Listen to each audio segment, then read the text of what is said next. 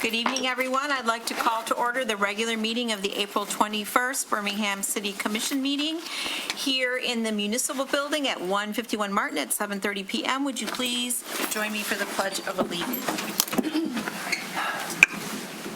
Pledge allegiance to the flag of the United States of America and to the republic for which it stands, one nation, under God, indivisible, with liberty and justice for all. Ms. Bingham, would you please call the roll? Mayor Tresaw. Here. Mayor Pro Tem Ballard. Here. Commissioner Emmerine. Here. Commissioner Haig. Here. Commissioner Host. Here. Commissioner Anthony Long. Here. Commissioner Schaefer. Here. Thank you. We now move to proclamations, congratulatory resolutions, awards, appointments, resignations, confirmations, administration of oaths, introduction of guests, and announcements.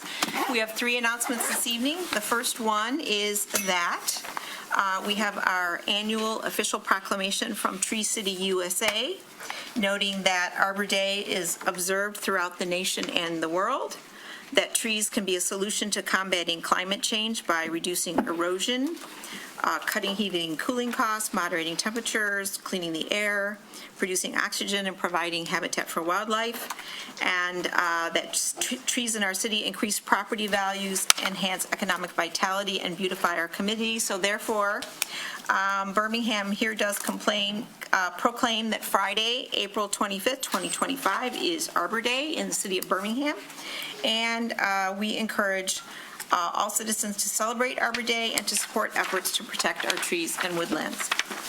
Our second announcement is that the city is very pleased to announce that Birmingham Museum Director Leslie Pelak has been appointed to the 9-member Michigan Historical Commission by Michigan Senate Majority Leader Winnie Brinks.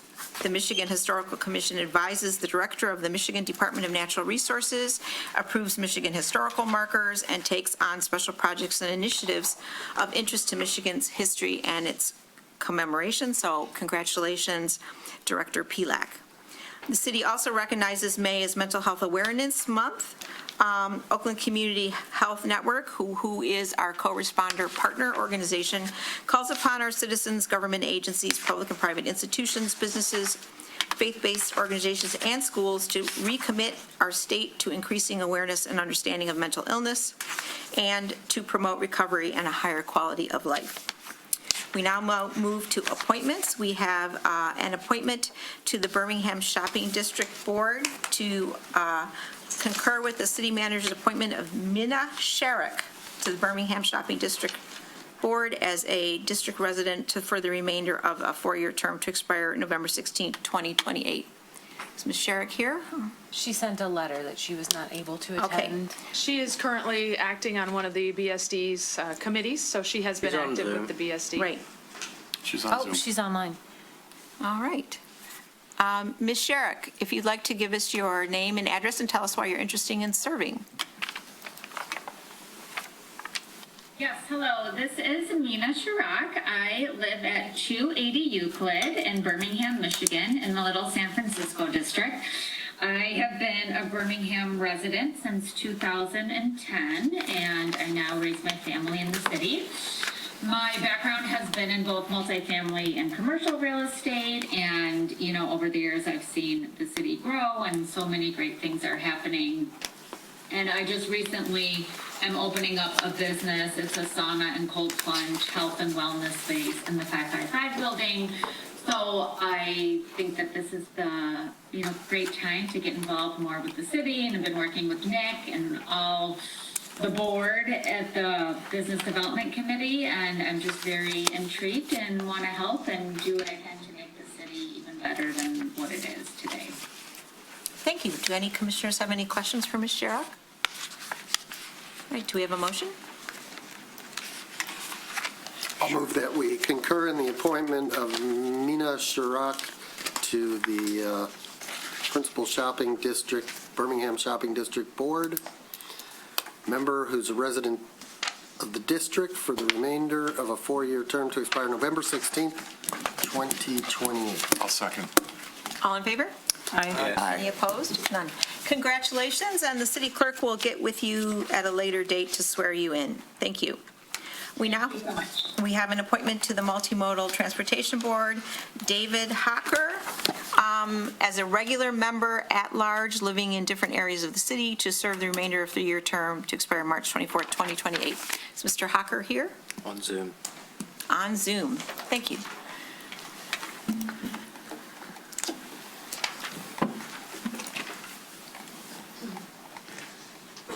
I do not see him on Zoom. He's there, but He's there.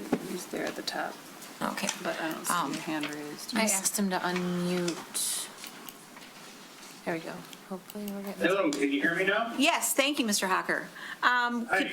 Give us a little bit about why you're interested in serving. Sure. My name's David Hocker. I live at 898 Pilgrim in Birmingham, a member of Court and Lake Estates, and I am not a stranger to the Multimodal Board. I have served 2 terms, and believe it or not, I'm asking for a 3rd term.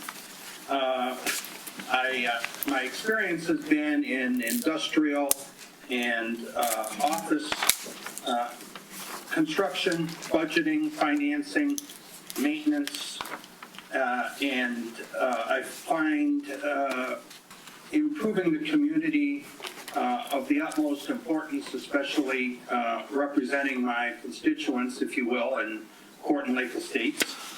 And I also serve Meals on Wheels to senior citizens in our community, and would enjoy another crack at Multimodal Board.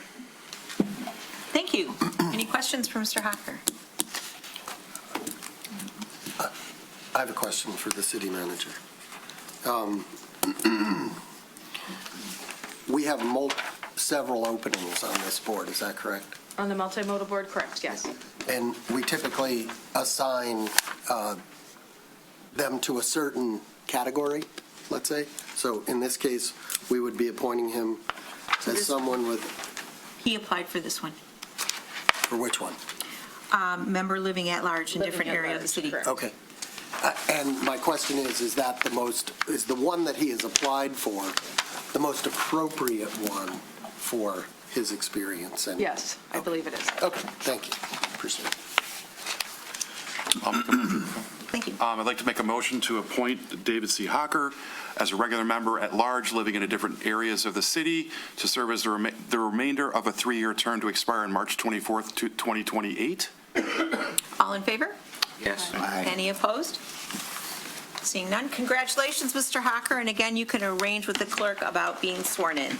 And thank you for re-upping. Thank you very much. All right, now we move to open to the public for matters not on the agenda. I will remind everyone that the Birmingham Community and Senior Center Next YMCA project is an agenda item this evening, and the Wimbledon paving project is an agenda item this evening, so if you have comments about those, please hold them until those items are heard. Other than that, please come to the podium, state your name and address, and hold your comments to about 3 minutes.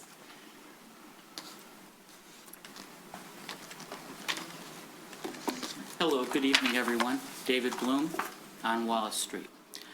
There are a couple things that I'd like to talk about tonight. They are somewhat related.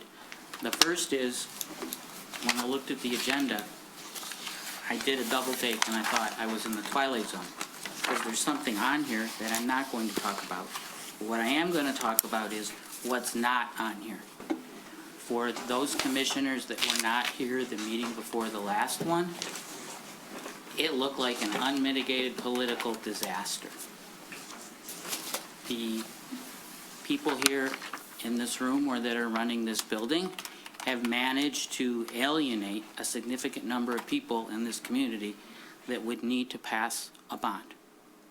And and there was some direction by, I think, some commissioners or comments that those people should go back and try and communicate and resolve things. I'm not aware that that's happened, and it looks like more gasoline was put on the fire, because I've heard a rumor that there was a directive or a memo emanating from officials here in this room telling the city commissioner and other officials that they are banned from speaking with the library director. So how you resolve a problem like this without litigation when people can't talk to each other or aren't allowed to, I don't understand. And if you're going to be paying for a building like this, we don't know, A, how it's going to be paid for, and B, because of the alienation that's gone on, there's a lot of discussion and healing that has to go on, and I don't see any of that or any recognition of that on this agenda. What I see is, hey, what's your input? You want option A, you want option B, but we're not even there yet, because you can't put something, you can put something on the ballot. Look, there was a report in the news about Stuart Jeffrey's resignation from the next board, and he referenced the Northville Woodward project failure and said you guys are walking into the same thing as that. So I think there's some work that needs to be done before we spend more money on a consultant to try and design something that we may or may not need or know how we're going to pay for. The second thing is, if the city needs to raid the library's funding in order to pay for a new building, that means we don't have enough money. And we continue to talk about the roads and needing to improve the roads, and the city has a new policy of going ahead and paving roads and improving roads without getting the consent of the residents. And I believe 25 to 30% of the roads in this town are still unimproved. And when a road is improved, the cost of maintaining that road goes on the tax rolls, which means that if the city policy is achieved, then costs are going to go up to maintain all those roads. That's taxpayer money. Right now, taxpayers don't have to pay for keeping those roads maintained. What's going to happen if all those roads, presto, get fixed? How are we going to pay for that if we don't have enough money? So I think, and I don't think anyone was even looking at that, because we all want to have nice roads. But if we don't have enough money and we have to carefully utilize it, then I think we really need to be careful with what we're doing. Thank you. Thank you. Anyone else like to make a public comment in the room? Anyone online, please use the raise your hand function and we will call on you. All right, I see no more public. Renee? Let me see. Renee Cuccetti. Yes, Renee Cuccetti. Yes, I'm a resident of Bird Street in Birmingham, and I got a letter in the mail saying that there was going to be something tonight on the agenda about the hearing for the necessity for a special assessment. Yes, Ms. Cuccetti, and we would ask you to make your comment when that item comes up, please. Well, I didn't hear that mentioned, and I don't have a copy of the agenda, so I just wanted to make sure. That is under new business. Thank you. All right. Thank you. She can get the agenda online. Yes. On the city website under City Commission. The agenda is there. All right, any other public comment in the room or online? I see none. So we will move to the consent agenda. All items listed on the consent agenda are considered to be routine and will be enacted by one motion and approved by a roll call vote. There will be no separate discussion of the items unless a commissioner or citizen so requests, in which the event will be removed from the general order of business and considered under the last item of new business. Any commissioners wish to pull any items off the agenda? Commissioner Hay. A Alpha I India, please. A Alpha I India. Anyone else? Any citizens like to pull an item off of the consent agenda? In the room or online, use the raise your hand function. Seeing none, could we have a motion? Make a motion to approve the consent agenda as written, minus items A and I. Second. All right, any comment on the motion? Roll call vote, Ms. Bingham. Commissioner Schaefer? Yes. Commissioner Emmerine? Yes. Commissioner Haig? Yes. Commissioner Host? Yes. Commissioner Anthony Long? Yes. Mayor Therese Long? Yes. Mayor Pro Tem Ballard? Yes? All right, and would the commission like to handle these pulled items now? Yes. Commissioner Haig. Okay, item A, City Commission regular meeting minutes. Item number 4 was open to the public for matters not on the agenda. I just want to say that I know that the city did follow up with the lady that called in because she seemed rather upset, and I just wanted to let everybody know we do follow up. We do try and communicate what was happening. So I just wanted to say thank you to everybody because she was upset sounding, and it seems as though she was less upset after getting some specific feedback.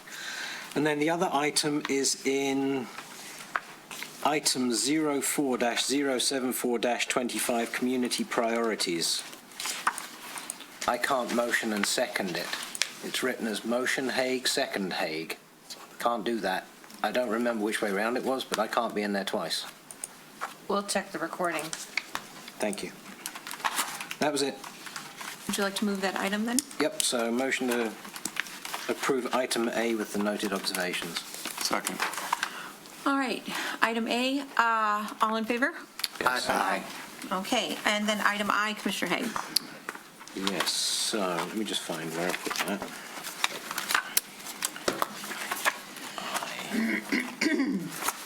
Okay, it's just actually a question, and I don't know if we'll have the exact answer, but this is... So it's an agreement with Chura for playground design services and future Sourcewell cooperative purchases. Now, I know it does say specifically subject to City Commission approval for each park, but there is an estimated budget for the materials for the parks in there, estimated. I read something in the last week of one or two contractors that specifically supply municipal parks equipment having to cancel projects because their raw material pricing went so spiraling that they couldn't cover it with any contingencies. Do we have any contingency planning, and what is it for these kind of increases? Because if someone comes back on a fixed price and declares force majeure, we're stuck. So the prices currently available for the items that we'd be purchasing now are part of Sourcewell contracts. So they were already established prices that they can't just change. Well, that's force majeure, though. They have to still meet our demands as of right now. We're not planning to do any major projects as of this exact moment. Future projects like our larger parks, we would be subject to seeing if we needed to wait to, see where prices are at in future years and stuff like that. But as of right now, we're doing smaller things, replacing minor pieces of equipment. These smaller parks that are the first up for review are neighborhood parks, where we're not anticipating major budget issues.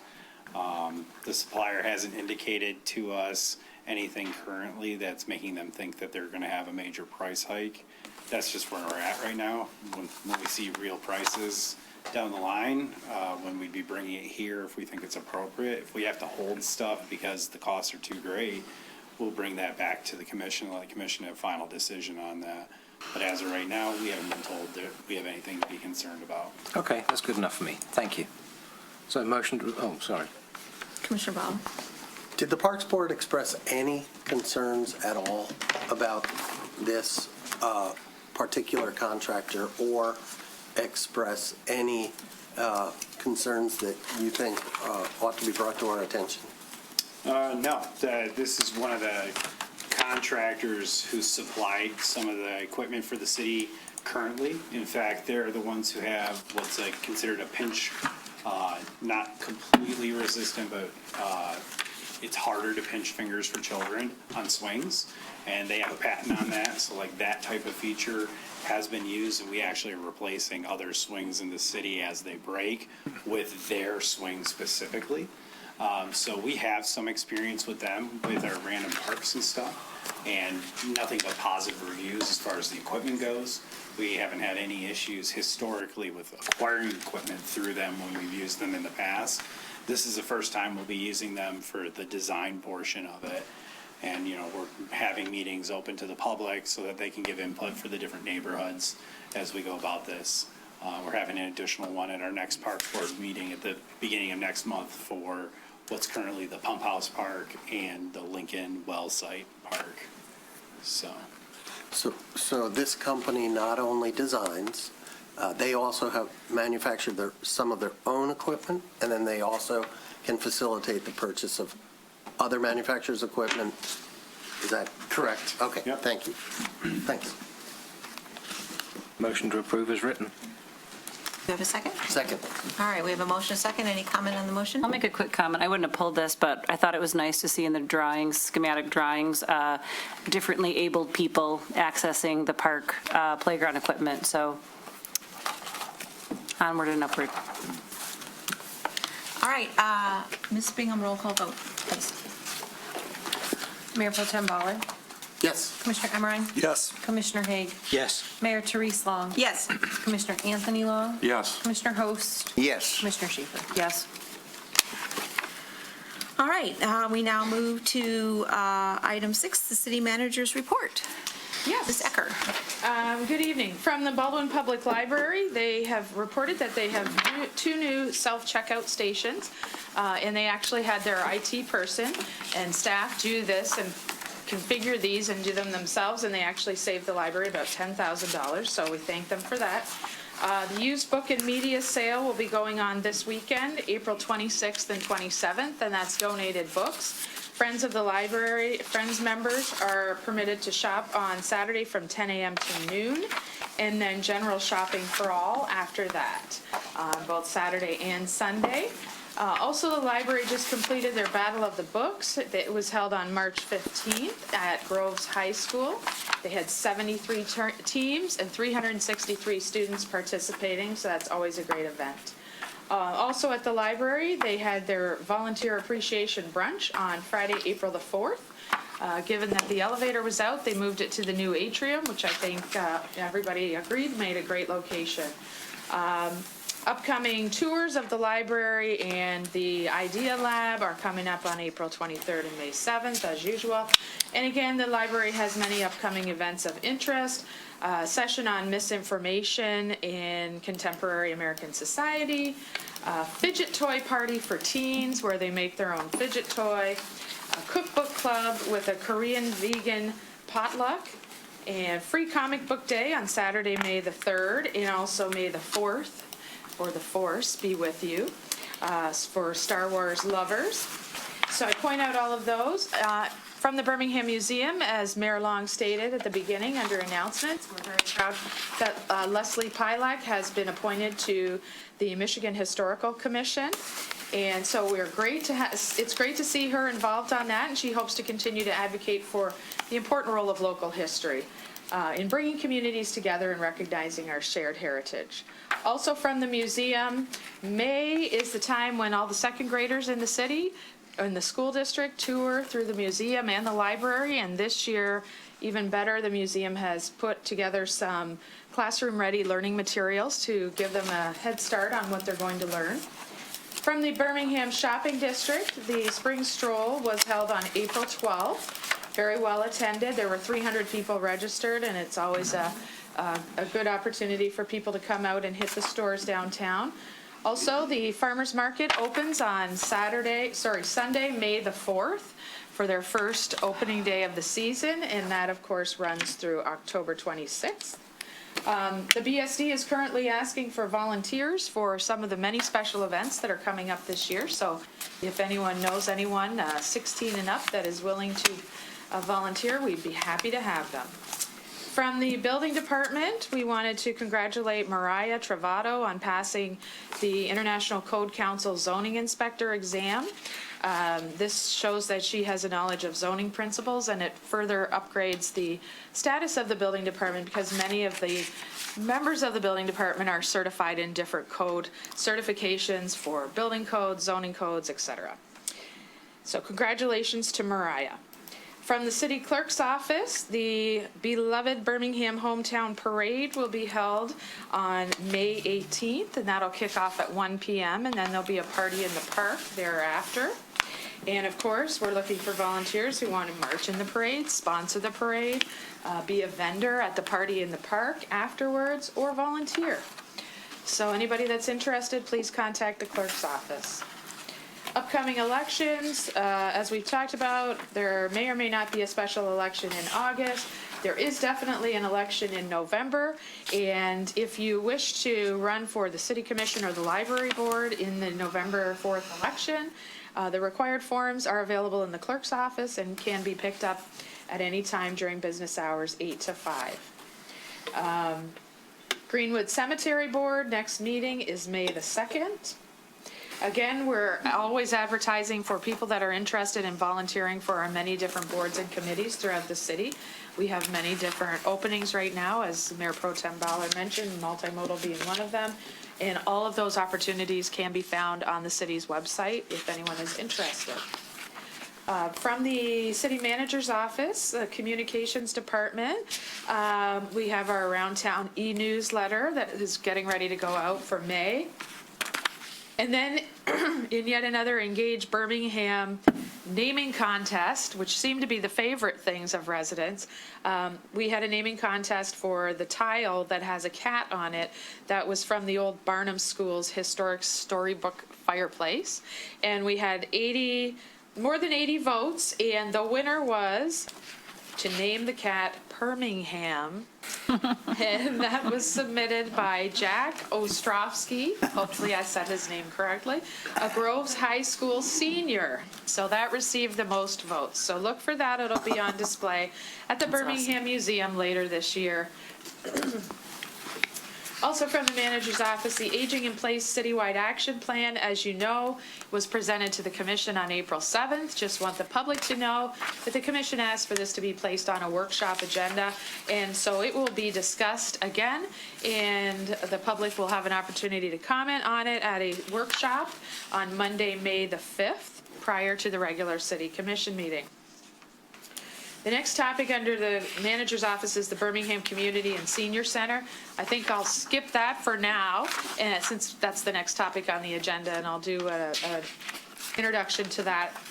Also from GovAlert, there was some discussion at previous meetings about the number of calls and concerns and issues that people call in, whether it's on the website, whether it's through GovAlert, et cetera.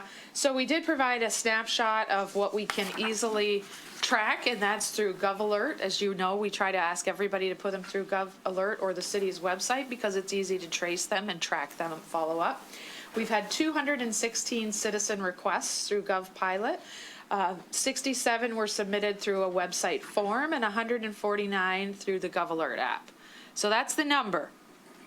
I'm going to let you guess what the top two subjects were. Number one, potholes. 61 of those 216 citizen requests were regarding potholes, and the second highest issue was snow and ice removal on sidewalks. So people, residents or businesses who don't clear their sidewalks. Those were far and away the top two. From there, they pretty much go down to single digits in terms of the number of issues. So just to give you an update there, from the Department of Public Services, just a warning that DTE has indicated that they will be cutting down, or trimming trees, I should say, around power lines within the city. Many of these will be in the rear yards of homes, so if residents see any of this trimming going on, it is DTE, and they can contact them for questions. We will have our forestry department go out after that work has been done and make sure that it's been done well and in a healthy manner, and that the tree is going to remain healthy and safe. Speaking of tree removal, as Commissioner Haig mentioned, we do get also calls about trees that are being removed. And one example I would draw everyone's attention to is at Southfield and Brown. There was a large 33-inch diameter silver maple tree there that some residents were concerned because it had to be taken down for a signal improvement project. But just so everyone knows, this is one of those trees that DPS had previously marked as showing evidence that it was dying. You can't always see it on the outside to a regular person. But actually when they cut it down, the main core of the tree trunk was mostly rotted away and completely hollow, which of course provides a safety issue for people and property underneath the tree for it falling over. So we really do not want to take down trees that don't need to come down for health or safety reasons. Also from the DPS department, finally, after many years of talking about this, we have new recycling cans in the parks. So they're going to be placed throughout the city in the parks. They're blue, and they are designed for bottles and cans only.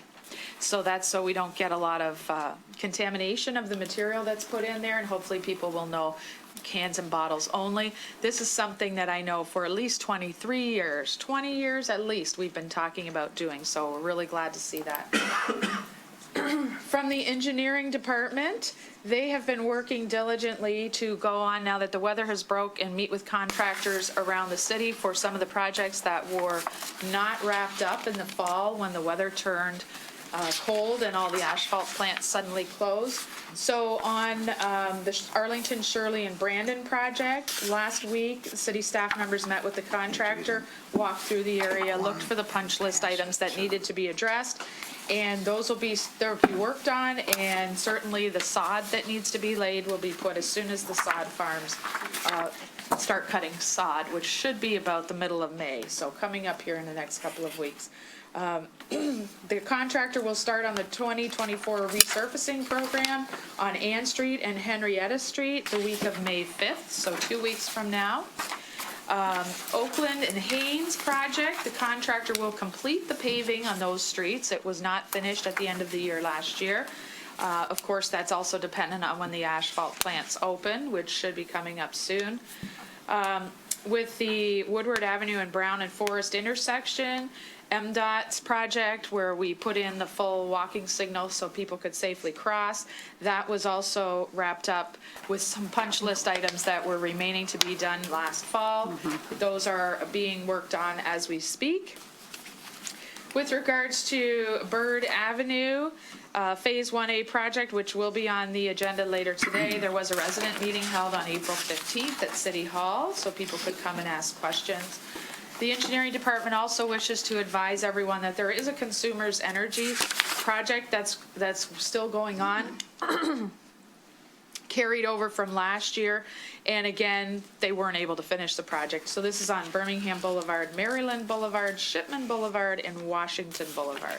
So a lot of times we'll get calls on these projects when residents see construction going on, even though it isn't necessarily the city, it's Consumers Energy that's doing one of their projects.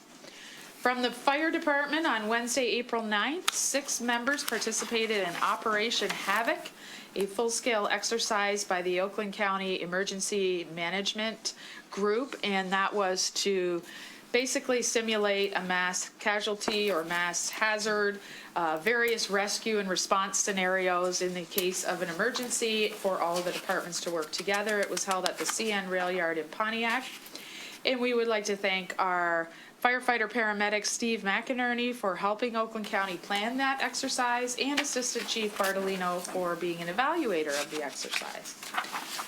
From Human Resources Department, we've had several new hirings. The biggest one, I would say, is a full-time building inspector in the building department. They started today. That's Cesar D. Armas, who started as a building inspector / plan reviewer. Congratulations to all the employees that are celebrating their work anniversaries with the city of Birmingham. As usual, I'll mention the ones that are 20 years or more. We have 21 years, Brian Hardy in engineering, 23 years, Alan Sauvé in fire, 26 years, Scott Gruey in police, and 29 years, George Kasparian in the library. So congratulations to all of those. We are currently posted and looking for several different full-time positions, including plumbing and mechanical inspectors, senior engineering technicians, and a recreation coordinator. From the planning department, the planning board, the biggest one I'll mention to you is Grace Baptist Church. They came for a special land use permit amendment, and they'll be coming to you in the near future.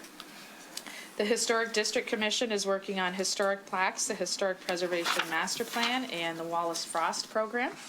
Also, the Environmental Sustainability Committee had their first meeting on March 24th, so they are now up and running.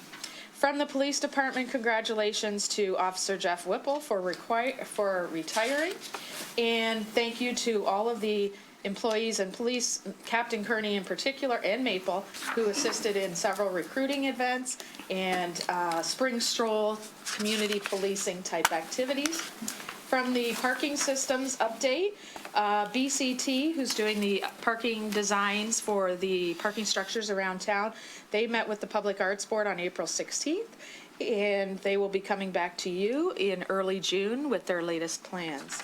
And spring cleaning in the parking structures, that will be done by our new parking staff, so DPS will have a little bit of extra time on their hands as they take that over from them. Thank you. We now move to unfinished business. Commissioner Host, I noticed that you passed out a written request to reorder. Yeah, point of order, pretty please.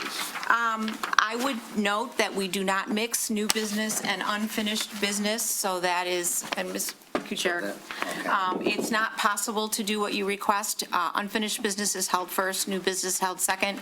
The city did put the unfinished Wimbledon paving and the new business confirmation of the roll back to back for the convenience of residents. And then the senior center topics on 8F are not full agenda items. Those are phase 1 of our process, so they would have a phase 2 discussion this evening.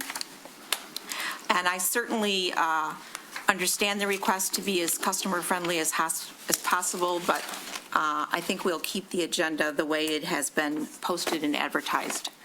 So we will go to schematic design process and revised test fit. Namely, you're not even allowing me to suggest that we change the order of the agenda? I just explained that your order mixes up new business and unfinished business together. And Well, we can always, we can take that out, those. the way it's currently posted, the paving assessment, 7B, is followed immediately right after by new business 8A, the water and sewer confirmation of roll. So those items are designed to be back-to-back for the convenience of residents. And the community senior center topics that you're calling 8F to move to 7D are not full agenda items until we have the phase 2 discussion this evening to move them to full agenda items. The central problem is the schematic for the community/senior center. I expect that to take a very long time, and anything we can do to move up the Wimbledon people as well as the community house that are in great attendance here, I think that would be appreciated. Commissioner Host, the community house is not a full agenda item. It is a phase, it is step 2 under the way you put it on the agenda at the last meeting. You put it on as a step 1 item. Tonight is, should we move it to a full agenda item for a future date? It is not a full agenda item this evening. And the Wimbledon items are currently scheduled to be back-to-back. We could certainly entertain doing Wimbledon Part 1 before we do the test fit, but then those residents probably would still wait until we get to new business for Wimbledon Part 2. Okay. So I apologize to everyone. I'm sure we'll try to be as expedient as possible. Thea, Yes. do you have a motion?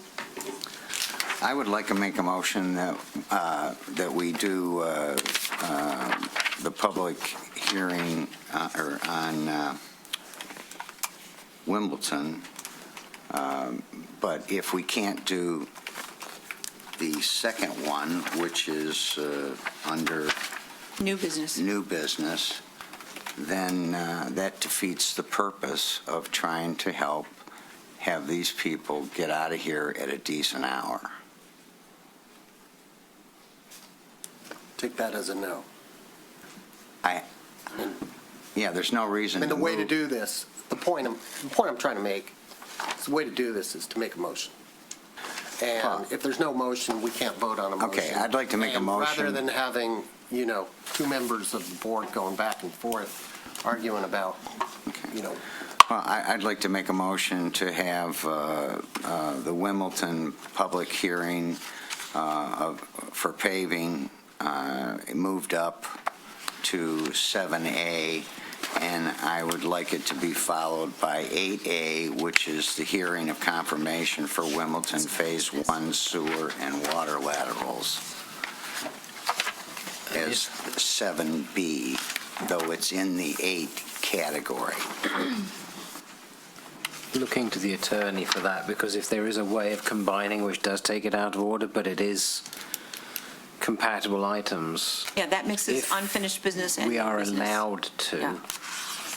then I'll second it. Is there a way of doing this way? Is there anything that says by law we must do this, then that? Or can they be combined for expediency? There's something in the law that says you have to do this, then that. However, I will caution you, then you're setting a precedence that at every single agenda meeting, every single meeting, you're going to move around the agenda. Certain people come in and out at certain times, counting on the listing of the agenda and the order in which it's set. You have new business, you have old business, and that's the way the agendas are set. So if you do it tonight, be prepared to do that every single meeting, which is unreliable for the public when they want to know when something is going to be on the agenda. So my recommendation is you leave unfinished business as unfinished business and new business as new business, and do your best to be as expedient as possible, but this is no different than every other night and every other agenda and every other meeting. May I make a comment? You know, it took three of us here it took 9 months to get the commission to have comments not on the agenda at the beginning of the meeting. It literally took 9 months. And we have a full house here between the community house and the Wimbledon people. And this sends a very bad message. We also have several YMCA Next people, Commissioner Host, which we can see in the room. So lots of good topics on the agenda this evening. All right, we had a motion. Did we have a second? We have a hand up online as well, if that's something for this discussion. We have to determine if there's been a second to the motion before we can proceed with comments on the motion. I want to, but I understand the logic, why not? So I don't know if I should. All right, seeing none, let's move to unfinished business item A, the schematic design process and test fit. Okay. If I may, I will give a brief overview, and then I will turn it over to our consultants. Just to make a comment on Commissioner Host, your commentary about the naming of the building, that will be briefly touched on in this discussion. But of course, the commission, as the mayor said, it's a step 2 item that'll go as a separate agenda item, potentially, if you decide to do that later today. So background on the Birmingham Community and Senior Center, which is the current working title for this project. As you know, Newman Smith has been working on the schematic design process. They had 2 test fits that were discussed. They came to the ad hoc Senior Center Committee on March 19th and then to you on March 24th. When those 2 options were discussed, there was an option 1 and an option 2B, I think it was. In any event, there was a lot of discussion by the commission, and some of the points made were you liked option 1, which had a sunken gymnasium, which would shrink the height of the building at the corner.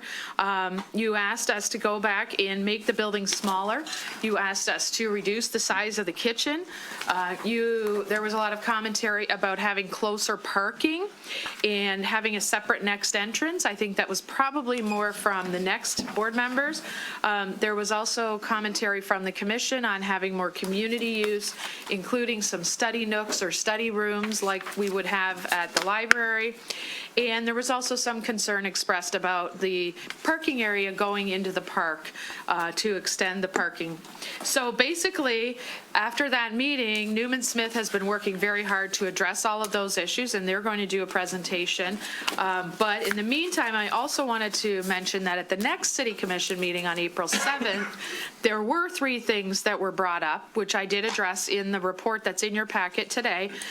The first thing was there was a question, which again is on items to be discussed, the cost of how much money has been spent on the bond proposal thus far. The answer is $0 have been spent on the bond.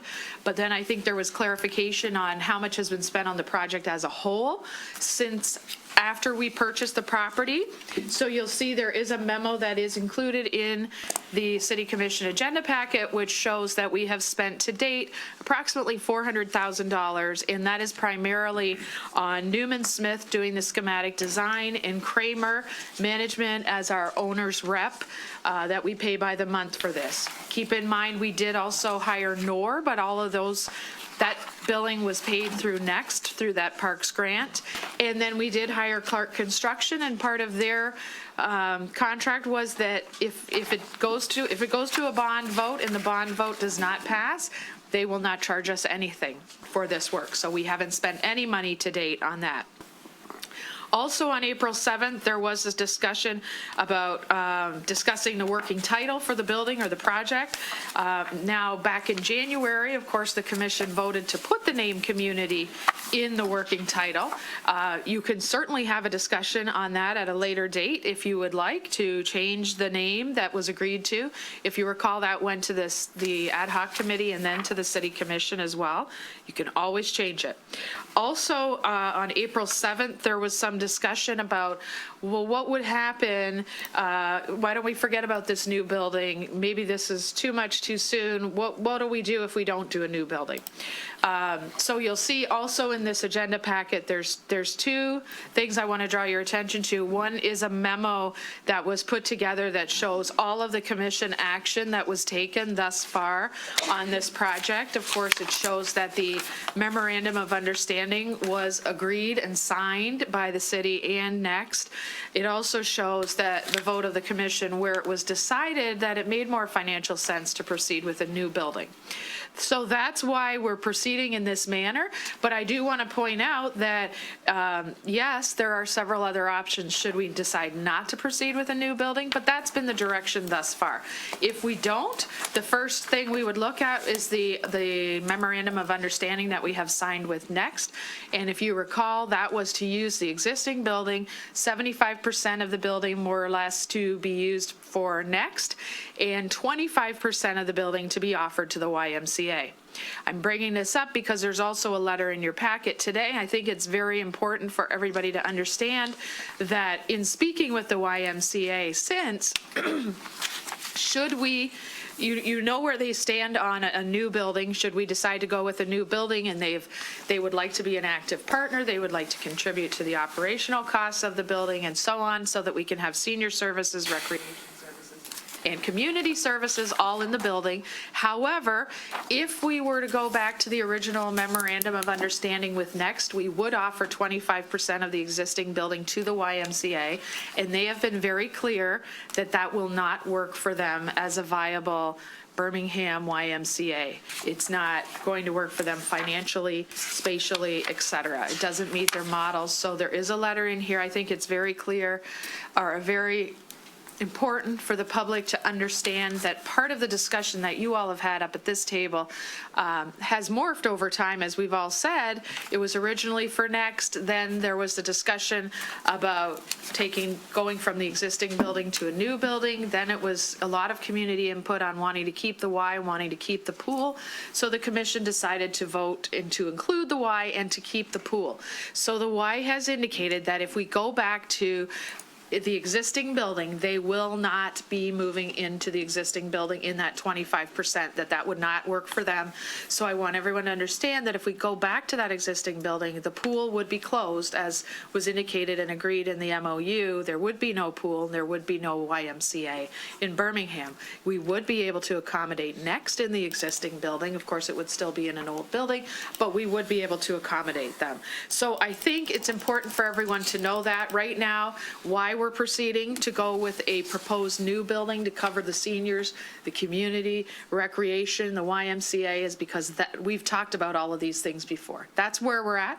Not that you couldn't change your mind, but if we do go back to the MOU, the Y has indicated, and they'll be here tonight to discuss it if you have questions, that they would not be able to be a part of this project because they wouldn't be able to make it work financially for them, which means that then the operating costs that they have agreed to cover should that we go into a new building would have to be picked up by either Next or the city. Under the MOU, that was envisioned to be picked up by Next, but of course, a lot more discussion would have to happen. So I go back to, since March 24th, Newman Smith has been working very hard at updating the test fit option that you picked, which was option 1, and following all of your commentary on shrinking the building, shrinking the kitchen, making the parking closer, looking at community uses, et cetera. And they do now have 2 options that Mr. Stock will be walking you through, and they're both iterations of option 1, option 1D1 and 1E1. Both of which have reduced square footage, as you requested, both of which have reduced the kitchen sizes, they have closer parking, separate entrance for next, and no encroachment into the park. And one was endorsed by the ad hoc committee on Wednesday? One was endorsed by the ad hoc committee on Wednesday, yes. The one that was endorsed was 1D1, and that is an option that's 46,585 square feet in size. No park encroachment. Of course, if there's no park encroachment, that reduces the cost of the project because you don't have to extend the parking, you don't have to move the ball field, but there is still a plan to keep the park, to have that outdoor path around the park. And then we have increased community uses within the building, even with that reduced building size. And then we took other comments in, such as enhancing the park connection to the site and to Lincoln. You'll see when Mr. Stock walks through this. And also the possibility for outdoor restrooms at the south end of the building to accommodate users of the park. So I guess in closing on the site plan itself, both of these options you'll see tonight have the same site plan, the same building footprint. 1D1 reduces the cost also because it does not put the gym sunk 18 feet into the ground. So it proposes an at-grade gym, which does help a lot with the costs. As you know, Clark Construction has been working closely with Kramer Management and Newman Smith on reevaluating all the time these changing issues of costs and tariffs and what's going on in the market. So they are working on a cost estimate around the clock. Their most recent meeting was this morning, so the plan is, once you give us your direction today on which of these options that you prefer, we would then come back with a final, with costs changing all the time, but a final cost estimate on the one that you pick to proceed to the full schematic design on May the 5th. The one other point I just wanted to touch on, parking on the site. Even though we are not proposing going into the park anymore, we're still able to get 131 parking spaces on site.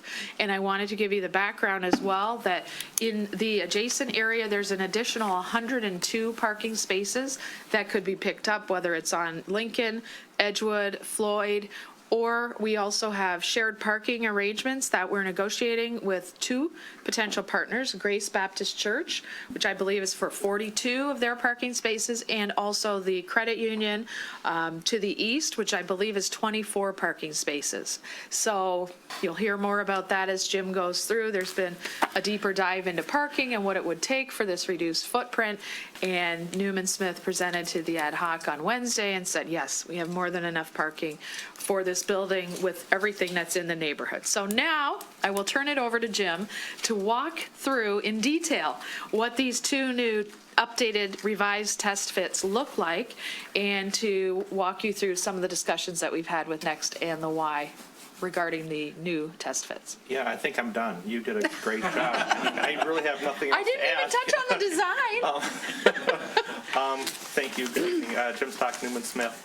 I'm going to, for the sake of brevity, I'm going to pass by the program information. Just as a quick note, this summarizes our program of where we started a few months ago, and it also catalogs test schemes 1D1 and 1E1.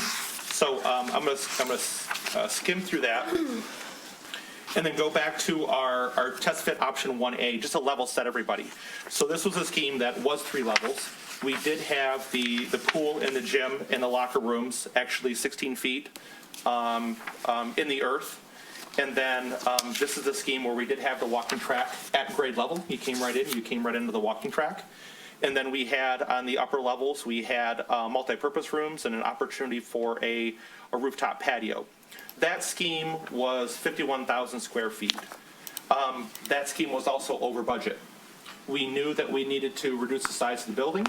We knew we had to look at different ways to construct a building, and one of those ways was to lift a building out of the ground. It was about a $1.5 to $2 million premium to build in the ground. Most expensively was earth retention along Lincoln and along Edgewood. We're building very close to the road. We need to hold back earth. We don't want it to cave in.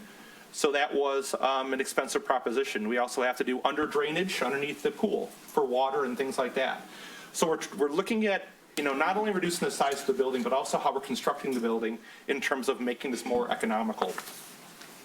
So in addition to the items that Ms. Ecker mentioned in terms of moving into the park, in terms of getting parking closer to the entry for our next members, we started to look at different parts and pieces of the building as we started with design. So the scheme that you have in front of you today, we do have a lower level, but the only thing that's in the lower level here is pool equipment, mechanical equipment, and building storage. On the grade level, so we're literally building on grade, we have the pool, we have the gym, and we have the locker room areas. So, and then on the second floor, we've now raised the track. The track is up 16 feet. We have YMCA wellness and continuation of multi-purpose rooms. But we also knew we had to make the building smaller. And on April 11th, we had a internal meeting that was City of Birmingham members. We had Next members. We had YMCA members to discuss these changes because we took it upon ourselves to make the building smaller. And we got down to we lost about 5,600 square feet. And as we discussed this, and it was about almost a 3-hour meeting at our office, we realized that some of these cuts went too deep.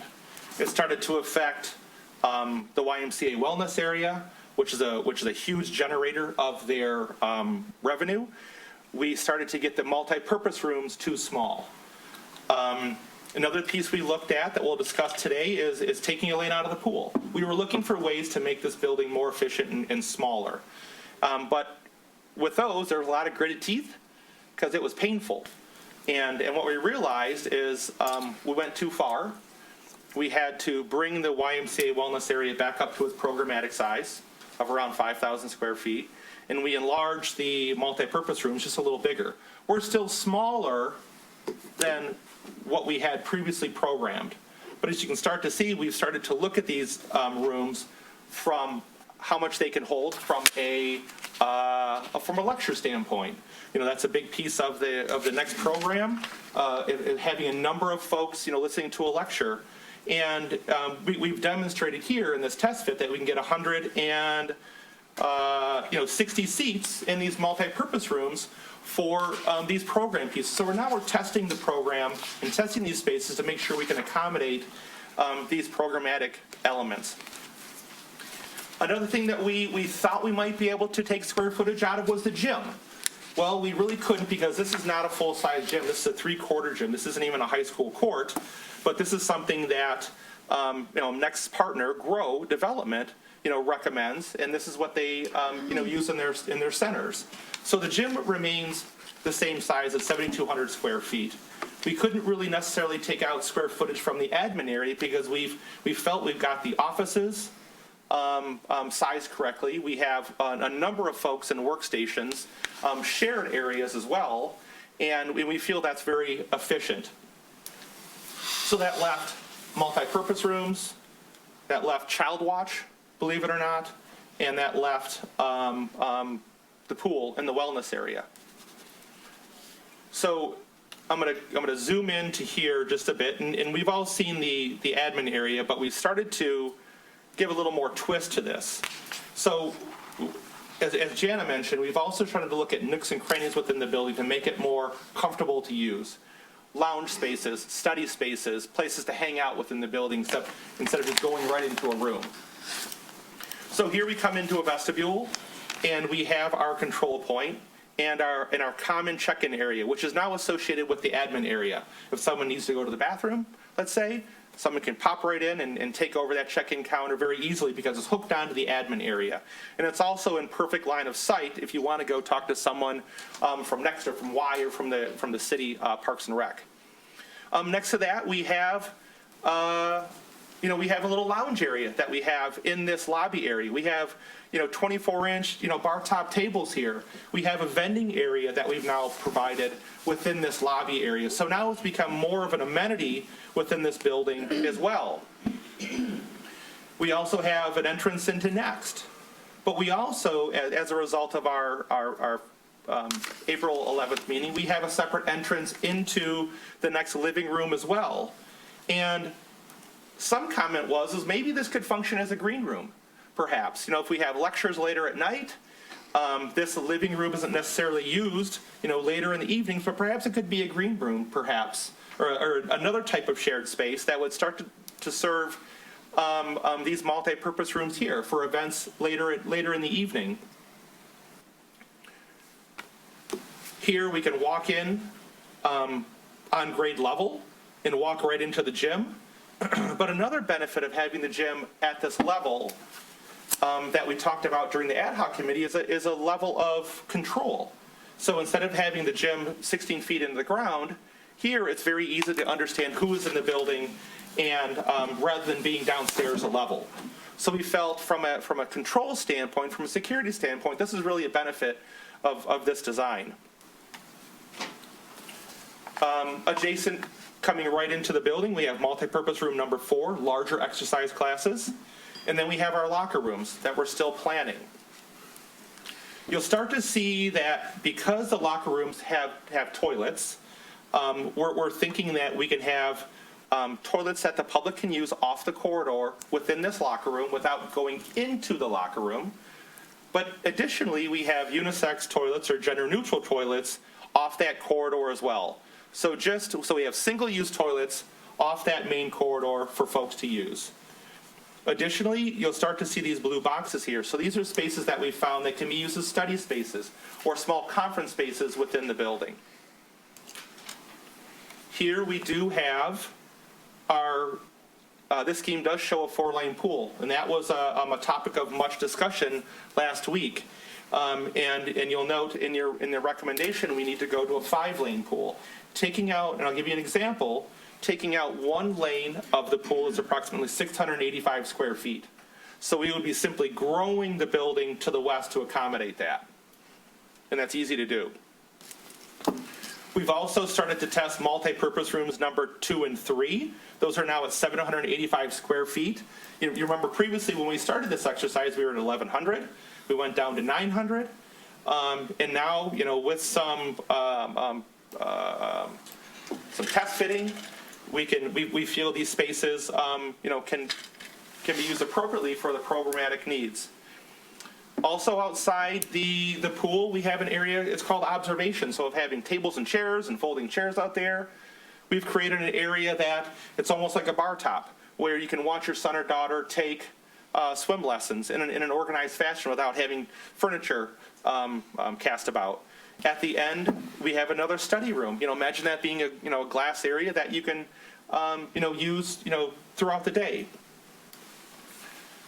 Next to that, we have the kitchen and storage area. In the kitchen, we reduced down to 478 square feet. And we do have a late-breaking layout from our food service consultant. And I'm going to pop that on the screen right now.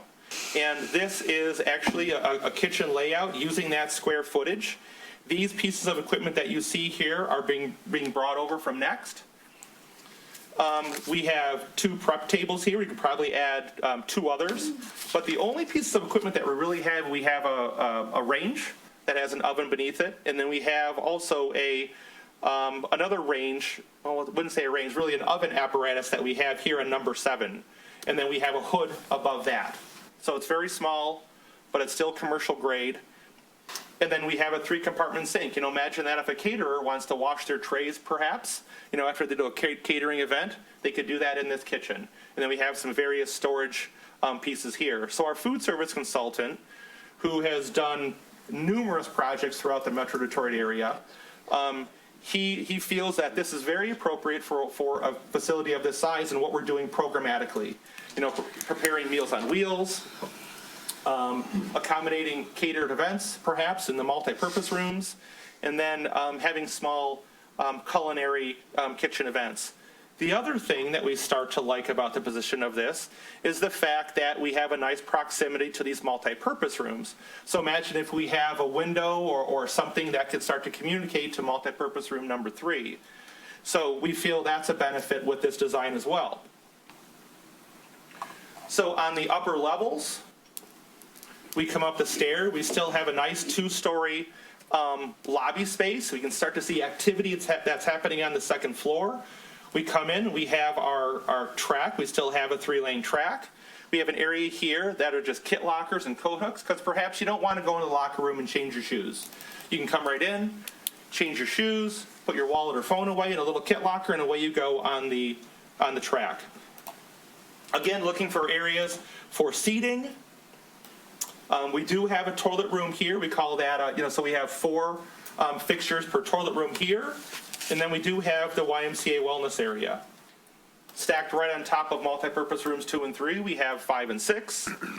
And then we have, again, on multipurpose room number 1, this is maybe where the art would happen, kiln, things like that. We have our multipurpose room number 1. And here, we reduced the storage down to storage cabinets and countertops, and this will have a sink in here as well. But you can start to also see we've taken advantage of a widening corridor to provide built-in booth seating. So another area where you can hang out, where you can study. Maybe there's a window that looks into the pool below. Little soft seating area here. Little study area, at the end of the corridor. So we're starting to look at these different areas of the building to provide these nice softer type amenities. But you'll also notice that we've rotated the pool and the gym.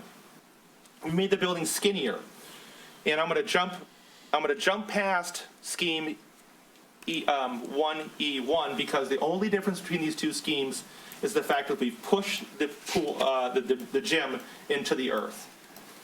They have the exact same perimeter, and I'm going to go to the site plan.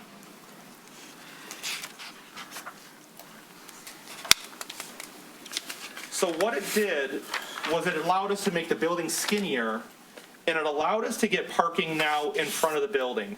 So now we have parking that's directly in front of the building. It's closer to the main entrance. It's closer to the next entrance.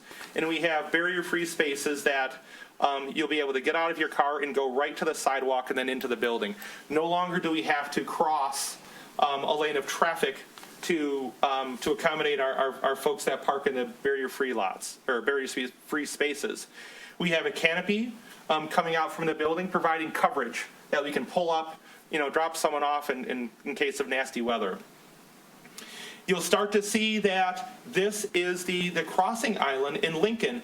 The building literally aligns with that crossing island and leads directly into the park. You'll note that the existing parking is exactly in the same location. And yes, we went from 140 down to 131 in this scheme, but I think it's a benefit because the Parks and Rec folks were a bit disappointed that we were encroaching into the park. And as Ms. Eckert mentioned, that we do have 103 spaces at the church, on Lincoln, at the credit union dentist office, surrounding this project. And it's actually, if you start to look at the outline of the existing building that you see here in dotted line, we're actually skinnier than the existing building is today. The building does front Lincoln Avenue, as really promoted in this type of district, like the dental office and the bank that we have here down on the corner. And additionally, this is also an area, perhaps there is an area for proposed exterior toilets. We know that that's a nice amenity for those using the park. And an opportunity here at the end of the building for an outdoor patio. So the building is the building actually gets closer to the park as well to really kind of strengthen that connection that we have.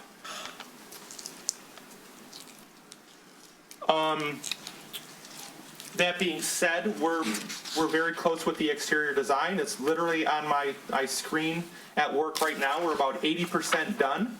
Within the next few days, we'll be able to get those exterior elevations over to Clark. And then I'm anxious to get back in front of you and to really show you what this building could look like. So I think I got my notes.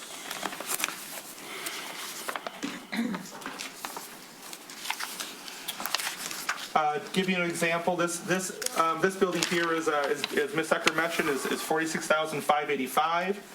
That is roughly a savings of 4,400 square feet from the previous scheme. Parking spaces required for a building of this size is about 163. So knowing that we have 103 on site, we have 131 on our site, 103 surrounding. We're at 234. Or 71 spaces over what we would really find ideal. That's it. Any questions?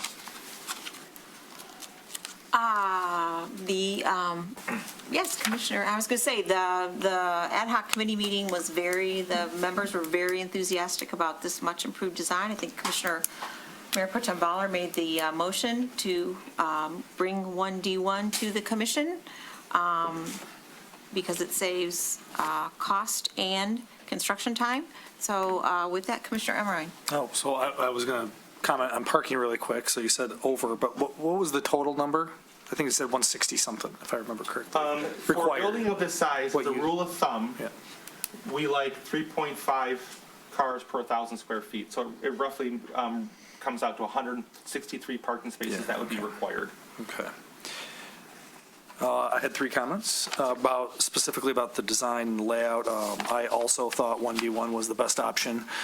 Initially, when we were going through concept designs, I was the one that was kind of an advocate for sinking the gym and sinking the pool, and the purpose of that was for building massing at grade. I thought it would be better to have a 18-foot tall building at grade at the corner of Lincoln and Edgewood as opposed to a 36-foot tall structure. At the ad hoc committee, it was discussed about, burying it is more expensive. They didn't throw out the numbers that Mr. Stock threw out today, but I think it was pretty apparent that adds significant cost to the project by burying a basement or a gymnasium or a pool. And given those comments, I thought it was better to bring it up. One of the members of the ad hoc committee discussed specifically about the gym being buried. It was Bert Kosek mentioned about how bringing the gym up to grade will increase the activity at the intersection of Lincoln and Edgewood. If we have some kind of glazing out front or something, there'll be more activity and action in there. Lots of glazing, by the way. Sorry. So I thought all those comments were great with regards to the design. That's part of the reason why I thought. With regards to parking, I was the one at the ad hoc committee that talked about parking. I was the one that questioned it. I just wanted the commission to know and the public to know that Jim Stock and Jana and the team, everybody kind of convinced me, got over that. This was the 234 total parking spaces provided. Rule of thumb, 163 needed. That satisfied my comment. And then I also wanted to mention on this schematic design we're looking at in this, there was a discussion on adding a 5th lane. And Mayor Pro Tem Baller brought it up. I supported his comment on it. And also we received a letter from Nicole Schwartz indicating she is the BBD president, suggesting that they need at a minimum a 5th lane for the pool. So this concept layout we're looking at 1D1 in our packet right now has 4 lanes. We talked about at the ad hoc committee, bumping the western wall out and potentially adding a 5th lane. So I just wanted to make those comments. That's all my comments on the design or layout of the building. All right, and the commission is just being asked to provide input on this preferred option 1D1 tonight. There's not any decisions being made. Commissioner Host. Jim, I don't know if this is appropriate, but how many spots are you thinking Floyd Street has to augment the deficit of parking? I can show you. So this being, let's see, this is the surrounding piece. Let me go back into existing. So Floyd, we had 17. down, so these are parallel parking spaces today. We are proposing to turn them 90 degrees. Okay. That being Floyd? Can you explain 90 degrees? Oh, pardon me. So the entrance to the site is generally in the same location as it is today. In lieu of parallel parking down Floyd Street, we've actually made it part of our site. So we're able to permit traffic not only into our site, let's say if you're dropping someone off at the canopy here, but let's say you're able to go down Floyd Street, turn into the dental office here, or continue down Floyd South and turn into the multifamily development that we have here. So we've really kept the road in its same location, but we've used 20 feet of the road for parking up against the eastern property line. So the road, Floyd Street, now becomes part of the overall site plan. Okay. Commissioner Haig. If he's done. So first comment, I am extremely impressed and pleased by the optimization that you've done here. I think you've done a really nice job. Why we picked you. It's not over yet. I do agree, based off Commissioner Emmeren's observation from the BBD president, that 5 lanes would appear to be more appropriate for the swim club needs, and I would absolutely want to go down that part of the pathway as well. Your description just now of turning the parking 90 degrees, so in effect that means that this portion of Floyd Street ceases to exist as a street. Would that be correct? I'm looking at the city manager for that. Because it then becomes part of the site, and Well, it's it's rather still- than a right-of-way, it's actually a parking with It's still coincidental right-of-way. It would still be deemed right-of-way, and you would still provide access to those other properties. Okay. All right. You have to look into how that gets handled and named and what have you. But okay, I just wanted to make sure of that. But overall, I did want to say very, very much better at meeting the requirements of optimization, and good progress, really good. Thank you. Commissioner Ballard? Yeah, I just want to repeat what I said at the meeting on Wednesday, and that is that a few things. One, the budget and the square footage that we're working with were recommended by the administration. They and Next and the Y. They came to us, said 46 to 49, I think it was, 1,000 square feet, and $32 million. Should be able to do it for $32 million. I'm not sure. We didn't get any specific estimates of cost, but apparently in the background they've been working, saying maybe that's going to be either too expensive, we need to squeeze it, whatever. Right? Next and the Y were very much not happy with how much it got squeezed, and there was significant pushback. And what I said to them, and I'll say it again tonight, that this is a crucial moment when you have to tell us whether this works for you or not, because the last time you told us what would work, we did it, and then maybe it didn't work. So as we evolve here, we need to know. Going back to the budget, we set that budget based on what we were told was a reasonable budget. And it may be that that is no longer true.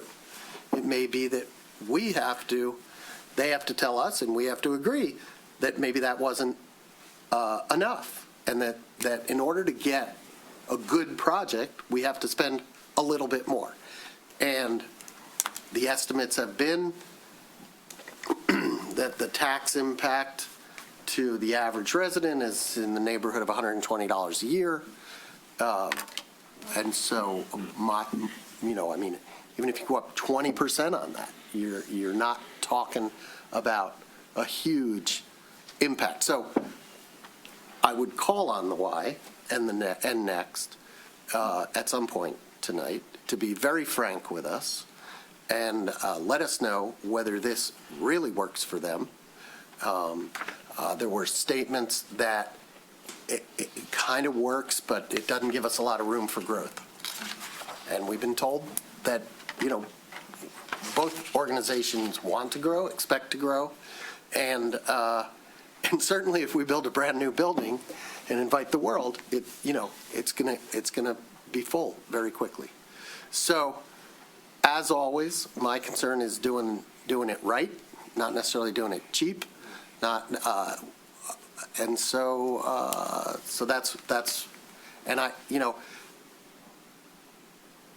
moved, the committee agreed to do this, I think largely to get an estimate of the cost. Let's get a real estimate. We can't get a real estimate of the cost until we have something, okay? So whether this is right or wrong, we'll at least get an estimate of the cost of it. And, but I think we ought to keep in mind that, and hear these people out as to whether, they certainly made it known that a 4-lane pool was not sufficient, and Next has made some, well, I'll let them speak for themselves about what will work for them in the long term. Those are my comments. Commissioner Long. First of all, I'm hearing about what the Y wants and what Next wants and what have you, but I just want to make clear that the reason that they may want certain things is because it does not work financially for them. For example, the YMCA is going to be covering, if this goes forward, is going to be covering the operational costs. In order for them to do that, they need to be able to make money with regard to their programs. If we cut them to the point where they can't operate their programs, then it's not going to work for them financially to pay for the operation costs of the building, as one example. But that being said, this is a process. If anybody's ever built a house, this is the process.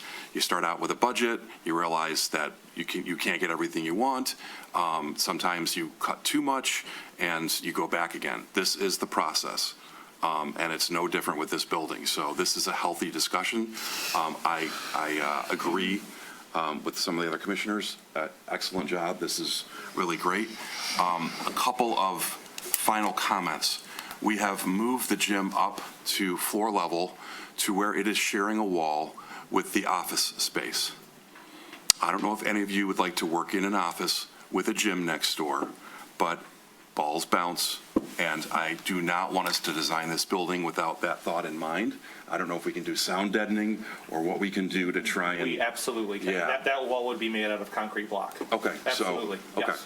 All right, because it wasn't a concern before because we were lower. Oh, yeah. We were lower, we weren't sharing the same wall. Now we're higher, we're sharing the same wall, and I could Completely agree. Yeah. So, and then my last question is, and I completely agree that we need 5 lanes, not 4, if we're going to do a pool, from my perspective. Not only because the Blue Dolphins, need that, again, to be able to utilize the pool. Otherwise, they'll probably go elsewhere, and we don't want to build a new building and have the Blue Dolphins not there. The lockers, you mentioned potentially adding in restrooms. Absolutely. Yeah. Do they not already have male and female restrooms within the locker space? They do, but what we didn't Okay. want to do is, let's say if we're at an event, later in the evening, we Right. didn't want people kind of traipsing through the locker room to get to a toilet. No. So that's why we're trying to locate those off the public corridor for ease of use. Okay, so all that I see here is 2,400 square feet of, Yeah. called lockers. Yeah. So we don't have the fine tune of what's going to be within that space, but what's going to be in that space is what you would normally expect in a locker room, and then potentially adding two on the end, two other bathrooms on the end that the public would be able to use without going into the locker room. Absolutely correct. And they would not have access to the locker room through those bathrooms. Correct. Okay, all right, thank you. That's it, nice job. All right, Commissioner Host? Yeah, I have a few questions for the city manager, and it's about the money. Can you tell us who paid NOR for all of their architectural services? As I mentioned earlier, that funding came from the Oakland County Parks Grant that was given to Next, that we were a partner on that, and so all of that money was paid through that grant. So no money came out of from the city. Okay. Now, on the MOU, do you consider that binding, or is that just a gentlemanly agreement? I will move that to the city attorney. I think it is definitely a signed, sealed agreement, but I think it's a binding agreement, yes. Okay. That's it. Commissioner Schaefer. Yeah, I just have a couple general comments. I don't want to repeat necessarily what anyone else has said, but I'm generally an optimist. I appreciate your optimism and enthusiasm in trying to be realistic about how we build this building to be efficient, to be economical, but also to serve the needs that everyone has. I think to play off your comments, Commissioner Long, about what the wants of the Y and Next are, is they want to be able to provide services to their members and to the community. And so I don't think it's like a kid wanting for things that, maybe are in excess, but really I think the mission here is to provide services. So if we look at it more as from a want, but a service to be provided, I think that might change the thinking a little bit. Generally, I think this is very thoughtful, so I appreciate all of the considerations, including cost, bringing things up to grade. I have thought all along this is a wonderful opportunity, so I hope we can, I think this is a necessary step. We can contemplate for days and days what it might cost and what tariffs might mean and the cost of goods, et cetera, and labor. But I think this is a very important next step, so we'll look forward to hearing about the real cost estimates that are associated with it. And I'm generally in favor of a 5-lane pool. We have not heard from them recently, but BBD was very vocal at the very beginning of this process. I think they're a community of swimmers that's important to our city and to the Y, and so something to be proud of. And so I would be supportive of a 5-lane pool, especially since that seems to be what everybody agrees to. But thank you for your time and energy and optimism. I don't know if you feel that way, but you sound that way, so I'll take it. So, all right, well, one last comment from Commissioner Haag, and then we'll invite public comment. Thanks. So I didn't really want to bring it up, but a couple of others did. I just want to say I haven't forgotten about the cost aspect, because it's very real. I mean, look around us right now, look around town. You can see what's happening because of costs. The other thing is, and I like the description of service we want to provide versus wants, so that's actually a nice spin. It's still a 1.4 acre site, and Mr. Stock pointed out how we're constrained on trying to get as much parking as we show there today by effectively taking a street away.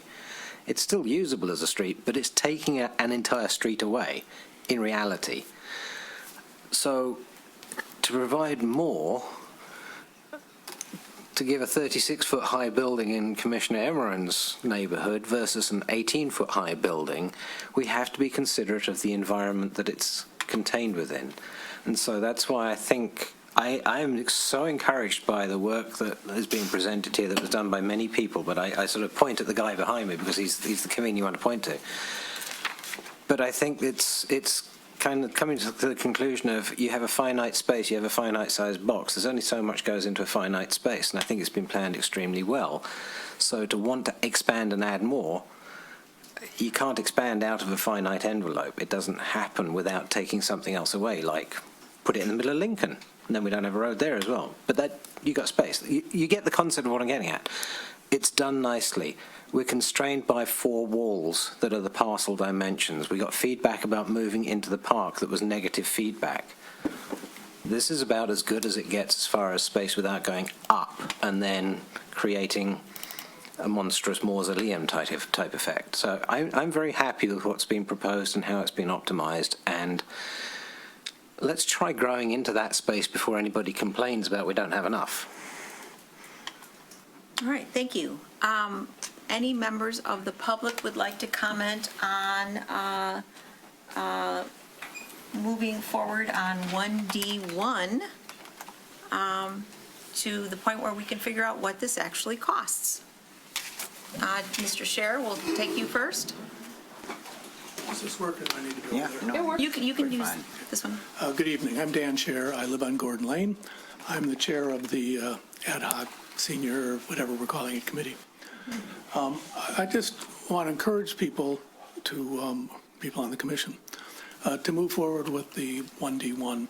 And I want to kind of go back to something that I had said at the very beginning of this process, the first time I came to you, which is that this process has so many levels of uncertainty that over time, we're going to be narrowing down and finally coming to a series of conclusions. And Commissioner Long made the appropriate analogy to building your own house. It's a process. It's not something that you necessarily come up with a completely 100% done plan. You do it and nothing ever changes. The biggest uncertainty we have right now, from my point of view, is the cost. And the biggest uncertainty about the cost are the current labor conditions and the current tariff conditions and what impact that has on material costs. So we want to stay at the committee, we want to stay within the budget that you've given us. However, let me suggest that if this process of estimating moves forward with what are called ad alternates in the business, then it will give you enough information to make intelligent choices. In response to something Commissioner Baller said, and I'm not quite sure whether anybody at Next or YMCA wants to speak to it, but at the committee level, they said that this design with this number of square feet gives them just enough space to carry out their program as it's currently set up with the number of people they serve, and it does not give them any space for growth. If it's possible, and in answer to some questions that committee members asked, Newman Smith said, yeah, well, there are ways to improve the programmatic space of the wellness spaces and the multipurpose rooms without a lot of expansion of the footprint. So I think, this is me personally, that if we're going to build a building and it's going to be good for 40 or 50 years, we want to be able to have that building function for some growth. We don't want to constrain the YMCA. We don't want to constrain Next. We want it to be able to serve a larger community. We don't want to necessarily build the Hawk. For those of you who are familiar with Farmington Hills, we don't need to build a high school and, kind of just have it be massive. But if for a modest extra cost, relatively speaking, that doesn't create a disproportionate set of costs in relation to the benefit given and doesn't impose a disproportionate burden on the taxpayers, if that's something that can be done, then I think we should do it. Now, you folks are the ones that get to decide what disproportionate means. So I congratulate you for that. But I guess what thought I'll leave you with is that the committee absolutely encourages you to give the instructions or the blessing or whatever it is you're going to do tonight to move forward with a cost estimate, with some thought to appropriate, responsible alternates to make the building as functional as it can be for the long term. So again, thank you for all the attention that you've paid for it. It's been our pleasure at the committee level to dive into the weeds. We hope to continue to dive into the weeds of the cost estimate and give you at least the best thinking that our group can give you. So thank you. Thank you. Hi, everyone. Rick Brodsky, 625 Wimbledon Drive. Did I hear, and I understand that costs have come from grants, but did I hear correctly that the design services, which are impressive, I don't really know much about designs, but these are good-looking designs, but did I hear this costed $400,000 to put together? Is that right? That's the total amount spent on the project as a whole. No, that is not just solely the work of Newman Smith. Got it. That includes the work of Kramer Management, our owner's rep, and if I can just find that page with the number. It's all right. You don't need to find the exacts, but I imagine that's a, initial costs and a long line of costs that are going to be spent over this. And I just want to point out that the city could have paid for the entire paving of Wimbledon Drive at $80 a foot for $400,000. So the only thing I want to get up here and say is, first, the city should think about mending its roof before decorating its house. This seems like a great project, but at the foundational level of the city, the roads are falling apart. And it just, hearing these big numbers thrown around and, oh, this would be just a little bit more for this, to do, a little addition, that's like our road that could be paid for, or at least a significant portion of it. So I just wanted to, point out how this discussion was received by at least me and I think some other folks from Wimbledon. Thank you all. Thank you. Any other public comment? Tim Bradley, 519 Wimbledon Drive. Want to echo what Rick just said. These plans sure look nice, but I don't know why we need study rooms in a YMCA, and we're going to shut down the YMCA for, the pool was 18 months of closure. My daughter's been a BBD swimmer. She's currently in gymnastics, is there 3 times a week. It's going to be super disruptive for her. To be at one time planning like a Taj Mahal YMCA and the other at the same time I'm trying to figure out I'm going to pay for this road is madness to me. The Birmingham Library, there's rooms all around the basement that are empty. Massive conference room. Library, tons of study cubes. Why are we building study halls at a YMCA when we have open rooms already available? This sounds like madness to me. Next sounds like a great group. I'm all for seniors. My dad's one of the officers of the Senior Men's Club. They're doing great as it is. There's lots of unused resources now we can capitalize on without spending $32 million. Let's focus on what needs to be done, the roads. Thank you. Other public comment?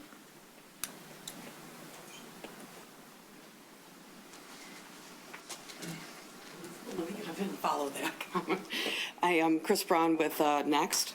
I want to thank you very much, Jim, for your excellent work here and all the commissioners who spent a lot of time.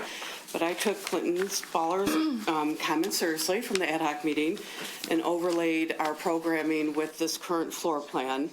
And it works almost. It almost works. And I really do appreciate the condensed version of this, but I'm afraid it might be a little too condensed in the sense that, yes, we can fit 160 people in those 2 rooms combined, as long as there's no tables. And we do a lot of tables. So a couple of our programs would have to use both rooms frequently throughout the week, which would take 1 room out of commission, which drops us down to just about 2 or 3 rooms because the Y would be using the other rooms. So with that in mind, I know we've already gotten rid of some of our storage rooms or shrunk those a little bit, so our tables and chairs are now around the perimeter instead of in the closets, so we could get more actual people in the room. But I think it's a little bit, those 2 rooms are a little bit short or narrow or whatever you want to call it, because according to Google, if I did have tables and chairs in there, I could only fit 36 people in one of those rooms.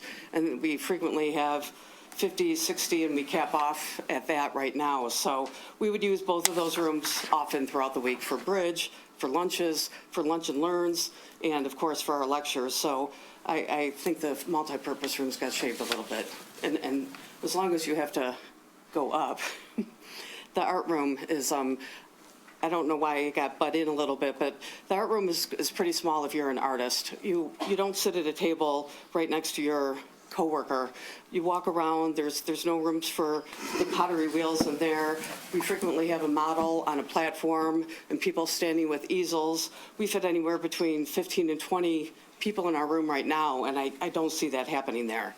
So the multi-purpose rooms, I think, definitely got a little bit too small for our purposes in our current programming.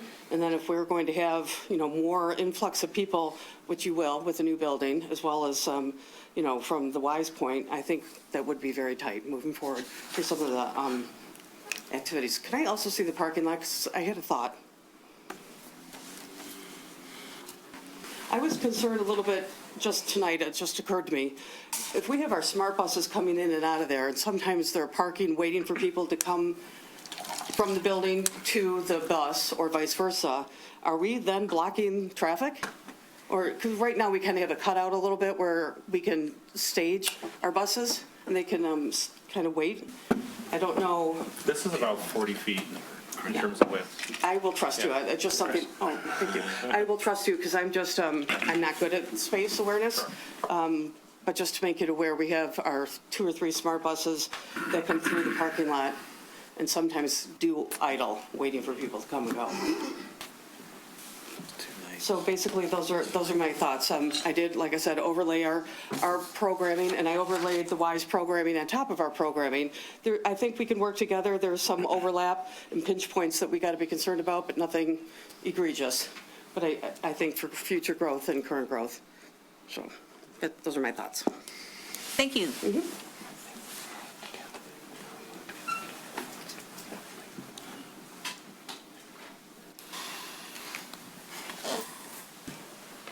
Good evening. I was going to wait to be called up, but I guess the look across the room, it's like my parents looking across the room when I was doing something I wasn't supposed to. I'm sorry. Commissioner Baller is absolutely right. Last time we convened as an ad hoc, there was great concern. I think whatever's transpired between Wednesday and today is a significant improvement. And so I really, really, really appreciate it. And I really appreciate everyone's sentiment and concern about a 4-lane pool. While BBD is a primary user, one of our primary users, the 4-lane pool in a city that swims is just too small. And so I greatly appreciate the advocacy for considering the additional lane. And I'm happy to see the improvement on the square footage in the wellness center because it is a primary activity that helps generate the revenue that is going to be necessary for us to pay for the operational costs in perpetuity for a very, very long time, at least to the degree of whatever agreement and the time that's time bound we hope to eventually get to.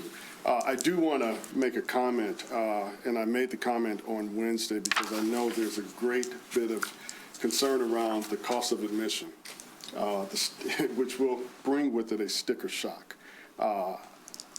Eventually, if this goes forward, it may be a concern for a period of time, but I can tell you, bearing the commitment to pay for the operational costs year in and year out with a degree of certainty so that all parties, all partners have access to the facility so we can have deep impact to the residents is not a insurmountable, insignificant task. And so this is why we're pressuring to grow the facility related to YMCA operations so that we don't miss our mark in that regard. And so I think it's important to note that it's not really about us, but how we provide services to the community in a manner that allows us to stay open. We're making a commitment here that is just as significant as the cost of admission. And I know the sticker shock to that, what will be sticker shock, may seem like it's really, really, really significant, but I want you to think about the ongoing operational costs over a period of 20 years at least. And we're going to have to shoulder that burden, which we've made a commitment to. That is part of our contribution to serving this community.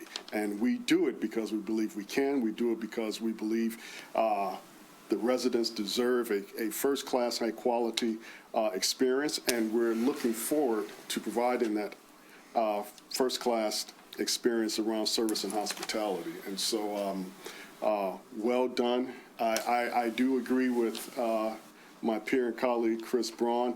There's room for improvement. There's always room for improvement.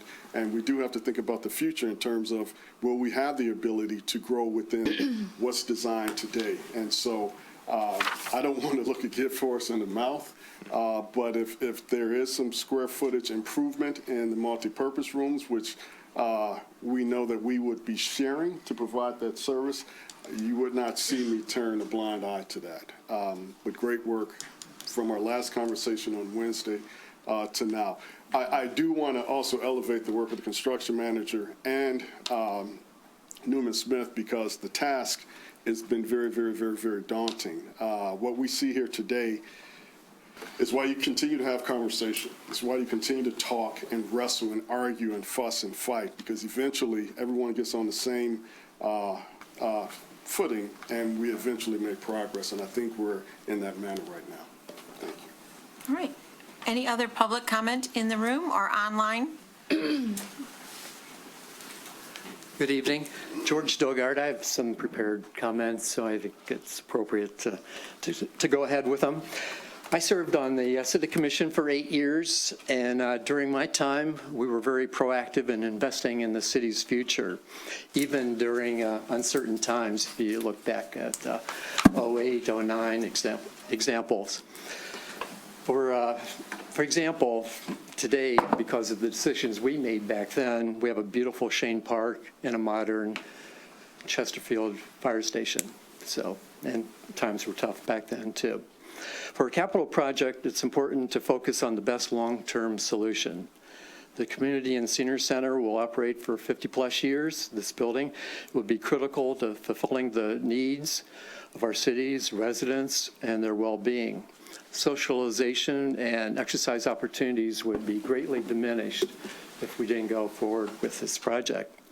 Newman Smith and Kramer and the great ad hoc committee have done excellent work over the last few months, and they've come up with schematic designs, and they've been presented here tonight to the public.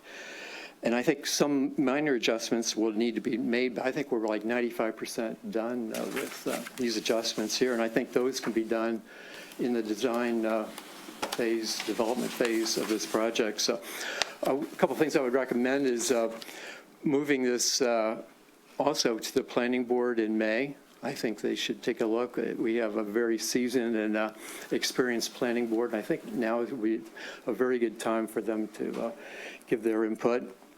And also, as I've mentioned before, I think we should just make a commitment to having a November bond vote.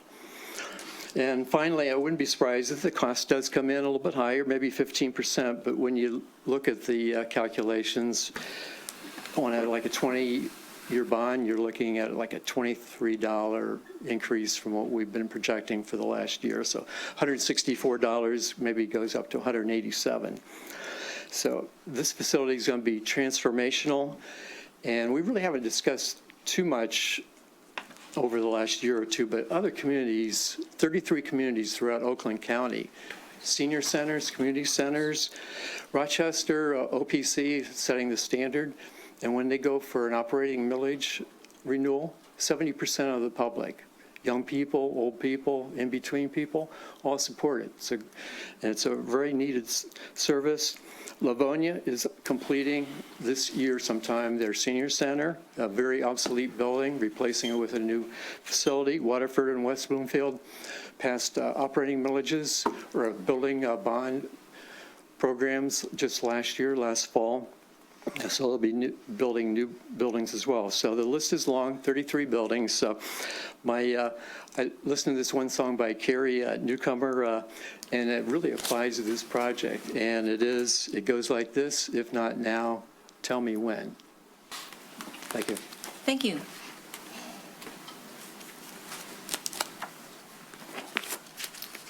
Ken Fairless, 323 Wimbledon. I thought a couple weeks ago I heard that there was about a 40 to 45% attendance rate for non-Birmingham residents for this project. Is that correct? It's over 60. So 60-40 Birmingham residents is what is expected? No, I don't usage? think we have exact numbers on that, but what we do know is that, for instance, Next is made up of, there are members from 5 communities that all contribute to the Next development or program, and then the YMCA, there's a lot of Birmingham members, but of course there's people outside of Birmingham as well that would use the space. And then, of course, with this proposal, there's community uses, and the community uses would only be available to Birmingham residents. Okay, so 60-40 about right then? Would that be about the right breakdown? I honestly don't know. Okay, thank you. Other public comment in the room? Online, we have Mr. Bruce Barrett. Hi, it's Christy Barrett. I'm using his Zoom. I think that's egregious that you can't answer a simple question of what the usage is versus who's going to pay for it to a tax-paying constituent of Birmingham. The other thing is, I think many people in the community are quite frustrated with the lack of transparency. For example, things get glossed over and dismissed because everyone's trying to be very appropriate. here's an example. When the city says that there's spent $400,000 on, to date on the project, that's not what the city budget says. It's more like $1.1 million. I think, you've had a couple comments from the Wimbledon people and this gentleman who's up here now. People they're watching. So you need to be honest, and the city commission needs to ask, is it 400 or is it $1.1 million? Those are the kind of things that create trust, and if you ever have any prayer of passing this bond, this kind of stuff does not help. Thanks. Thank you. Other comment in the room or online? All right, we'll bring it back to the commission.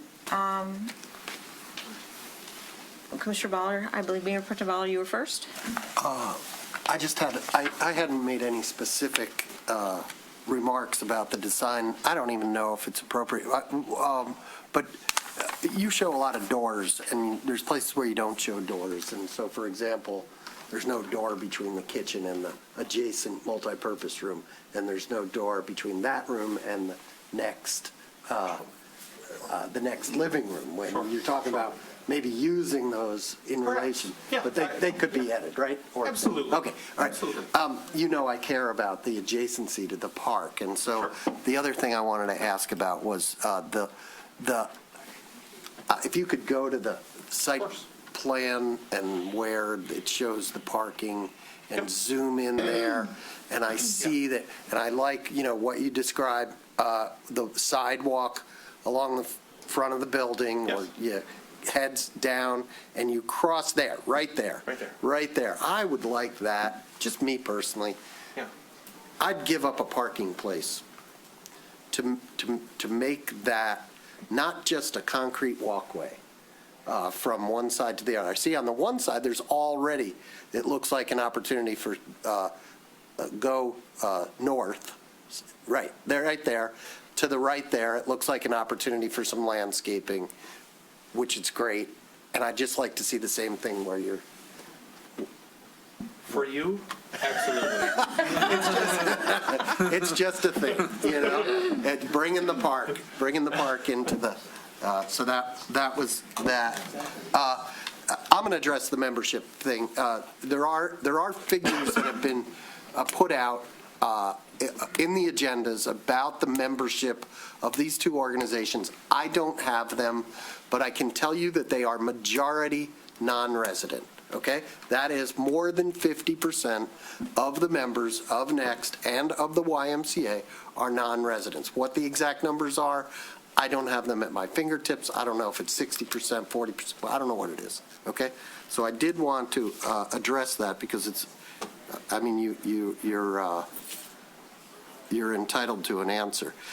The other question is about the ad alternates and what they're saying, what Next and the Y are saying. Do you, Jim, know the appropriate ad alternates? Or do you have to go back to them and say, what are you talking about? What do you need? I'll give you an example. Okay. So we have space at the second floor. We have, this is a one-story roof that's over the administrative area. So we had talked about, do we design the building essentially to, the building steel, to accommodate a potential room on the second floor right there. So when we talk about, planning for the future and add alternates, doing something like that in terms of steel to accommodate space up there, we could design for that. And that could be an ad alternate, quite honestly. We could develop, two steel packages, one that is simply roof structure, but also another package that is roof structure strong enough in that area to support space. Future. Yep. Not right away. Not so right it away. isn't a matter of Yeah. it isn't So a matter of making existing spaces bigger. Right. No, it's about creating the opportunity Absolutely. for To come future back in growth. 10 years to add a space on top of that. So we wouldn't have to worry about foundations, we wouldn't have to worry about columns, we wouldn't have to worry about steel beams because it's already there. And is that satisfied them? We haven't gotten there yet. We talked about that early last Wednesday. So if that starts to make sense programmatically, and if that's something that we want to explore from a budgetary standpoint, then we could do so. But I will also mention the fact that if this building does need to grow, let's say, to address Ms. Braun's concerns, this building could, start to grow to the south to make those multipurpose rooms a little bigger, right? This building, just like we have a little notch at childcare right here, we could also pull this out a little bit to accommodate those rooms. So there's ways to make this building larger to accommodate these concerns about size of programmatic space. Does that come at a cost? Of course, it does. Yes. But the lines of communication between you and these organizations is open so that you can come back to us with the appropriate. That's why we have these meetings at our office. Thank you. Commissioner Hay, you had a comment? Or? Yeah, you actually answered one of the questions I had, because I was wondering about, I was actually looking at the space above the pool to see if they could be pre-designed for later expansion for slotting steel in on pillars that would be built into the building structure. But when you talked about the flat roof space, then you sort of answered the question I was going for about future expansion opportunities should funding become available to go into that area. So that was reassuring. So I definitely would like to see that for basically looking at the comments from Mr. Scher about space and also listening carefully to the observations from the YMCA and from Next. The other side of it that I was looking at as well, I think everybody needs to really hear it loud, really loud. The only way that this project will actually be able to house both organizations is if the YMCA can make enough money to pay for the operating costs. If they can't make enough money to pay for the operating costs, Next can't pay for them right now. They don't have the funds to run the building. So I would just caution the Next community to let the YMCA make enough money to allow you to actually be in this home. Because if you keep on taking space away from them, you have to pay for it yourselves. Right now the contribution from Next is zero in running costs. Let's just say that out loud. Well, actually, Commissioner, Next has agreed to reimburse the city for a city staff employee, the FTE that would function Okay, as the they building pay for manager. one FTE compared to roughly $500,000 Yes, but I mean, that the it's not YMCA zero. would be paying. Okay. Just as a correction. Rounding Next error. is taking anything away from them. But I just want to be clear that when there is an ask for space, there is one of the two organizations that will be in there is the one that's actually paying for the building to keep the lights on. So be very careful about what's being asked for, because if they can't make enough money, it doesn't work. The maths doesn't work unless somebody else brings money to the table. And it has to be the other occupant. So I just want to say that because I think it's being skimmed past by some people, and I really think it's an ugly thing to say, but it has to be said. Commissioner Host? I'll continue the ugliness. The MOU does not allow the YMCA to be viable. And when we talk about the YMCA, we're talking about community programming. It has been suggested that wouldn't it be great to have the YMCA programming in our parks? Well, under the MOU in this building, they can't have a viable programming operation. And I remind the commission that the city attorney is working on an agreement, a contract that we will enter into, and that certainly will be binding if we sign it. And if it's anything like the MOU, we should be thinking we're going to lose the Y. And the Y is community programming. So, Commissioner Host, the letter from Mr. Underwood very clearly states that if the new building does not go forward, that the Y will not have a sustainable location in Birmingham.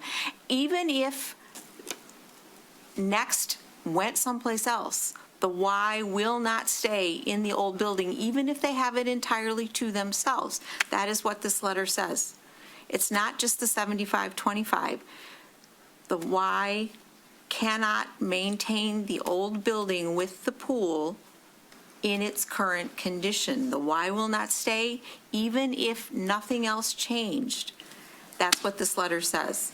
The Y needs the new building in order to continue to have a sustainable business model in Birmingham.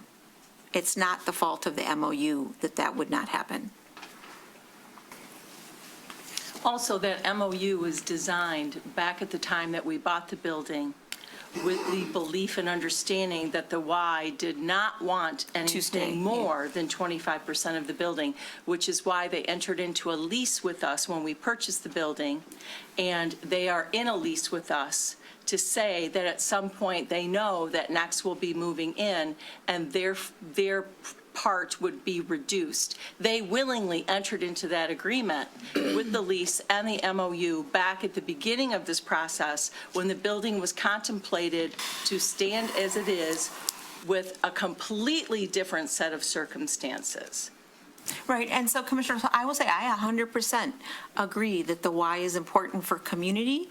I believe that the city of Birmingham's model, the legacy of Mr. Marcus has been that this, unlike many of our surrounding neighbors, Beverly, Huntington Woods, Troy, the city does not have paid staff that deliver recreational programming. What the city does in case after case is provide the facilities, the baseball fields at Kenning, the ice arena, the soccer spaces in the park, the golf courses. We provide facilities, and then we partner with nonprofit organizations to provide the recreational programming. Birmingham United, Birmingham Little League, the high school hockey teams.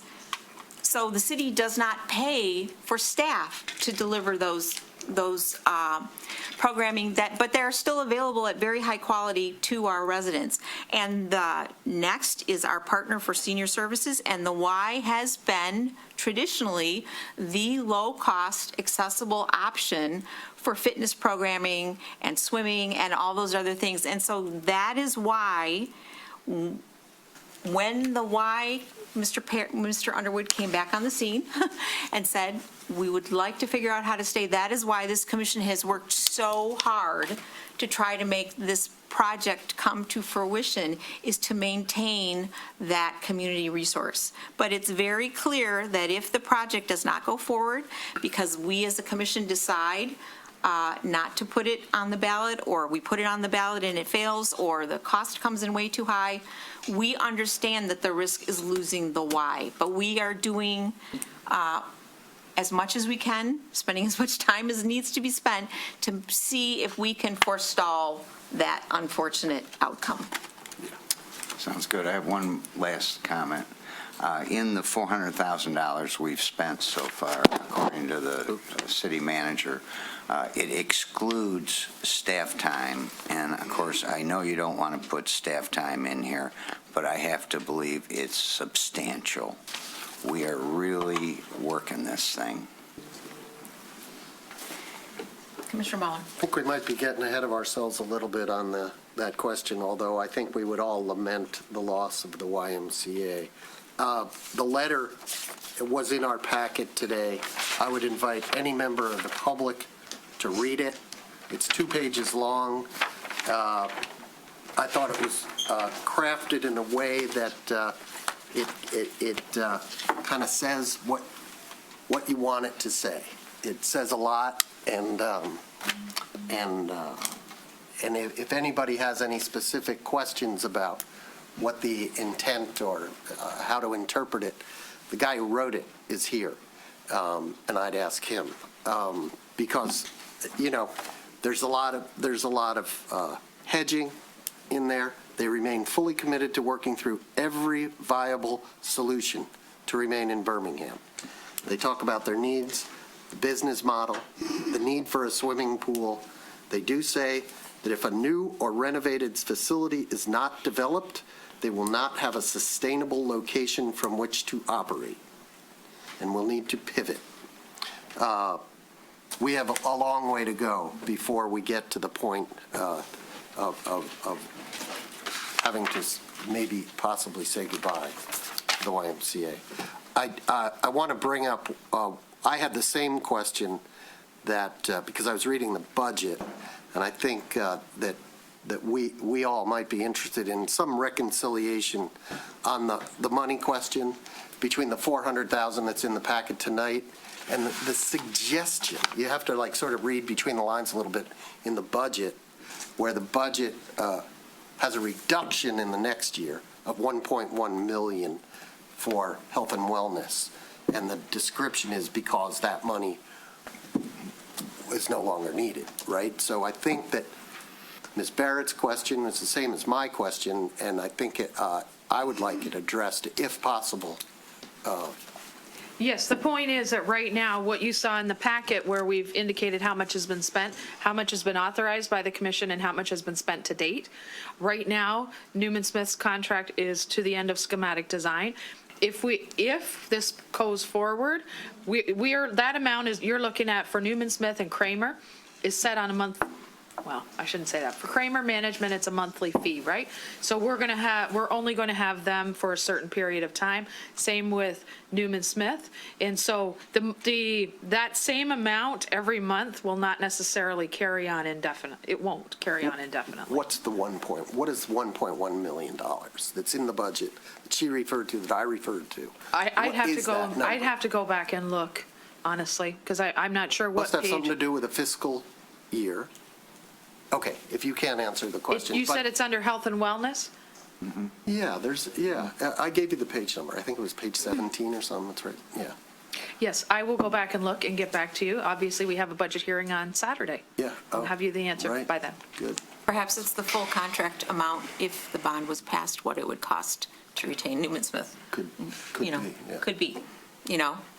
But it doesn't mean that it has been spent and we are being false about it. No, absolutely not. What is in here, that the $400,000, that is what has been spent to date. Okay. No other money has been spent. To Commissioner Host's point, did it include staff time? No, it did not. That included specific authorizations by the commission to spend money on consultants. All right, so. Thank you for pointing out that nobody's trying to hide anything. Right, so I think we've had enough conversation that we're all interested in, I think, supporting 1D1 with appropriate alternates. Do we need a motion, or is it just a direction? Because there wasn't a suggested motion. There's no motion, and we will reconvene when we have 2 weeks, we'll have a price? Yes, assuming that everybody is on board with 1D1, is that the consensus? Head shaking, 1D1, yes. Madam Mayor, is it appropriate to ask Mr. Underwood a question? Mr. Underwood, you are welcome to come up if you would care to answer a question. Can I say no to Commissioner Host? Yeah. You're right. Sir, on the assumption there's no bond and no improvement, would you be willing to go halvesies on the space with the existing building and feel that you could make ends meet? Halfsies? Halvesies. Halvesies. It's a legal term. The short answer is no. It would be impossible. In the current facility, it would be impossible in that regard. What if we added, say, 16 parks? Around town. Would that be helpful? 16 parks? I just made that up, namely having some of your programming done seasonally in the parks. You know, we live in the Midwest, right? I said seasonally. No, so let me just, the best way to answer the question and maybe answer some of the language. Obviously, I'm verbose, you all know that, and evidently I write the way I speak. I'm working on that. But at the same time, it was critically important that we carefully communicated our stance and our message because we don't want that decision for us to go away if this does not move forward to come across as a threat. It is not. It is a risk, and it's a risk that could be a reality. And we've been in town for nearly 70 years, and we want to stay here. I think everyone knows we want to stay here. And I know the disruption that my return to southeastern Michigan has created in this regard, but we're thinking beyond the building. We're thinking about impact and service to the community in a way that I think we've stumbled upon through this relationship of having three entities under one roof, next to YMCA and Parks and Rec. We've not even begun to explore the potential of being the social recreation provider for the city beyond what some of the other entities are doing. And so, yes, the 25% square footage is in the MOU. In that current facility, I think that would still be daunting for us to provide, and it only limits us to providing something around summer programming for youth. That's it. And so as I talk about the potential of dismantling the YMCA as this community has known for nearly 70 years, 7 decades, we would still be looking to figure out how we kept a presence. But that presence is extremely limited and is limited to one demographic, one age demographic, and it's primarily youth and probably seasonal, to use your term. And so currently, if we were to occupy the building collectively as it stands, it would not work. And I think my colleague, Christine Braun, would say the exact same, just because of how choppy the building is, and it's already poor utilization and spacing of its current. And so I know we wanted a yes or no answer, but for a people-facing, community-based nonprofit, you know, there's emotion, there's history, there's sentiment tied up into it, and mostly it's because we want to be here and serve. Right. Thank you.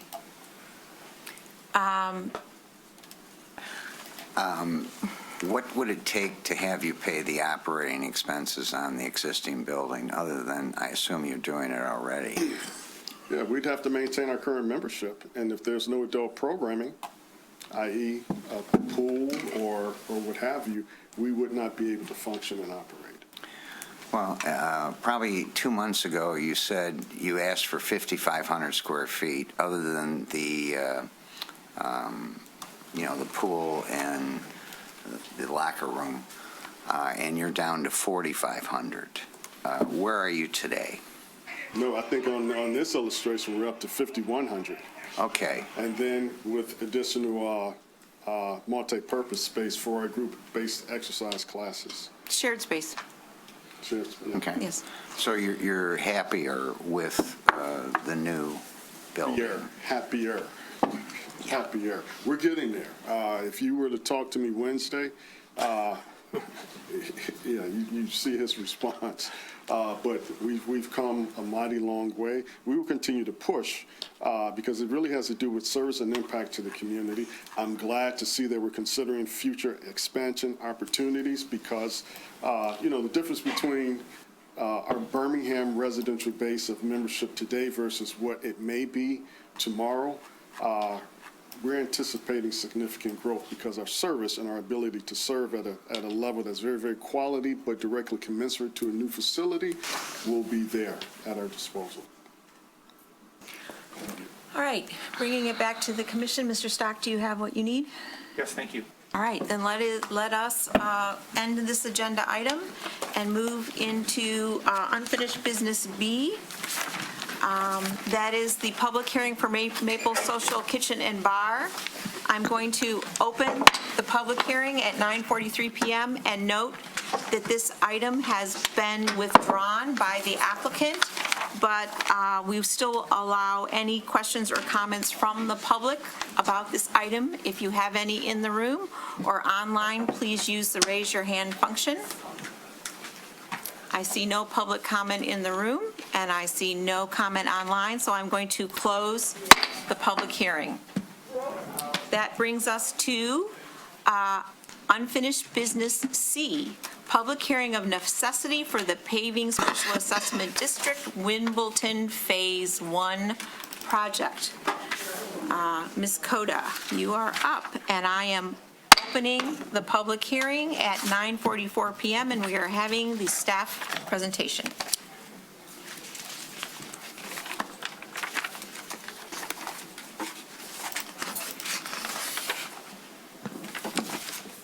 Thank you, Madam Mayor. Good evening, City Commission. So a quick overview for this. The necessity for paving was presented at the City Commission meeting on April 7th, 2025, and the Multimodal Board recommended Cape Seal treatment with concrete curbs previously in the design process of this project. Due to the high cost, the City Commission directed city staff to solicit revised quotes from the 3 bidders on the project to Cape Seal the road without curb and gutter. With this is as a reminder for the policy maintenance on unimproved road. Some information, the first special assessment for districts for this on unimproved roads was dust proofing, dated back to 1948. And with this, it prevents the information of 85% split and 25% depending on if they're on the short side of the measurement of the property or the long side of it. The city does pick up the additional cost of the 15 or the 75% of those percentage splits. So this information right here for just Cape Seal treatment on Wimbledon Phase 1, 85% of the short cost would be by the property owners, 25% of the long cost would be by the property owners, and for the approaches, 100% of cost would be paid by a property owner if their lead or lateral is underneath the approach. So with that, that's slightly different from the meeting prior where we were putting concrete curb and gutter. We had to lower the road elevation to have positive drainage from the sidewalk to the face of curb, and with that, that required removal and replacement of the approaches to be able to do that. This one would just be if someone's water lead with their stop box and or their sewer lead is underneath the approach. They're part of the SAD for the sewer and lateral, water and sewer lateral replacement, that they would pay the approach cost. So the SAD cost for the concrete curb and gutter with Cape Seal, this is a copy from the last presentation. The paving cost is $171.2 per foot frontage, and the approaches reinstall salvage brick pavers is $40 per square foot. Remove and replace concrete approaches and remove and replace asphalt approaches with concrete was $75 per square yard. We did receive the quotes on April 14th, 2025. From 2 out of the 3 bidders on the project, the 3rd bidder elected not to provide revised quoting on this project. They were essentially the 3rd lowest bidder on the project, so with that, they did not provide revised quotes for Cape Sealing on this project. With this, the cost right here for paving costs is $80.06 per front footage. This is based off of the low bidder. $67.40 is the base for the Cape Seal treatment, pulverizing, etc. And there's $12.66 in contingencies in case we come under poor soil conditions or require undercut on the roadways itself. For the approach costs, the remove and replace for concrete approaches, that stayed at $75 per square yard, and the remove asphalt approach and install concrete approaches came in at $70 per square yard. And then here is the limits of the SAD for the paving, a list of addresses and sidewalls. And summary, the Multimodal Board and Engineering Department recommend the City Commission declare a necessity to approve the SAD for Wimbledon Phase 1 project for paving. Should the City Commission approve the SAD, a public hearing for a confirmation of roll will be held on May 5th, 2025. In the agenda packet, the first suggested motion is the concrete curb and gutter with Cape Seal treatment, and the second suggested motion is Cape Seal treatment on the roadway only. All right, does that conclude your presentation? Yes. All right, we have no applicants, so we will have questions and comments from the public for Ms. Coda, if they have any. But I would like to just note to everyone that the reason the City Commission asked for the Cape Seal price only is that because we believed the $170 linear cost for curb and gutter was unacceptable, and that's why we asked them to come up with this option. And I believe that the commission is quite pleased that this is significantly lower, so that the second suggested motion for Cape Seal would be the reduced costs that are in the packet. So with that, public comment, questions or comments for staff? Rick Brodsky, 625 Wimbledon Drive. And actually, I just wanted to clarify, this is the time for questions for staff. Will there be another time for questions and comments?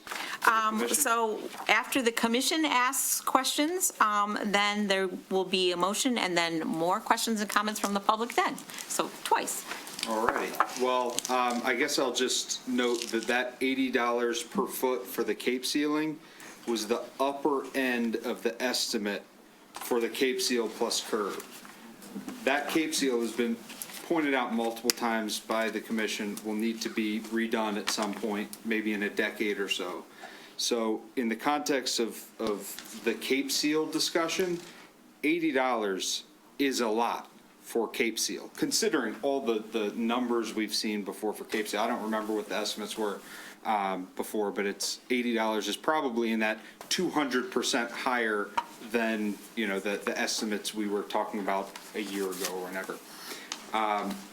And just a broader comment, we all know that Birmingham isn't the only place in Michigan with road issues, and I understand that the state is actually doing something toward addressing that. The House, and you all may be aware of this, but the House just passed a road funding bill, $3.1 billion, that would allocate an increase in road funding to Birmingham from the $2.7 million they receive, which I don't know, I'm not going to stand here and say I know exactly where that goes and how that's allocated, but from $2.7 million to Birmingham for road funding to $6.7 million per year in road funding. And that is now passed through the House. It is before the Senate. This is, and I have some friends in Lansing who I was talking to about this, and they are optimistic that this actually could happen and could pass as part of the budget on October 1st. And so I'm just asking that, you know, before we decide to make a decision, like a final decision on a Cape Seal for $80 a foot that we're going to have to foot the bill for, and then foot the bill for again in a decade, I would love to see what comes down the pike with this, because if there's an extra $4 million per year for the city in road funding, that seems like more than enough to address Wimbledon and a lot of Poppleton and a lot of other areas in Birmingham. I mean, over 5 years, that's $20 million that the city wouldn't have otherwise had. Again, I don't know exactly how that money gets allocated and whatnot. And I understand that the fire marshal has valid concerns about wanting to get that water main fixed. Yep. And, you know, I don't want to speak for everybody, but there are several people on Wimbledon who have talked about this, where if we need to get that done now and put that water main in, we'll live with gravel for a period of time to wait and get to a point where we can have like a reasonable discussion, maybe take advantage of the, you know, economies of scale of doing the whole street, something. But $80 a foot for Cape Seal is just not, I don't think, a good idea, and I would love to find out if we can actually have the state pay for this project.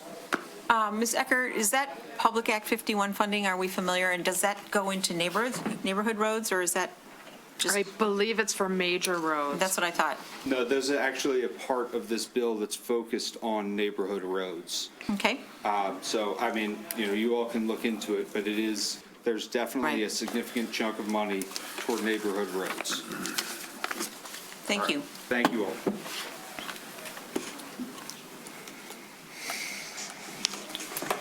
Danny Hill, 282 Wimbledon.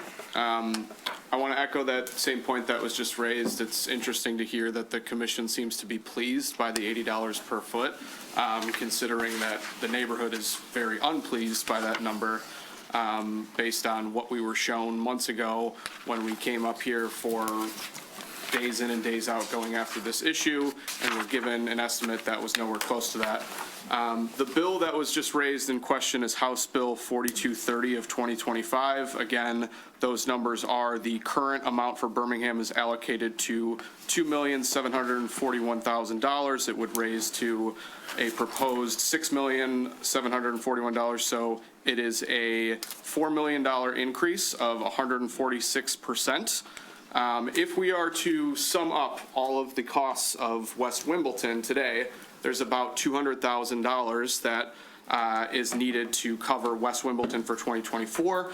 If we look at the master plan of all of Poppleton Park and we sum up all of the map area that's given here for all of the different streets in North Poppleton neighborhood, we're looking at about $1.4 million, which would only be about 34% of the increase in funding from that bill. So if we are able to allocate some of that money, it is for neighborhood roads. You can look into it further. It states it very clearly. We would be only covering about 34% of the increase in the amount just to do the North Poppleton region. Thank you. Thank you. Other public questions and comments? Cliff Rager, 541 Wimbledon. First of all, I very much appreciate getting such a quick turnaround on a revised quote from the bidders. I know that's it required some pushing, I'm sure, to get that done. And I do appreciate that. I think the $80 shouldn't be considered a bargain. It's considerably more, just as the prior quote for with the curbs was. So there are some things that we probably can control more than others, and I think one of the things that we can control, assuming that you're getting the best companies bidding who do quality work, that's your purview. This can be more efficient by doing larger segments. And maybe it ties into the additional funding that I was not aware of, I just heard about, that could be there at some point in the future. So the project as it stands for North Wimbledon is a 6-year project. And it's a 6-year project for a very compact area. I don't know what the mileage is, but Wimbledon is by far the largest, longest road, and it's about a mile. And then you have all these other curving, slanting roads, and it really is just a few blocks. To have North Poppleton in the middle of construction for 5 or 6 years, because we're doing these small segments as we go, is going to impact many more homeowners than the ones that live on the road that's being done. And so I would ask that the commission consider the efficiency that we can control in terms of how much of road we do at one time. Thanks. Thank you. And by the way, construction traffic for 5 or 6 years. This community is not that big, and certainly Wimbledon Drive is a primary place for these vehicles to pass. But it's not just the road all at once, it's the sewer and water also. Yeah. Okay. Yeah, right. Hi. Tim Bradley, 519 Wimbledon Drive. I want to echo the sentiment, appreciate the new quotes that were turned around in a short period of time. Step in the right direction, but I'm not exactly thrilled to still be paying $80 a foot, given the previous estimates. I'd like to see us, like Cliff just mentioned, try to get some economy of scale. Let's do the water and the sewer as they need to be done. Let's consider maybe doing more bulk work on the roads. For example, if we waited till next year to Cape Seal, East and West Wimbledon all at once, we could feasibly get a bigger quote for a bigger job. And we can maybe even actively solicit bidders. I understand there's like a Mitten bidding site that we post jobs on. It sounds like we basically posted, and then 2 weeks later we see what came in. I was looking online. There's dozens of road contractors all around Metro Detroit. Maybe we actively pursue them and actually, do some outreach instead of just kind of passively waiting for them to come to us. Maybe we go out and really try to actively solicit more bids, see what we can get. I got to imagine there's more economy of scale than we can be realizing as well. If we're paying out of pocket so much for roads, and then immediately next year, that same equipment's going to be there tuning up the roads to work on East Wimbledon. We're going to be basically adding insult to injury because we're paying more than we want to, and then the road's going to be chewed up in less than a year. Not to mention all the through traffic for the other North Poppleton streets that's going to follow in other years. I also just want to remind everyone that Wimbledon is a major cut through for all the heavy equipment that comes through our neighborhood. It's not unlike Lincoln in terms of the volume of traffic. We are a major cut through. We're essentially, in my opinion, not like Maple or Lincoln or another major road. I mean, all day long there's heavy vehicles there, so it's going to shoot up the road quickly. Let's try and get the most bang for our buck and do it all at once. Maybe gravel's the answer, or maybe just dirt. Honestly, dirt's fine with me until we can actually get some economy scale. Thanks. Thank you. Any other public comment? Yep, Ken Fairless, 323 Wimbledon. First, I'd like to thank Rick and Danny for carrying a lot of the water here for the neighborhood. We appreciate it, and keep up the good work. I heard a lot about safety again. I heard about it a couple weeks ago. That's why the water pipes have to be redone, because there were concerns about getting the right amount of pressure to put out fires, potholes, the snow and the ice removal. I heard a lot about safety, but I haven't heard anything about this 15.5-mile road paving project. And I want everybody to be clear. There's going to be more traffic. They're going to be speeding more than they're already speeding down Wimbledon. And they're going to be blowing through stop signs like they already do today. And I haven't heard anything about how you're going to address those issues, because you're going to get increased traffic, you're going to get increased speeds, and you're going to get, in my opinion, increased danger. And I haven't heard anything about how you're going to address that.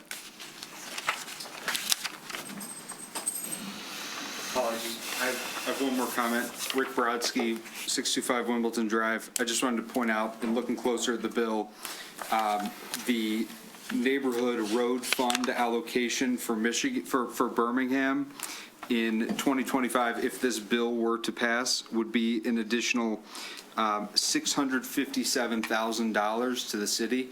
That would be plenty to cover Wimbledon, and that would just be for 1 year.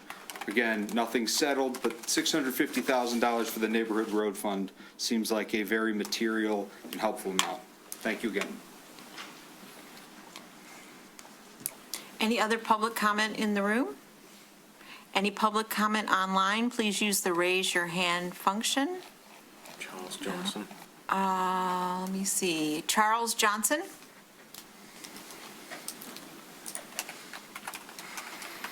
Yes. I guess the one thing I want to say is that I live on Abbey Street, will be coming up soon, is that the city seems to suffer under this illusion that somehow we own these roads, that we're responsible for the unimproved roads. And yet we pay the same amount of taxes as people who live on improved roads. We get far less services because we don't get any kind of leaf pickup. We don't get street cleaning. The roads are not exclusively for the use of people who live on the unimproved roads, right? Everybody in the community is using them.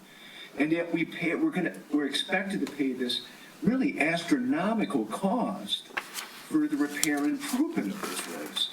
I mean, when you look at what you're asking for people to pay here for the paving part of it, and then for the water part of it, which is coming up later in the meeting, I mean, you're talking $10,000 to $15,000 a house, most likely. And I'm just wondering why the commission believes in any way that's a reasonable amount of money to impose on residents for the upkeep of a road that, again, doesn't belong to them. It belongs to the community as a whole. Why is the city not looking at ways to bear more of the cost of this? It's just absurd. Thank you, Mr. Johnson. Any other public comment online? Please use the raise your hand function.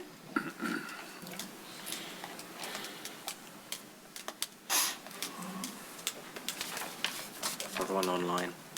Yes, we have a gentleman in the room. Sir, you go ahead. Thank you. Good evening. My name is Patrick White, 886 Wimbledon Drive. I realize that we bifurcated sort of the two ends of Wimbledon. I don't know if this is appropriate for me to talk about Phase 1. I presume that whatever is approved here on Phase 1, I'm going to have in Phase 2. I don't think we would dramatically change it. Is it okay? That's a reasonable assumption. Okay. So the one good point of waiting this long, I was able to go through my thinking process and put down a couple points here. So we've lived at our address 33 years on Wimbledon. And I apologize, I have not been to a meeting here before Christmas. We've been gone, and I don't know what's transpired since then. But the first thing is I'm surprised that the commission didn't incorporate both east and west as one piece of all of this, because clearly the west side has a vested interest on what happens on the east side. And I don't think the west side has become fully together here in terms of voicing our opinions and understanding the process. The process, and I'd like to just, my view of the process so far, please bear with me. In the 30 years I've been living on Wimbledon, this has come up 3 times, about every 10 years. Under the old process, which I assume you knew, the residents had a vote on this. It was petitioned by the residents. The residents went through unanimously for 30 years. Major structural changes to the aesthetics, the width of this road were voted down by the residents. Apparently, we have a new process recently. And the new process is we have a subcommittee or a modal committee that makes a recommendation. I actually sat in the meetings with that modal committee, and I heard the consultants and the recommendations. And by and large, I will say they tend to gravitate to the largest, most extreme solution, my impression. So the new process largely takes the resident input out of it, I believe, and I think that's unfortunate. The residents, even though they're paying for it, apparently don't appear to be a factor in the consideration. The consulting recommendations generally went for wider streets. I'm not sure, and if I could ask the city engineer, what is the proposed width now for Wimbledon? 26 feet. 26 feet. My road is 18 feet right now, so I'm going to have 8 feet wider road. In my view, that dramatically changes the aesthetics. Ignore the cost for the moment. That changes the aesthetics of my road. It changes the traffic pattern of my road. It's an 8-foot wider road. I think that's pretty extreme. I also presume, and I'm not a finance whiz, but I assume there's a linear relationship between the cost of what's being put down in terms of the width of the road and how much the residents bear. And maybe that's one reason why this is so much more expensive, because at least on my piece of the road, we're widening it by 8 feet. I don't know if we're all aware of that. I just wanted you to be aware of that. The traffic, and I would say that also, I think there were some mitigating factors that were presented, I thought nicely by the engineer, that allowed the modal committee to recommend a smaller road. And some of those factors were the amount of people that parked on the street, the amount of traffic that went down the street. And I think those mitigating factors could have argued for a smaller solution, an as-is solution, which the residents always voted for, and apparently we decided not to do. I understand that the flooding was also a pretty big concern by everyone. I know that we did Mohegan recently in our neighborhood. I have friends on Mohegan, and apparently the solution done on Mohegan to mitigate the flooding with the drains has not helped. His basement now floods more frequently than it did before we had the improvements. So I would only say this then. I would ask the committee then, the cap and seal process, I think, is a fairly simple process. I would ask us to look at an as-is solution, as is the existing size of the road. I realize there are many other folks that have a vested interest in this road, but I think the as-is solution in terms of size preserves the aesthetics of the road, reduces the costs of the road. And then the last thing I guess I would say is I think we do know the usage of Wimbledon. We may not have known the usage of the YMCA, but I think the usage of Wimbledon it's a heavily traveled road. I mean, it has fire egress, it has school bus egress, it's a snowplow road, right? There are lots of reasons, and I get it, for you wanting to make this a fully engineered road. But in the end, the residents are going to be the ones that have to pay for it. So I would just encourage you, the commissioners, to look at the least cost alternative to this road that meets the residents' requirements, safety, aesthetics, and a nice place to live, not dramatically change the road, but also fulfills your objectives. Thank you. Thank you. Any other public comment in the room? All right, we'll move to Tom and Sue Hornig online.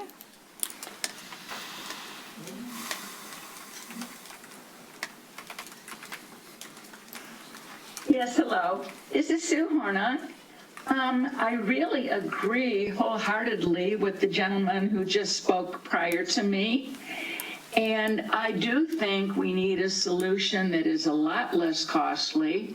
I know for us, we have a pie-shaped lot. We're at 144 Wimbledon, and our cost is, we're looking at like $35,000. Well, we are both retired. There's absolutely no way we can afford that. And we kind of feel like, the commission is railroading this decision past us. Because I do know in the past, every time this has ever come up, it has been voted down. And I do think a wider street is going to cause more problems than we already have. It's already a racetrack, and it's going to be worse. And I do think we should wait and see what happens with funds from the state of Michigan. And I go for the gravel roads if we have to have gravel roads. If we need to get the water and sewer fixed, then fine, let's have gravel roads and wait and see if the state can help us out with the funding. But I do also agree with the standpoint that we don't own this road. This is traveled by everyone in Birmingham, in Troy, and other surrounding areas. And I think it is really unfair to have the residents bear such a huge cost. Especially, we have a lot of people who are retired, including my husband and I. And this will drive a lot of us out of the neighborhood. So instead of thinking about how much money we could spend for a new Y, I think you need to help the residents pay for their own roads. Thank you very much for listening.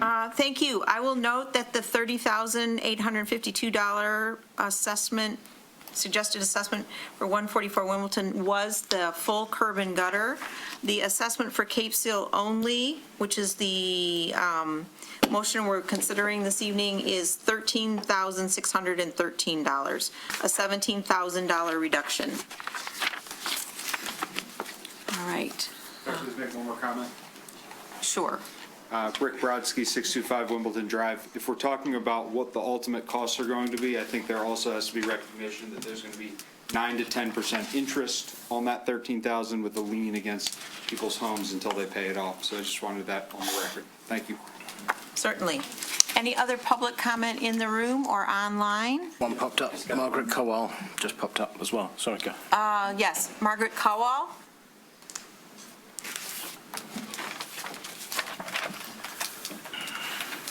Hi, I'm Margaret Kowal, and I'm at 266 Wimbledon. And my husband and I have been on Wimbledon for the past 25 years. And I just want to echo all the comments of all of my neighbors that have been voiced so far. I stand in solidarity with them in full agreement. I wholeheartedly agree with what all of my neighbors have said. And I know that I represent a number of people as well. So I stand in favor of as is. Thank you. Thank you. Yeah, thanks. Brian Duffy, 700 Wimbledon. I just, I'm sitting here for about an hour. There's been a lot of discussion about cost misses, 10, 15%. This is like a 200%. I'm not exactly sure what the process is for cost misses when it happens, but this city probably needs to get pretty laser focused on cost if they're going to have all the things that they want in the future. So that's just my comment. I echo the comments that people made about our street, our road. I know you guys are working really hard. I know that if you continue to work really hard, I think we'll come to a good solution. And those are my comments. Thank you. Hello, Rosie Cole, 662 Purdy. As this commission is aware, I sit on the Multimodal Transportation Board, awareness for the public and for the residents that are here. I would like clarification from the city engineer. Melissa, the first bullet point says the Multimodal Board Engineering recommends and approves the SAD. I want to clarify that that's not in our meeting minutes. All we can approve are designs and proposal, and the commission approves the SAD. Can we have clarification? Just mention that multimodal board had a recommendation in October that got brought forward to the city commission, and the engineering department currently right now, because of that, recommends the city commission declare a necessity. Okay, so I just want residents to understand that are here and that we're part of the multimodal sessions, that we have a responsibility to review the designs, but we're not in a situation to approve the special assessments. That belongs to the city commission. I would also like to encourage residents who live in Littleton to look at the open positions for the multimodal board that allows them to play an active role in this process. I do want to reinforce to the commission what we discussed at the workshop, and what continues to be the ongoing challenge for the board is that we are encouraged to look strictly at designs without cost. And as it was referenced by multiple residents, they observe it's natural to pick the biggest and best design to standards without accommodating costs. Now, specifically for Wimbledon, we were very conscious as a board to make sure that all residents were heard. I was very happy to hear residents come up and speak and say, I feel heard. We sought to give you 2 proposals. That was the best design, irregardless of cost, and one that accounted for cost. Taking the time to share that so that Wimbledon residents understand the process from a multimodal and the opportunity they have to participate in that process, and separate that as the multimodal, we do not have ownership over cost, and I do think that is a miss in our charter, and this will continue to be a problem for the commission, for the residents, and for those of us who volunteer our time. Thank you.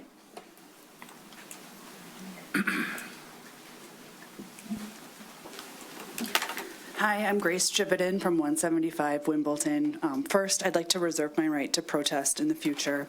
I'd also like to ask that you reprioritize the way that you're budgeting this. I think this is a huge cost for the homeowners, and that as taxpayers, we expect that we have basic infrastructure covered with our sewer and our water and our roads, and we expect that the fire department, which we're also funding, would be able to put out the fire in an event that there was one. And as we've learned, the water pressure and the water supply is not adequate to do that. The cost is really large for a lot of us. I'm being assessed about $20,000, and a lot of others are being assessed more. And in addition to that, a lot of the homeowners are going to have to pay to get a contractor to hook up the water laterals and the sewer laterals to their individual homes, which will add an additional cost on top of that. I think this is a problem beyond just Wimbledon.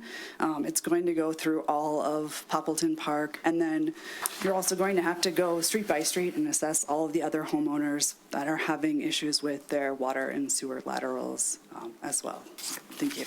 Thank you.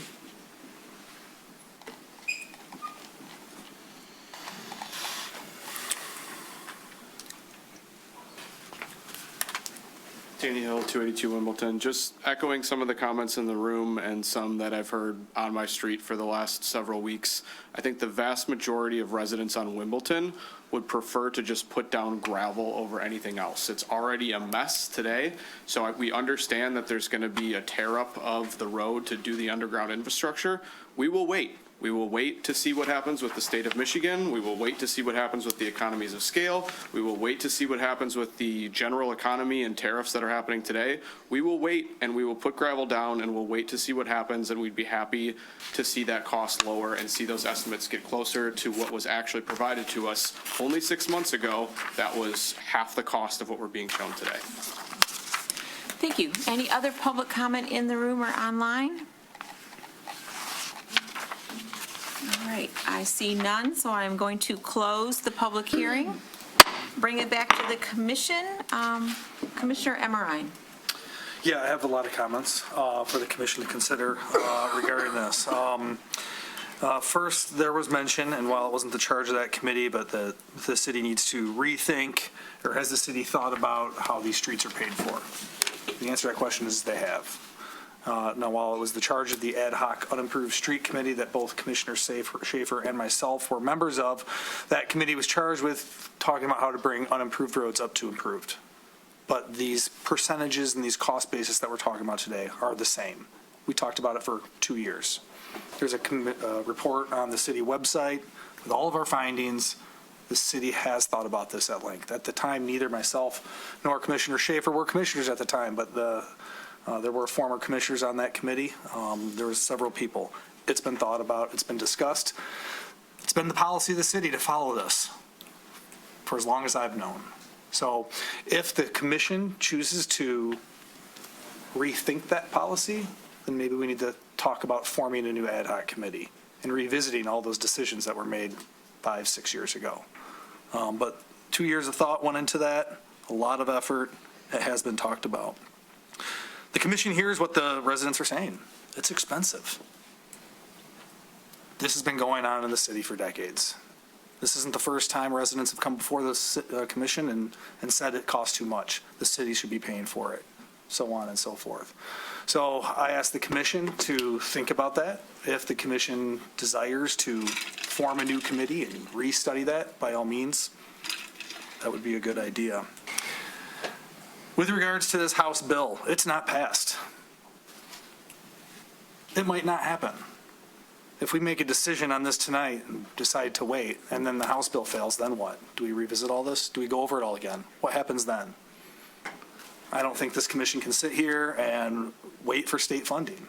It might not come. Funding is getting cut all over the place right now, nationwide. I don't know what will happen here. If this was passed and this funding was in the city bank account right now, I think it would be a different story. Economies of scale are very important. I appreciate all those comments, and I tend to agree with those comments. However, adding on an additional mile or half a mile or whatever it might be, the time to design and permit such a thing is at least a year. At least a year to do that, just to capture economies of scale. And I'm worried that the water main and the urgency needed for the public safety is a priority here. It's a necessity, in my opinion. And that's what we're being asked to talk about tonight. And then gravel for a year. We tear up the road, we put in water main for a year, and the residents are okay with gravel for a year. Then it turns into 2, then 3. And then all of these residents will be back before us again, talking about why is my road gravel? Why isn't the city paying for it? I'm actually interested, I don't know if Melissa knows, how many miles of gravel roads the city of Birmingham has right now today. The city has approximately 26 miles of unimproved roads. How many gravel roads are there? Gravel roads?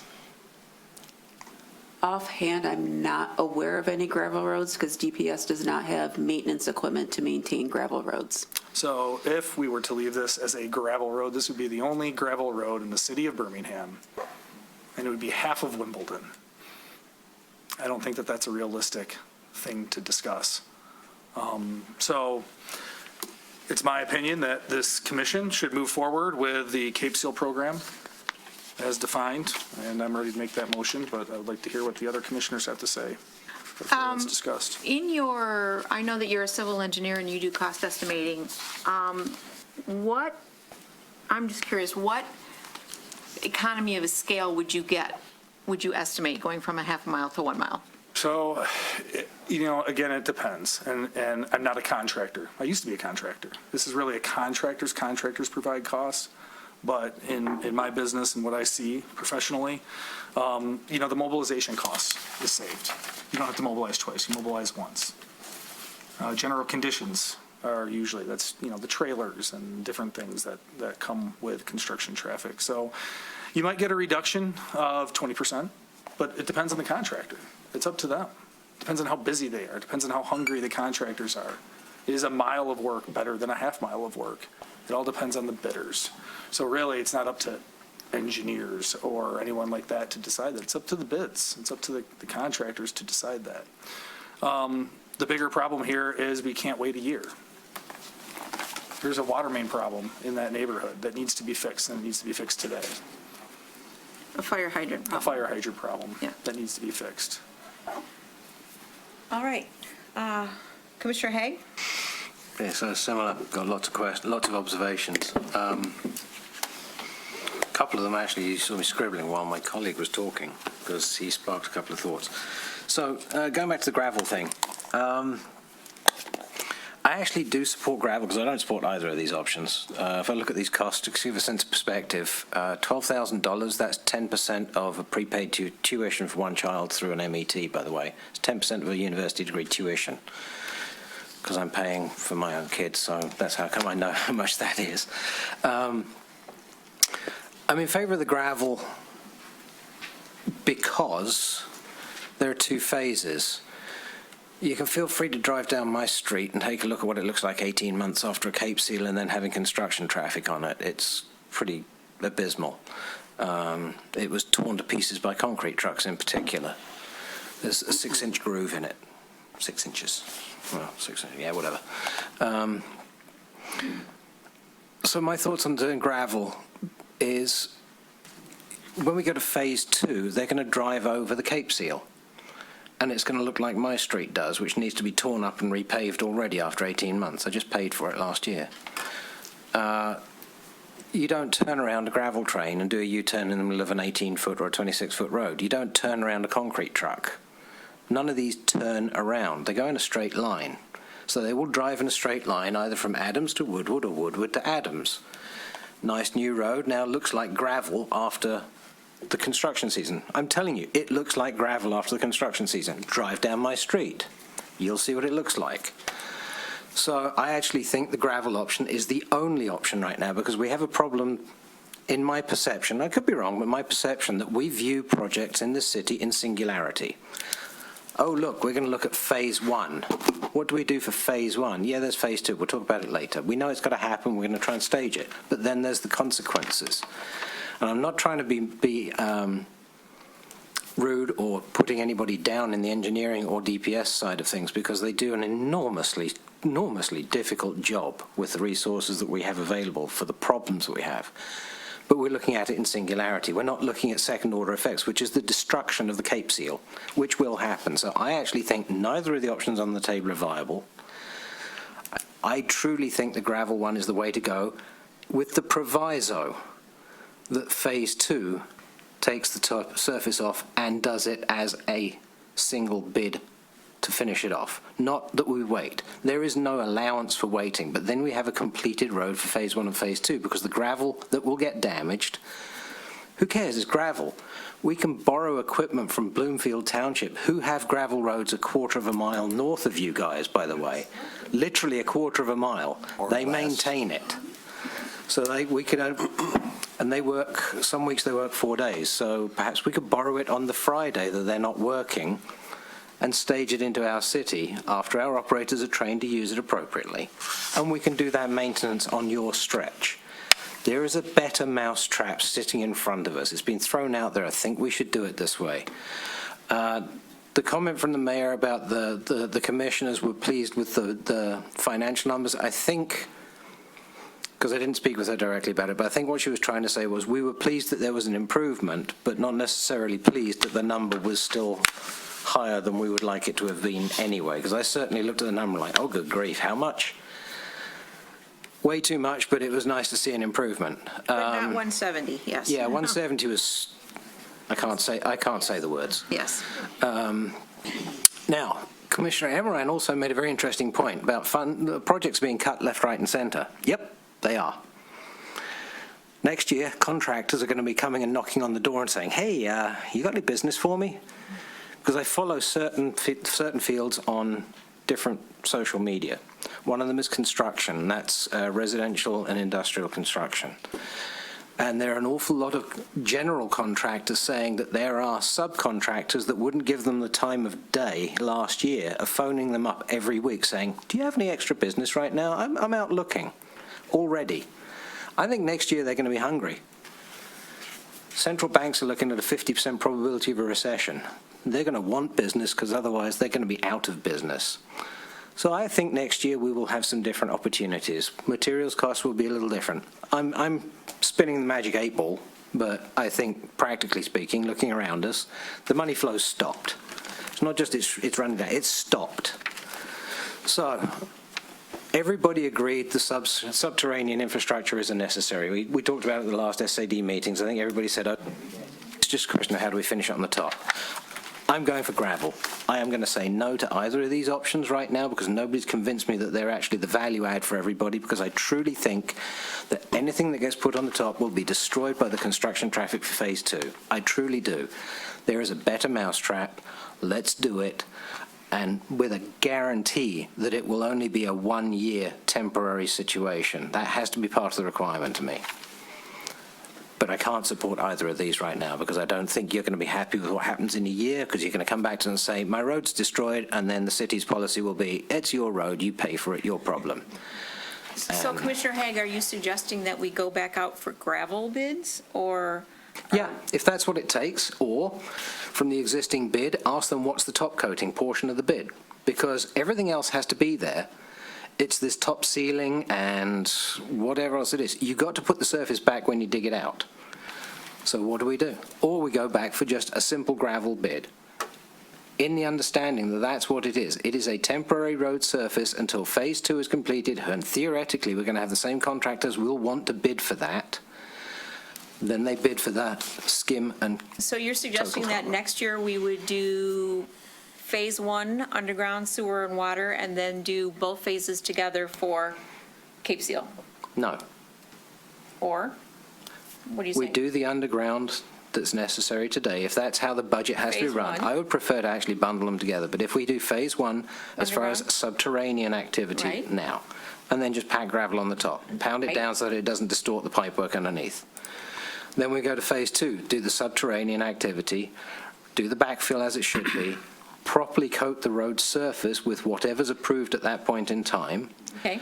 and then continue that road surface into the original gravel portion with whatever top surface modification is necessary to put the final coat on the top. Right. And that being the only disruption to the Phase 1 portion is the recoating. And then we would do a SAD potentially for Wimbledon Phase 1 next year for the top coating.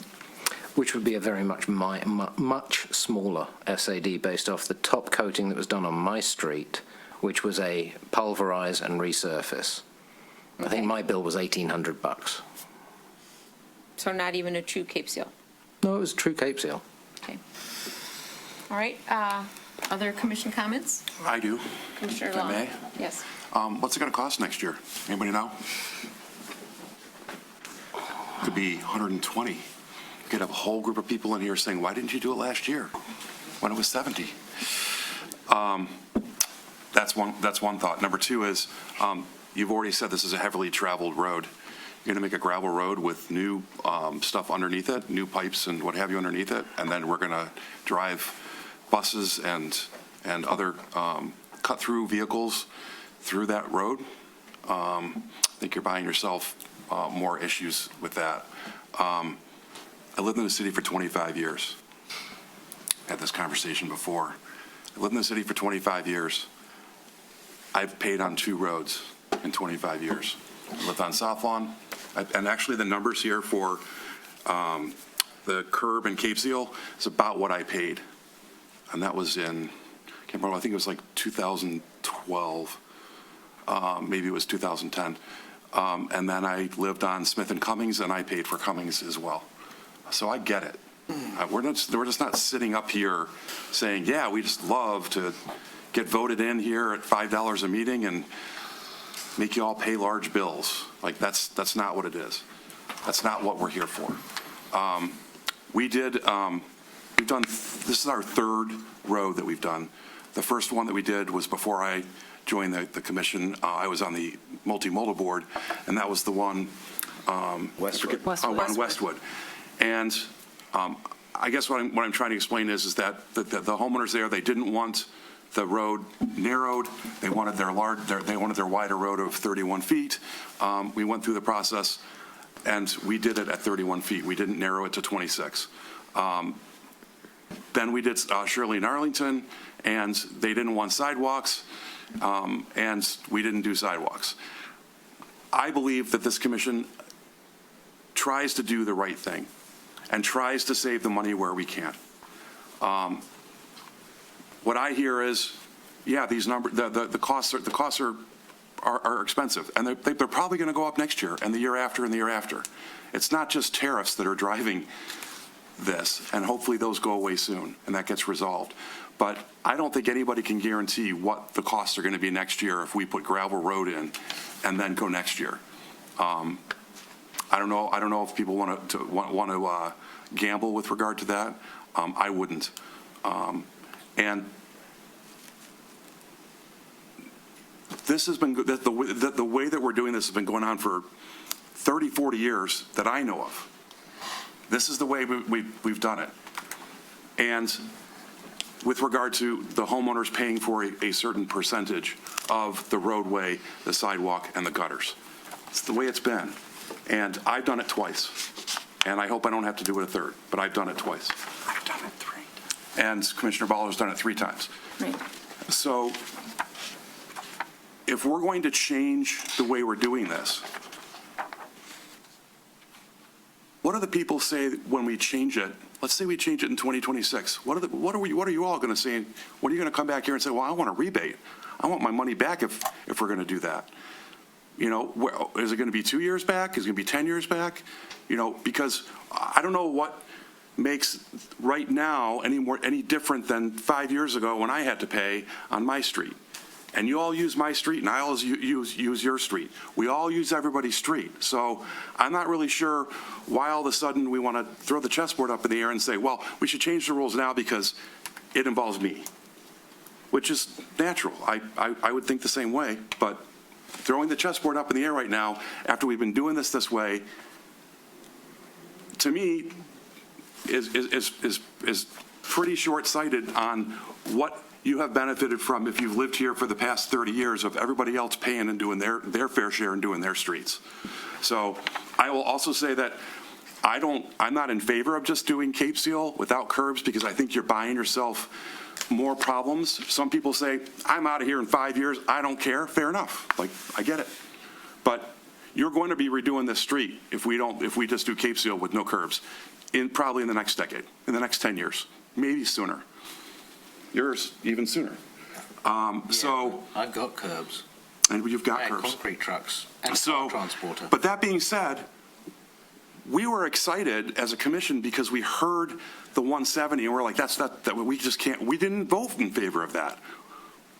We do have some semblance of responsibility that we follow, and that we want to encourage everybody to follow financially. And so, are we happy that it's $70? No. Are we happy that eggs are $9 a thing? No. But that's just that's the community that we're living in, the world we're living in right now.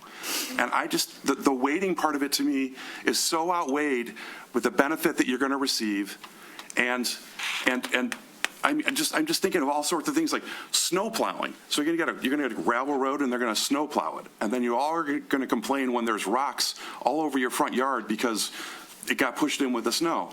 I don't know whether you can do a roadway like this and put that type of new pipework and whatever underneath and compact it enough where it's going to withstand heavy use by fire trucks and buses and other cut-through vehicles. I have grave concern about that. But that being said, given the pricing, I'm in favor of doing the Cape Seal and not doing the gutters, to try and kind of cut the baby in half here, but still get done what we need to get done, which is the water and sewer that you guys should be really concerned about, because we are. I would like to point out that we have an article in our packet about Bloomfield Township, who has not only a road millage that they use just for maintenance of .699, which is $138 a year on a $200,000 house, but they're also passing SADs from $25,000 to $60,000 to work on their roads, and that the Eagle had a notice this week that the village of Bingham Farms is doing a special assessment of roughly $5,000 per home for the same thing, for road SADs, for road assessment, roads improvements. Birmingham is not the only one who has this historical way of operating, and Clausen is looking at the same things. SADs, because that's the way, we're just not unique. We're not the only one. I think Commissioner Host had comment, and then I'll come back to you. Yeah, I'd like to ask Melissa a question, and it's Commissioner Anthony Long. If you put gravel as a top layer, as a temporary surface, would that affect having heavy equipment on it affect the piping that would be done below? For a year. For any amount of time? 1 week versus a year is two different questions, but okay. Anyway, go ahead. No. Let's just say for 10 years. 10 years would be a concern. For a short time frame, the concern would be lessened. The concerns that I would have with a gravel roadway is, one, DPS doesn't have the equipment to maintain a gravel roadway, but particularly, two, is plowing the roadway this upcoming winter time frame. That would be my concern from engineering department, understanding I work with Department of Public Services, not in charge of Department of Public Services, that's someone else, but from an engineering standpoint, plowing and maintaining the roadway during the winter operations. No offense, that was not my question. My question is, will the piping, the new piping below grade, ever be affected by any amount of weight on top of the road surface?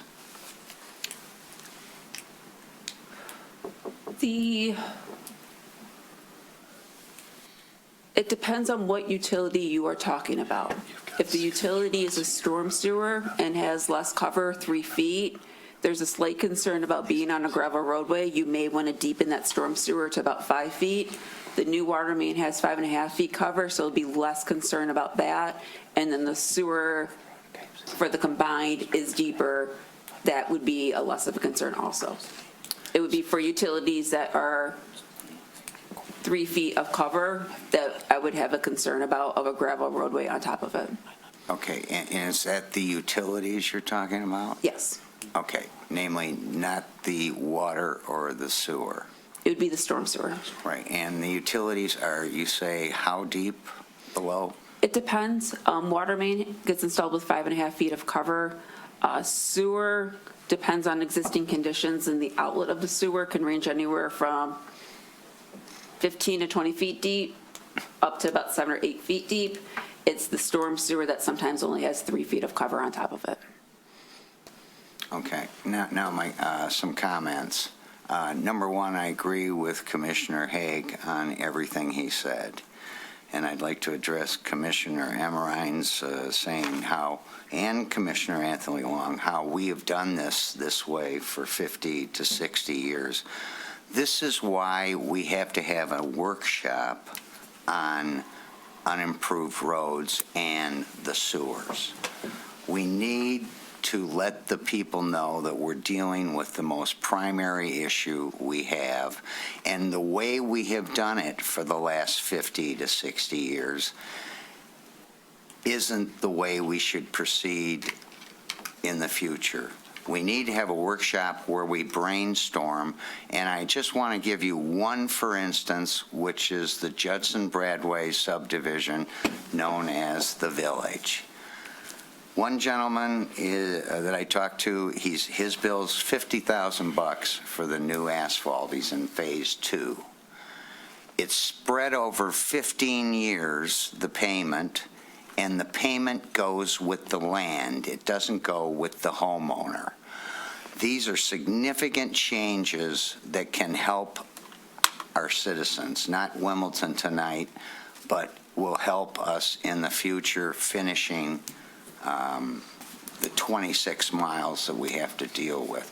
But we need to have a brainstorming question and answer session, not a presentation. We need to rethink the way we're going about this because this is our number one priority. And I applaud the multimodal board for dealing with Wimbledon so gentlemanly and chivalrously, but they didn't have enough information, and now that we do have the information, we need to go forward telling people the costs. Again, though, I agree with Commissioner Haig. To gravel out the west end is the smartest thing to do because we're going to rip it up next year when we do the eastern portion. Commissioner Emmerich. I'd like to add some comments, and Commissioner Long brought them up to me. typically, when a sanitary sewer is designed in a gravel road, they will bury this rim or the structure. You know, you drive down the road, you see that metal circular thing? That thing will be buried 3 feet below ground because of plowing and grading the roads. So all the brand-new water infrastructure, I'm looking at the plans right now, there's gate valves. Gate valves are structures on water mains. There is sanitary sewer, there's combined sewer, there's rim catch basins. All of these things will be at the surface of the gravel road. And the first time it snows, that plow is going to come through and bust up all of our brand-new infrastructure that we just put in the ground. It's going to destroy it. One time.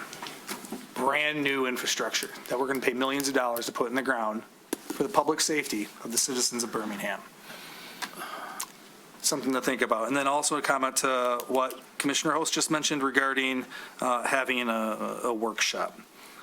I sat on a 2-year committee where we talked about that. So I don't think having a single workshop for brainstorming is going to be enough.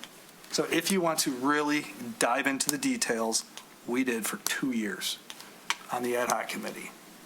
And we came up with that report that's published on the website. So I'm all for having workshops. I'm all for discussing it. It's not going to be enough. We talked about this for 2 years.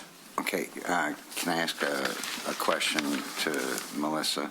Do you change your response to me about the possibility that anything would be compromised below a gravel surface?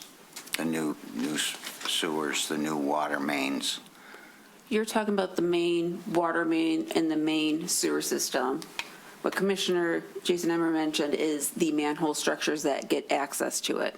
Those are two separate things. So you asking for the structures to get access to the utilities or the utilities that are underground itself? Okay, well, why don't you address Commissioner Emmerine's comments that a blade would affect The gate valves and the manhole covers and the utilities? For plowing operations on a gravel roadway, yes, they can.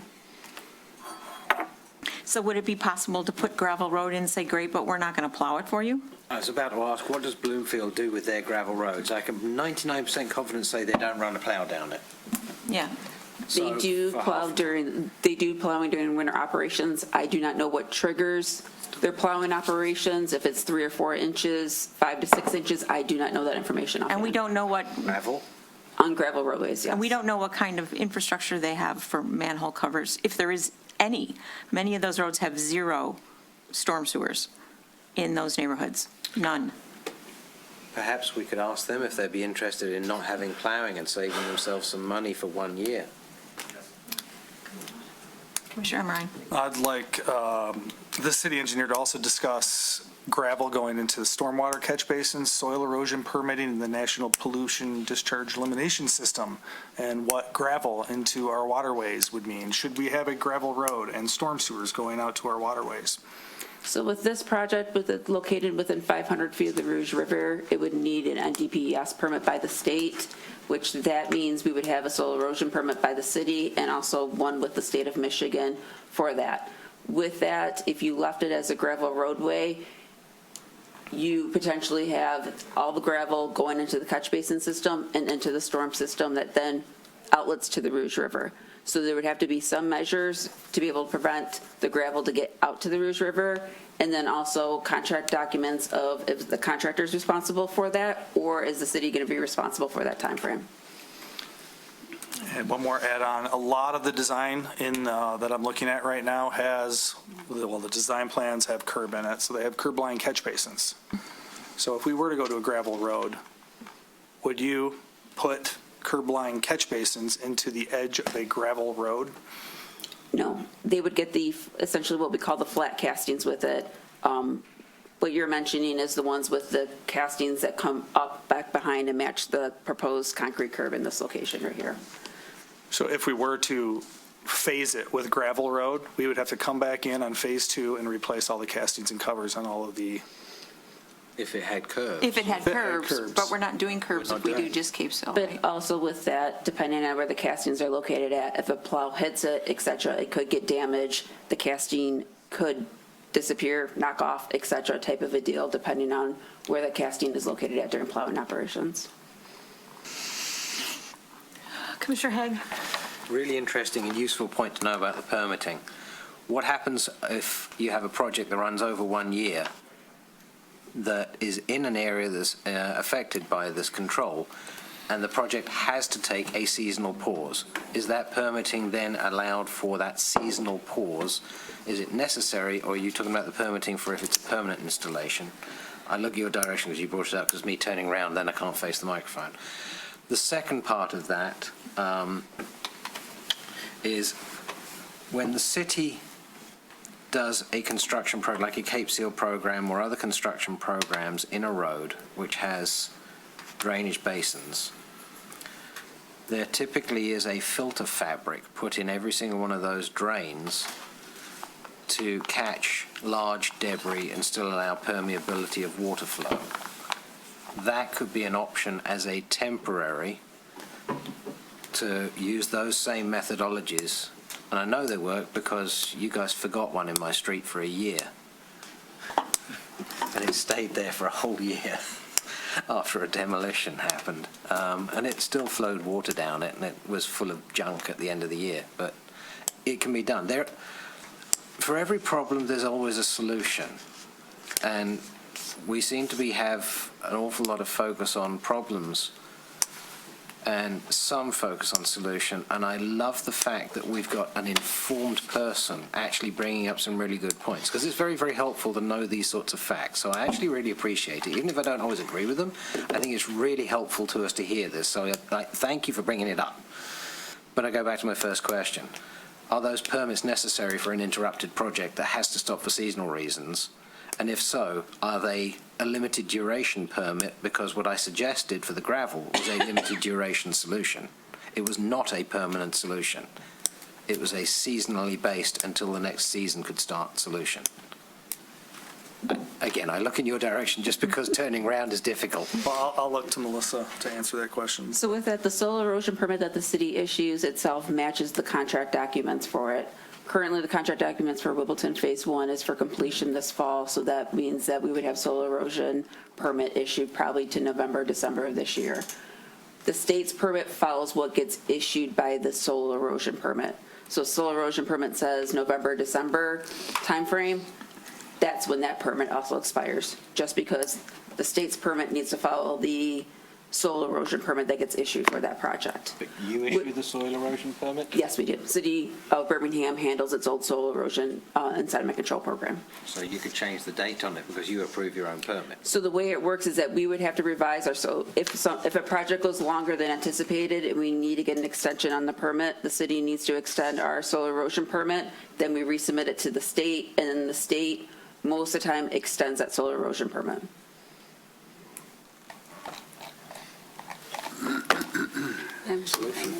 All right, so, Commissioner Schaefer, you have not come yet.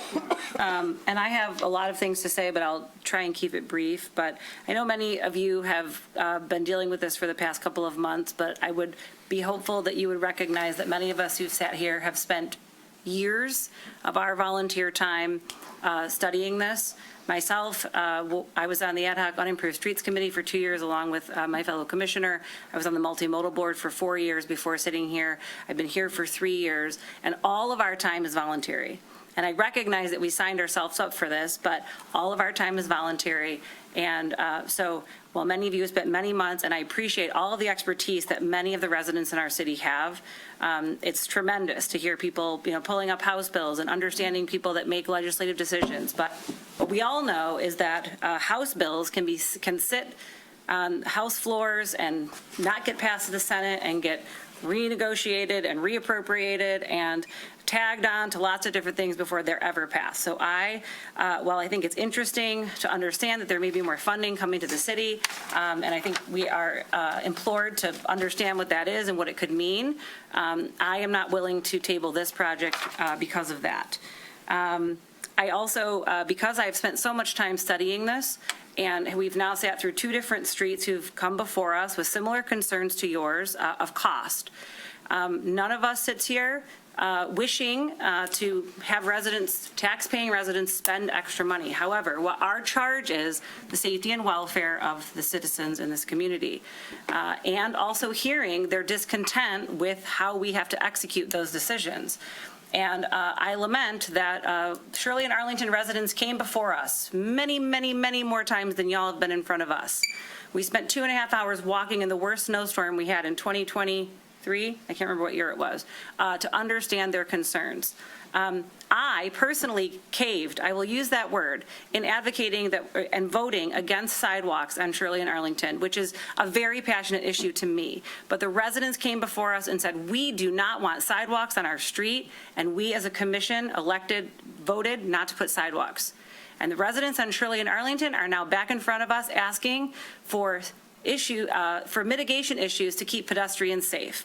And let me remind you all that the way you keep a pedestrian safe on a road is by putting in a sidewalk. And so we sat here and listened to the residents, and we didn't put sidewalks in, and they're back in front of us. How many months has it been? 3, 5, not even 5 months since they redid Shirley and Arlington, and the residents are back in front of us saying, how can we keep the pedestrians safe in our new road?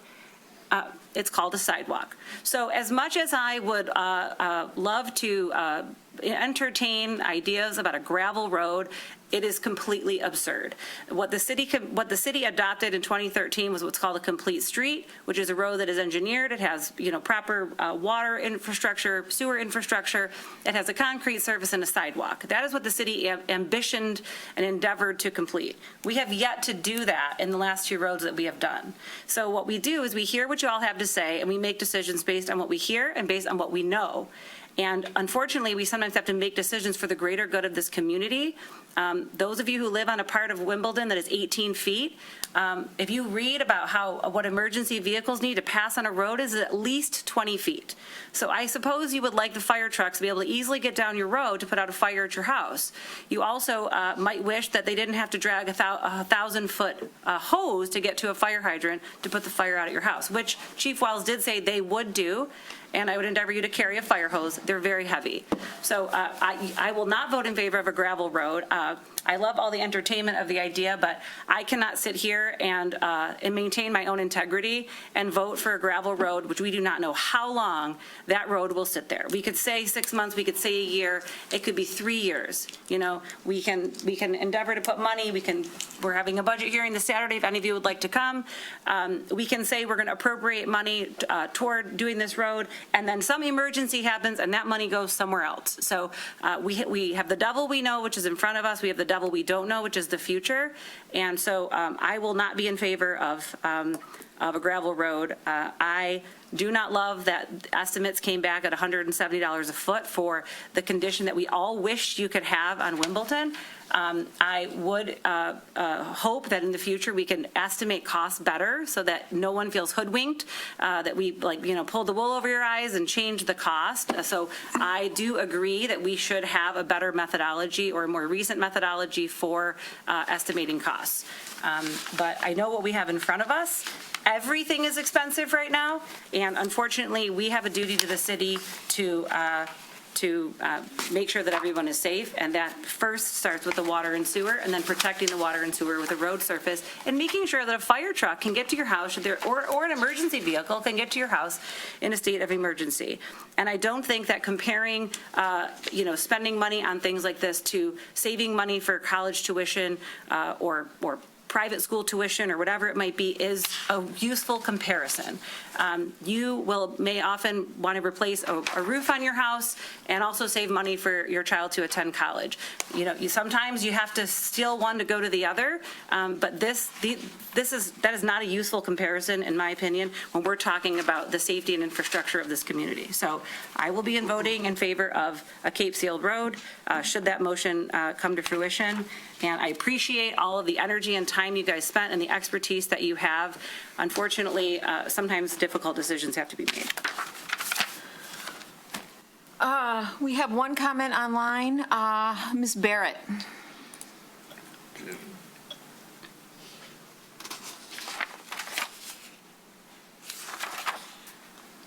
Hello? Yes. Yeah, it's very concerning, all the dialogue about Wimbledon, and I'm very thankful I don't live on Wimbledon right now. But it seems that the decisions are based on financial utopia.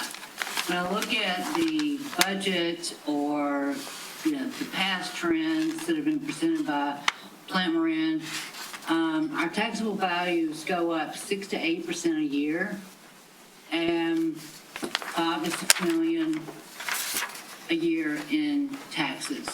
So I'm not really sure where that goes. But it seems to me that when you're talking about all the stack ranking priorities, these increased taxable values and revenues should be considered. So I don't have a trust fund. My kids don't have a trust fund. So I think you should consider all citizens, not just what commission says, because you're elected to represent all of us. Thank you. Charles Johnson?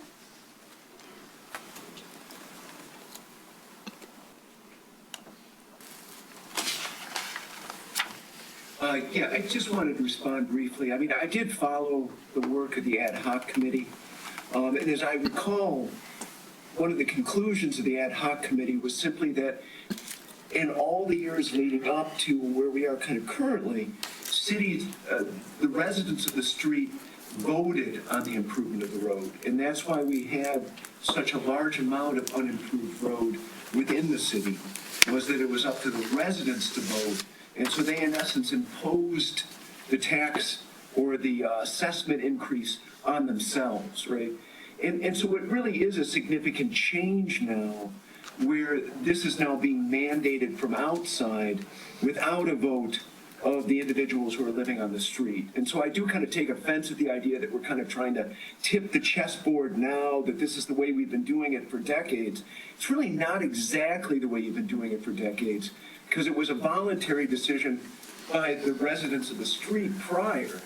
And that's why so little had been done up to now. That's why you switched the method to mandating it, because when residents voted, they didn't want to do these massive improvements because they were too expensive. Thank you. Yes, that was a decision that was made by the ad hoc committee, and which we have now done for 4 streets, Westwood, Lakeside, Shirley, and Arlington. Yes. Yeah, one thing that I would agree with is that this would now be the 3rd street that we have done under these new sort of recommendations of the ad hoc committee. And the reason that the ad hoc committee voted, to put that into our assessment was that the roads were not getting done because the residents were never self-imposing special assessments. But unfortunately, what is dictating a lot of these improvements has to do with the infrastructure under the road. And that is what brings it to the surface.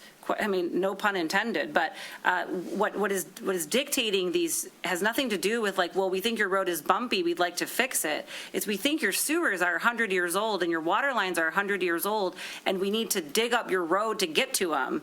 And now we're at this point where we have to put something back. And so I would be in favor. I don't think a workshop is sufficient.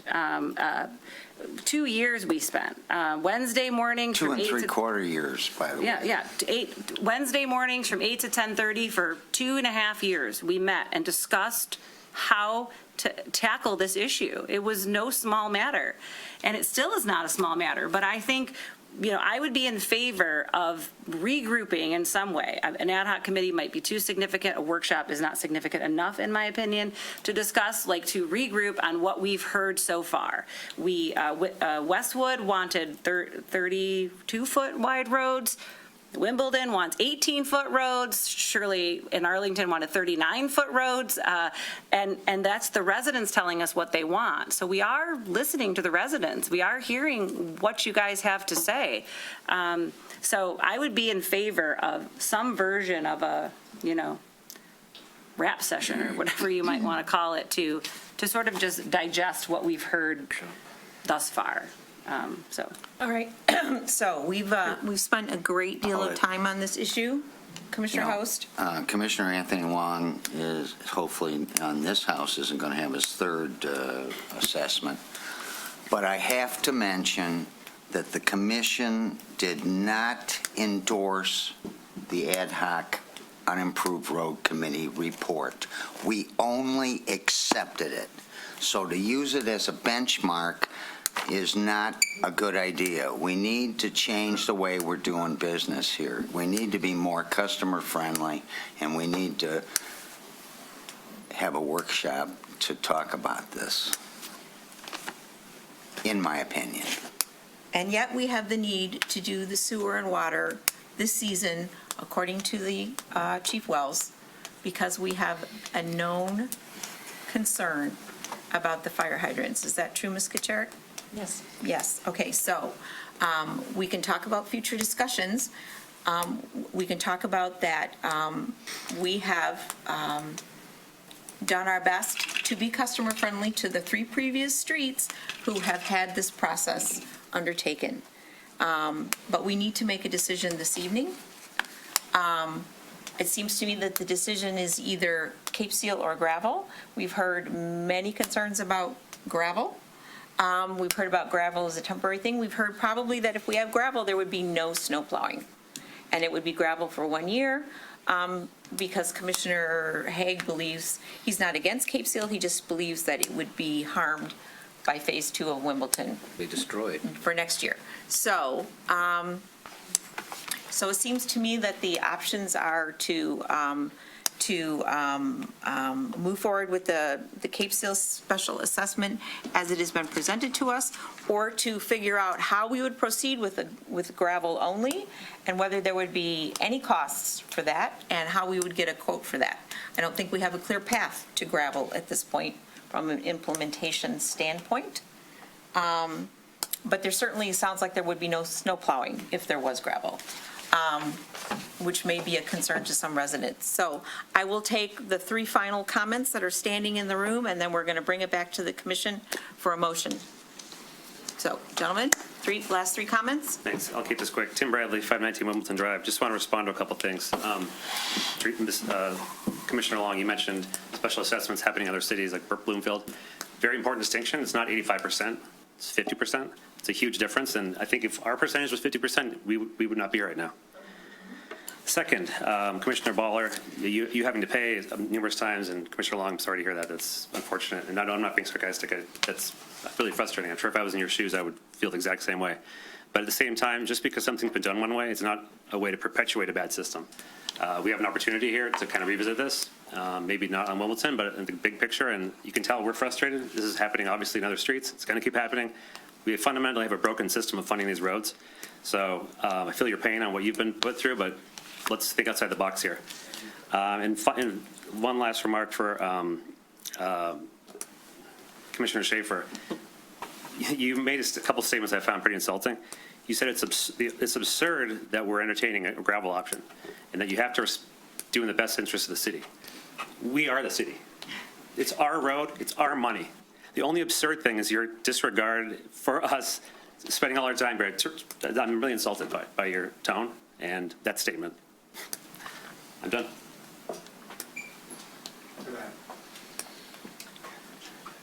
Evening, everyone. Chris Lake, live at 139 Wimbledon. Just a couple comments. I guess now that we're kind of narrowed in on Cape Seal is probably the likely option to proceed. Just want to state that I think for my property, 139 Wimbledon, I want to protest that assessment. I don't think it's commensurate with the benefit gained at my property. If you look at 467 in the packet review, you'll see the size of the right-of-way on our property is significant. Where Wimbledon ends at the stop sign, it curves, the easement curves significantly to kind of radius up against Wimbledon. Therefore, we're seeing a pretty exorbitant cost on the road for the apron size, as well as on the water and sewer, which I'll talk about in a few. Otherwise, I think we've also said that the road's used as a cut-through. I said I'm on the corner of Woodward. That also devalues my SUV and what I can sell my house for. So again, being assessed 85% of the value here is just not commensurate with what I get out of it. So anyways, that's on the assessment. Obviously, I'm protesting against that. I don't think it's necessary or right to charge me that much. Secondly, on the policy, it's the second time in my 10 years in Wimbledon that I've had to come in front of the commission and fight against the roads. My wife penned a letter basically saying you're pitting neighbors against neighbors that ran in the Eagle back in 2019, specific around the Wimbledon project and how much frustration it caused for all of us. I applaud the commission creating the multimodal advisory board, but I think you hamstrung it when you didn't allow them to consider cost and how the policy was actually implemented. And as a result, I think you guys waste far too much of your time. My bladder can barely make it through this meeting. I feel bad for you guys. But the fact of the matter is until you fix the problem around funding and address it on a long-term basis, there's absolutely no way for this to move forward satisfactorily for anyone. When I moved in, I didn't run core samples on my concrete. When I moved in, I didn't inspect the sewer mains and the drain wash basins, right? That's not my job. That's the city's job to do. The fact that the engineering drawings aren't done for the other half of Wimbledon, as you guys have stated that it's so urgent it be redone, is insane to me. Why would we not already have the cost, the engineering scope, and a plan that looks 3, 4, 5 years out addressing the needs of these other 27 miles of unimproved roads? Frankly, where's the rest of the infrastructure in Birmingham going? Now, 50 years from now, I'll be 90 and hopefully still alive, but I count on the city commission to last and have longer interest than my road. I count on the city commission to implement policies that will fund these roads in the future. I'm very concerned that even if you assess me today and you say that the city will put on the tax roll an improved road or some version of it in the future, that the city won't have the money to pay for it, and you'll frankly just come back to me to pay for it again, because there won't be budget at that time. So I'm counting on the commission to do the workshop, to do the work, to get you guys out of this position moving forward. And in the meantime, I don't support you guys doing a special assessment on me. It leaves me very sad. So thank you. Thank you. And sir, there is a capital improvement plan project that takes the roads out a mile or a mile and a half per year through 2050. So it is planned. Thank you. Hi, everyone. Rick Brodsky, 625 Wimbledon. I want to thank you all for listening to me over and over and several of us over and over. Obviously, you know, we are very passionate about this, and it is, you know, a little disappointing to hear, like, because it's always been done this way, you know, you guys need to deal with it too. I mean, we've got at 144 Wimbledon, who spoke today, they've got hundreds of feet of frontage, and whether it's 15,000 or 30,000, they're not going to be able to pay it. And on the other hand, and then me, I've told you about me, I've got 270 feet, not a normal house, just a weird triangular lot. It's going to be massive amounts of money, and we're not alone. But you guys have 26 miles, is that right? 26 miles of unimproved road? Are you, I mean, you're going to go through this every single time, and no offense, and I really mean this with all due respect. It sounds like the ad hoc road committee, you know, was given a tough situation and came up with the best solution at the time. But that solution was to improve all these roads. We're not even talking about improving the roads at this point because it's so astronomically expensive. It just, that for all 26 miles just doesn't seem like a feasible, you know, solution at all. And the thing that I think is most frustrating to me tonight was hearing, you know, the excitement and advocacy for a YMCA that's going to serve, you know, half Birmingham residents at most, with very questionable finances, with a $32 million bond, putting, I mean, from our perspective, putting residents second. We don't seem to matter in that scenario. And I know you all will disagree. I'm just saying that's how it feels. And there's so much energy being put into that when, frankly, I think there's two places where energy could be put. Number one, the city should be putting energy behind getting that bill passed in the Senate. It's through the House, and it has support. It has support from Gretchen Whitmer. This isn't some partisan bill. Both sides are in favor of this. So, I mean, $600,000 or more for the city for neighborhood roads, for a city that needs 26 miles of roads improved. This seems like a potential jackpot. And maybe the city should think about putting some energy there. And then also, with a $32 million bond for a YMCA, I mean, what's stopping the city from doing a bond for a citywide road improvement plan for 26 miles? I mean, you've got, I don't know exactly how that would work with some roads not getting it, the benefit, and others getting the benefit, but like 26 miles is a lot of road. And, you know, just hearing about this idea that we can go out and have residents pay $32 million for a YMCA when us on Wimbledon and on streets throughout the city are dealing with this problem. And I know that this is, you know, not the immediate solution you're looking for, but like the gravel idea, it seems like that's kind of that needs more attention given the stakes. Just a little bit more attention than just some conversation and some comments. I think if we could get some real thought on this gravel idea and see if it's viable, at least for a year. I mean, we're talking about getting bids in the most uncertain economic time I can remember. So maybe it is worth a gamble to push a little bit and try our hand to just see what we can do in a year when I think things will be calmer. We can take advantage of economies of scale. And maybe, you know, we can get this bill passed and we can get the city the money to do this.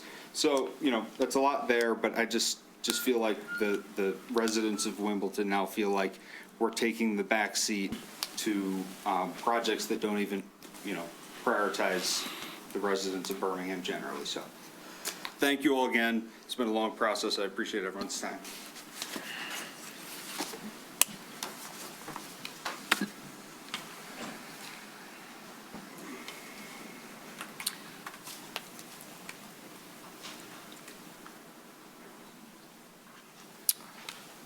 Ms. Coe, did you have anything else to say about what information you would need to consider gravel as an option? What would we need to do? We're not, I don't believe, interested in redesigning the, under the road surface. That's already done. It's quite likely that they would not get snow plowing, and the residents would have to live with that. And I think that should be a known thing going in. But so would you need any other bids or any other information or any sort of a delay should we want to consider gravel? I would have to defer to the city attorney to see if we would have to go back to the 3 low bidders again to get a quote just for gravel roads. I can't possibly answer that. I don't know what the scope of work is for those bidders that would involve gravel. It would seem to me you'd have to go back out to bid completely for gravel, because that's a completely different scope of work. It's not just the same as getting to the point where you put down Cape Seal and then stopping. I would not think so. Right. So I would think you'd have to go back out to bid completely. Which would delay the sewer and water project significantly. Yes, with that schedule, you would have to have our engineering consultants update the plans for gravel's roadway. That could take 2 to 3 weeks, depending on their workload. Then we bid it out on Minton for 3 weeks for public bidding process. And then with that, come back and match it up with the next city commission meeting that we have after received bids for us to be able to calculate cost per property. And there would still be a cost per property for gravel, we're assuming? There'd be some cost per property? Yes. Okay. Ms. Ecker? And we'd have to reassess in another year. We'd have to go through this all over again to pay for the cost of the Cape Seal as well. So gravel's not free? No, gravel's not free. Okay. All right, so with that information, does any commissioner wish to make a motion? Commissioner Emmerine. Before I make this motion, Mary, I'm going to start my motion on page 6. When I get to the table on page 7, can I just reference the table? Yes. On page 7, is that appropriate? Yes, you may reference the table either in the packet portion or on the agenda, whichever you choose. I'm going to choose the agenda portion. Perfect. Those pages aren't numbered like they usually are, just FYI. I'm We looking usually at point to that. the agenda packet, and the table is listed on pages 7 and 8 for No curb and gutter. Cape Right, Seal. for this particular portion of the agenda. All right, thank you. Mayor Long, are we ready? Yes.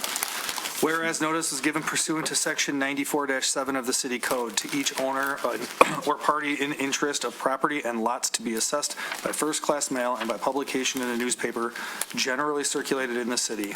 And whereas the City Commission has conducted a public hearing and has determined it is necessary to proceed with paving on Wimbledon Drive from Woodward Avenue to Oxford Road, Abbey Street from Wimbledon South to the dead end, and Twin Oaks from Wimbledon north to the dead end. And whereas the city has previously established a policy requiring converting an unimproved road to an improved road, and whereas the city commission, after the public hearing, has determined that paving Wimbledon from Woodward Avenue to Oxford Road, Abbey Street from Wimbledon south to the dead end, and Twin Oaks from Wimbledon north to the dead end is a necessity and in the best interest of the city and will specifically benefit the properties included in the special assessment district.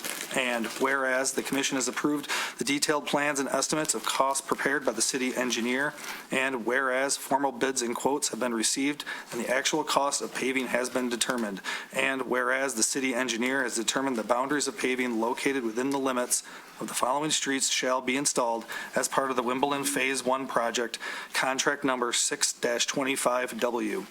Wimbledon Drive, Woodward Avenue to Oxford Road, Abbey Street, Wimbledon South to the dead end, Twin Oaks, Wimbledon North to the dead end. Whereas the formula used in making the assessment for paving is 85% of the front foot costs for improved are assessed on the properties fronting on the improvement, 25% of the side foot costs for improvement are assessed on all residential properties siding on the Cape Seal treatment improvement, replacement of ramps to meet ADA compliance, and for approaches is 100% of the contractor's charge for replacing the approach with concrete within the public right-of-way between the proposed curb and property line, if the lateral is located underneath the approach. Calculated a rate of $80.06 per front foot for paving, $75 per square yard for removed concrete approach and installed concrete approach, $70 per square yard for removed asphalt approach and installed concrete approach. Therefore, let it be resolved, the City Commission has determined that the scope of the public improvement as described is in the best interest of the city and will benefit the properties listed in the assessment roll is a necessity, and the City Commission directs the manager to prepare a special assessment roll and present the same to the City Commission for confirmation and further set a public hearing of confirmation on May 5th, 2025, and give notice of same. And I would like to reference the table titled Paving Cape Seal Treatment Only, No Curb and Gutter, as indicated on the agenda on page 7 and page 8. I'll second. Okay, we have a motion and a second. Comments at the commission on the motion? Comments from the public on the motion?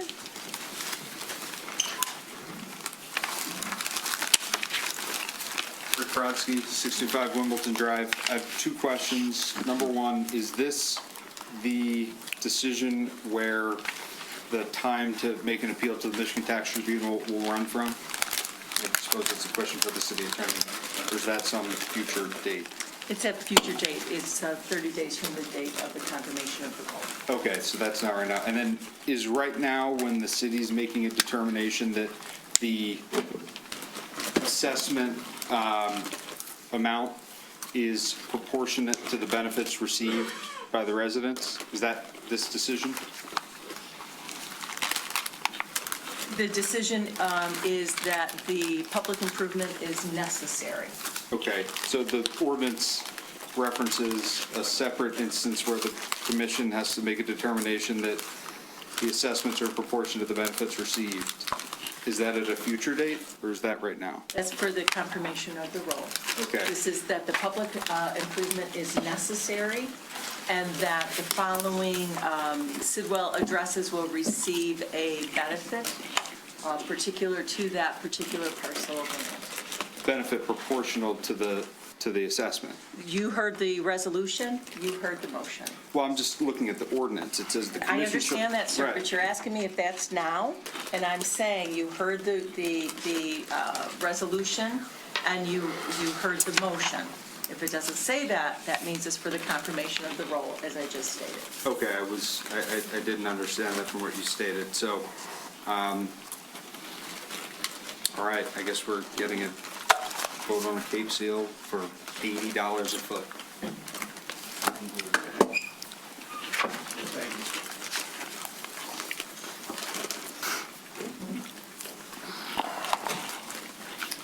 Danny Hill, 282 Wimbledon. Just want to express extreme disappointment. I think that, the residents all came together. Again, appreciate the time that's been put in by some of you to sit on boards to do this for years. It isn't working. The way that things have been laid out is not working. The residents are unhappy. The way that things are set out right now, it's not a good process. We need to go back and fix what's happening with the assessments that are being put on to residents, the proportionate costs that are being assessed onto residents. The residents are going to continue to be unhappy. You're going to do this for multiple streets, and we're going to keep showing up to these meetings for all of these other streets where it's going to be issues that are going to keep happening. And I don't understand how you can hear residents come before you multiple times expressing that they don't want to have this happen on their own street, and you still make this motion and you still second these motions just because it's the status quo. It's not progress. You sit there and say that this is things that have happened to you in the past and it's the ways that things have been done. That's stifling progress. We need to seriously consider and think about the process by which this is done, and we need to fix that process moving forward. Thank you. All right, we have a motion, we have a second, we've had comments from the commission and the public. Ms. Bingham, would you please call the roll? Commissioner Schaefer? Yes. Commissioner Emmerine? Yes. Commissioner Haig? No. Mayor Pro Tem Baller? Yes. Commissioner Host? No. Commissioner Anthony Long? Yes. Mayor Therese Long? Yes. All right, motion passes. We now move to new business. Public hearing for the confirmation of the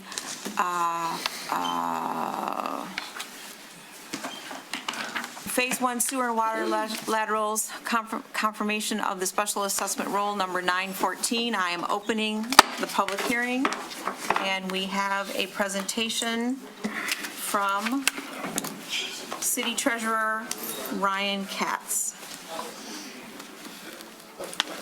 Good evening, Mayor Long and Commissioners. I'm Ryan Katz, Deputy Treasurer.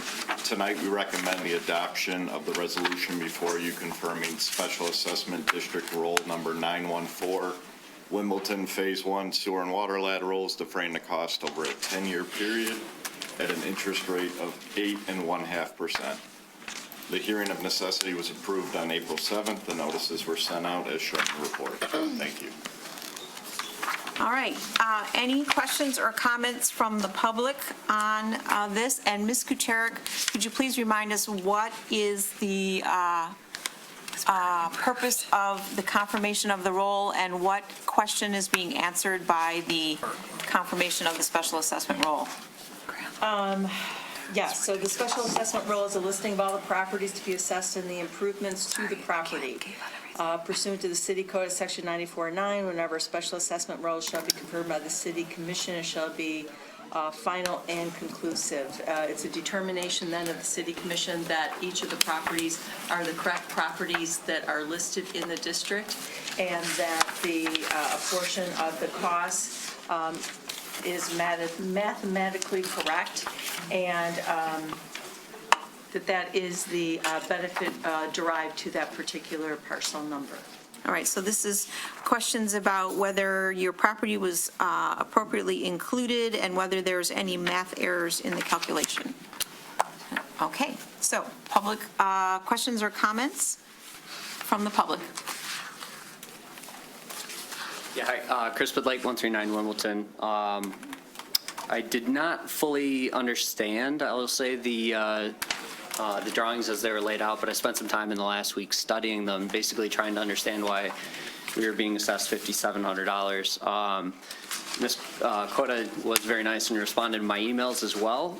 As I understand it, that cost is 61 feet from the main line at the south side of Wimbledon through the right-of-way, which, as I stated previously, turns the radius up towards the house along Wimbledon and basically creates a larger right-of-way than would be, typical, 1 foot past the sidewalk. As a result of that, our water assessment is pretty astronomical. Further, it's stated on the drawings that we have a 1-inch copper water service line, which is why it wasn't previously replaced during any of the lead service line maintenance or repairs. As a result, my 2,000 square foot house has sufficient water supply. There's absolutely no need for this service line to be replaced just for the matter of getting up to current policy. So as I previously stated, I don't think these costs being placed on me are commensurate with the value that we're obtaining. This will have zero effect on the benefit that we see. Sewer is a little tougher for me to assess, but I did previously have the sewer assessed when we bought the home and found no issues, no cracking. So again, I'm not certain, nor am I seeing sufficient data representative to say that this assessment's necessary at this point in time. So again, I don't feel that our house should be assessed this value. I don't think it's commensurate with the benefit we're receiving. Thank you.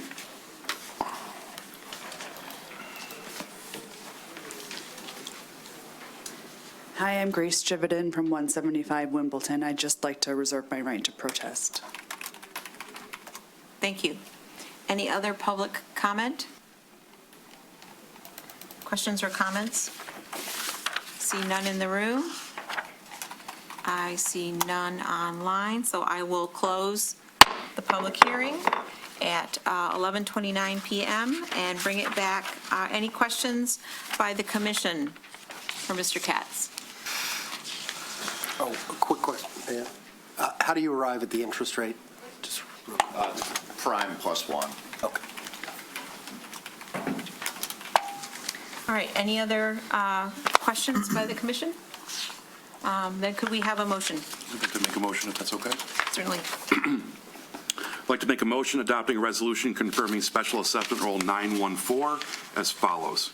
Whereas the special assessment roll designated roll number 914 has been heretofore prepared for collection, and whereas notice was given pursuant to section 94-7 of the city code to each owner or party in interest of property to be assessed, and whereas the commission has deemed it practicable to cause payment of the cost thereof to be made at the time after the time of construction, and whereas the Commission Resolution 04-07-25 provided it would meet this 21st day of April 2025 for the sole purpose of reviewing the assessment roll, and whereas at said hearing held this April 21st, 2025, all those property owners or the representatives present have been given an opportunity to be heard, specifically concerning the costs appearing in said special assessment roll. Now, therefore, be it resolved that special assessment roll 914 be in all things ratified and confirmed, and that the city clerk be and is hereby instructed to endorse said roll, showing the date of confirmation thereof, and to certify said assessment roll to the city treasurer for collection at or near the time of construction of the improvement. Be it further resolved that the special assessment shall be payable within 10 payments provided in section 994-10 of the Code of the City of Birmingham, with an annual interest rate of 8.5% on all unpaid installments. And I'd like to incorporate in the motion the Sidwell number, street address, estimated sewer SAD costs, and estimated water SAD costs located on pages 3 and 4 of 8A of the packet. Madam Mayor, I want to thank Commissioner Long for reading that. On the fourth paragraph, I thought he said, whereas this Commission Resolution 04-067, I thought he said 07. That's all. I'm just saying I heard a misread. It's 04-07-25. 067. 067. Oh, well, mine's dash 25. That's what I have. Did not say that? Here's the discrepancy. On the agenda packet, it does in fact say, Commissioner Host, 04-067-25, and in the agenda packet 8A, page 2, under the 1, 2, 3, 4, whereas it says 04-07-25. So perhaps City Clerk can clarify which is accurate, the agenda packet the agenda or the packet, 8A, page 2, fourth whereas. Give me just a second.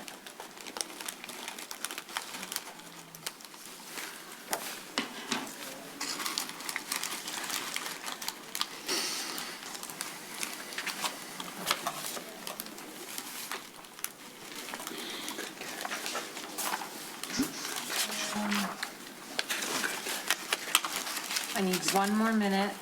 It should be the 3-digit number, but I want to be extra sure, because that might have been a typo in the report.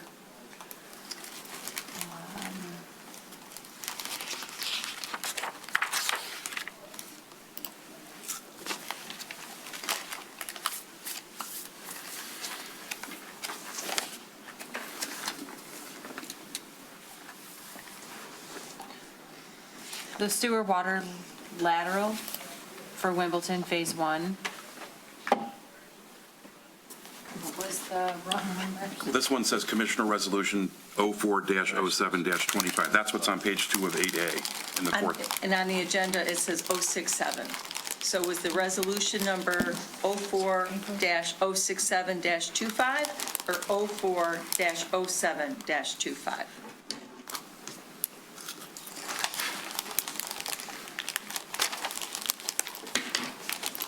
39. It was 03-03925. That's completely wrong. Now it's paragraph 4. And this was for the water and sewer, Yeah. 03-03925. Pardon me? It's way wrong then. Yeah. Does this reflect the date at all? Because I believe the commission meeting was on April April 7th of 2025, wherein the public hearing of necessity was determined. Give me one more second. And in the resolution of the hearing of necessity at the conclusion portion of the resolution is that there would be the confirmation of the roll on the 21st day of April 2025. Okay, it was 04067. Okay. That is. So okay. the 04067-25 is accurate. It's Was the printed hearing on of the agenda. necessity. Yeah, I accidentally went back to the public hearing resolution, Okay. not the hearing of necessity. So 0406725 was when the commission deemed the necessity. Okay. Agenda packet's correct. So the agenda is correct, so there needs to be a correction on packet 8A, page 2, fourth whereas, to reflect 04-067-25. You wanting to reread just that one whereas for the correction? You want me to reread that one? Sure. Okay. Friendly amendment to my motion, changing the fourth whereas clause in the suggested motion should read, whereas the commission resolution 04-067-25 provided it would meet this 21st day of April 2025 for the sole purpose of reviewing the assessment roll. All right. Nice catch, Commissioner. Do we have a second? I'll second. Okay, we have a motion, a second. Comments on the motion at the commission? Yeah. We have to do this. Yes. Comments on the motion from the public? Ms. Bingham, would you please call the roll? Commissioner Anthony Long. Yes. Commissioner Schaefer. Yes. Commissioner Emmerich. Yes. Mayor Pro Tem Ballard. Yes. Commissioner Haig. Yes. Commissioner Host. Yes. Mayor Therese Long. Yes. All right, we now move to new business item B, public hearing of necessity for the sewer and water lateral special assessment district for Bird Phase 1A project, contract 7-25W, and I will open the public hearing, and we have Ms. Coda presenting.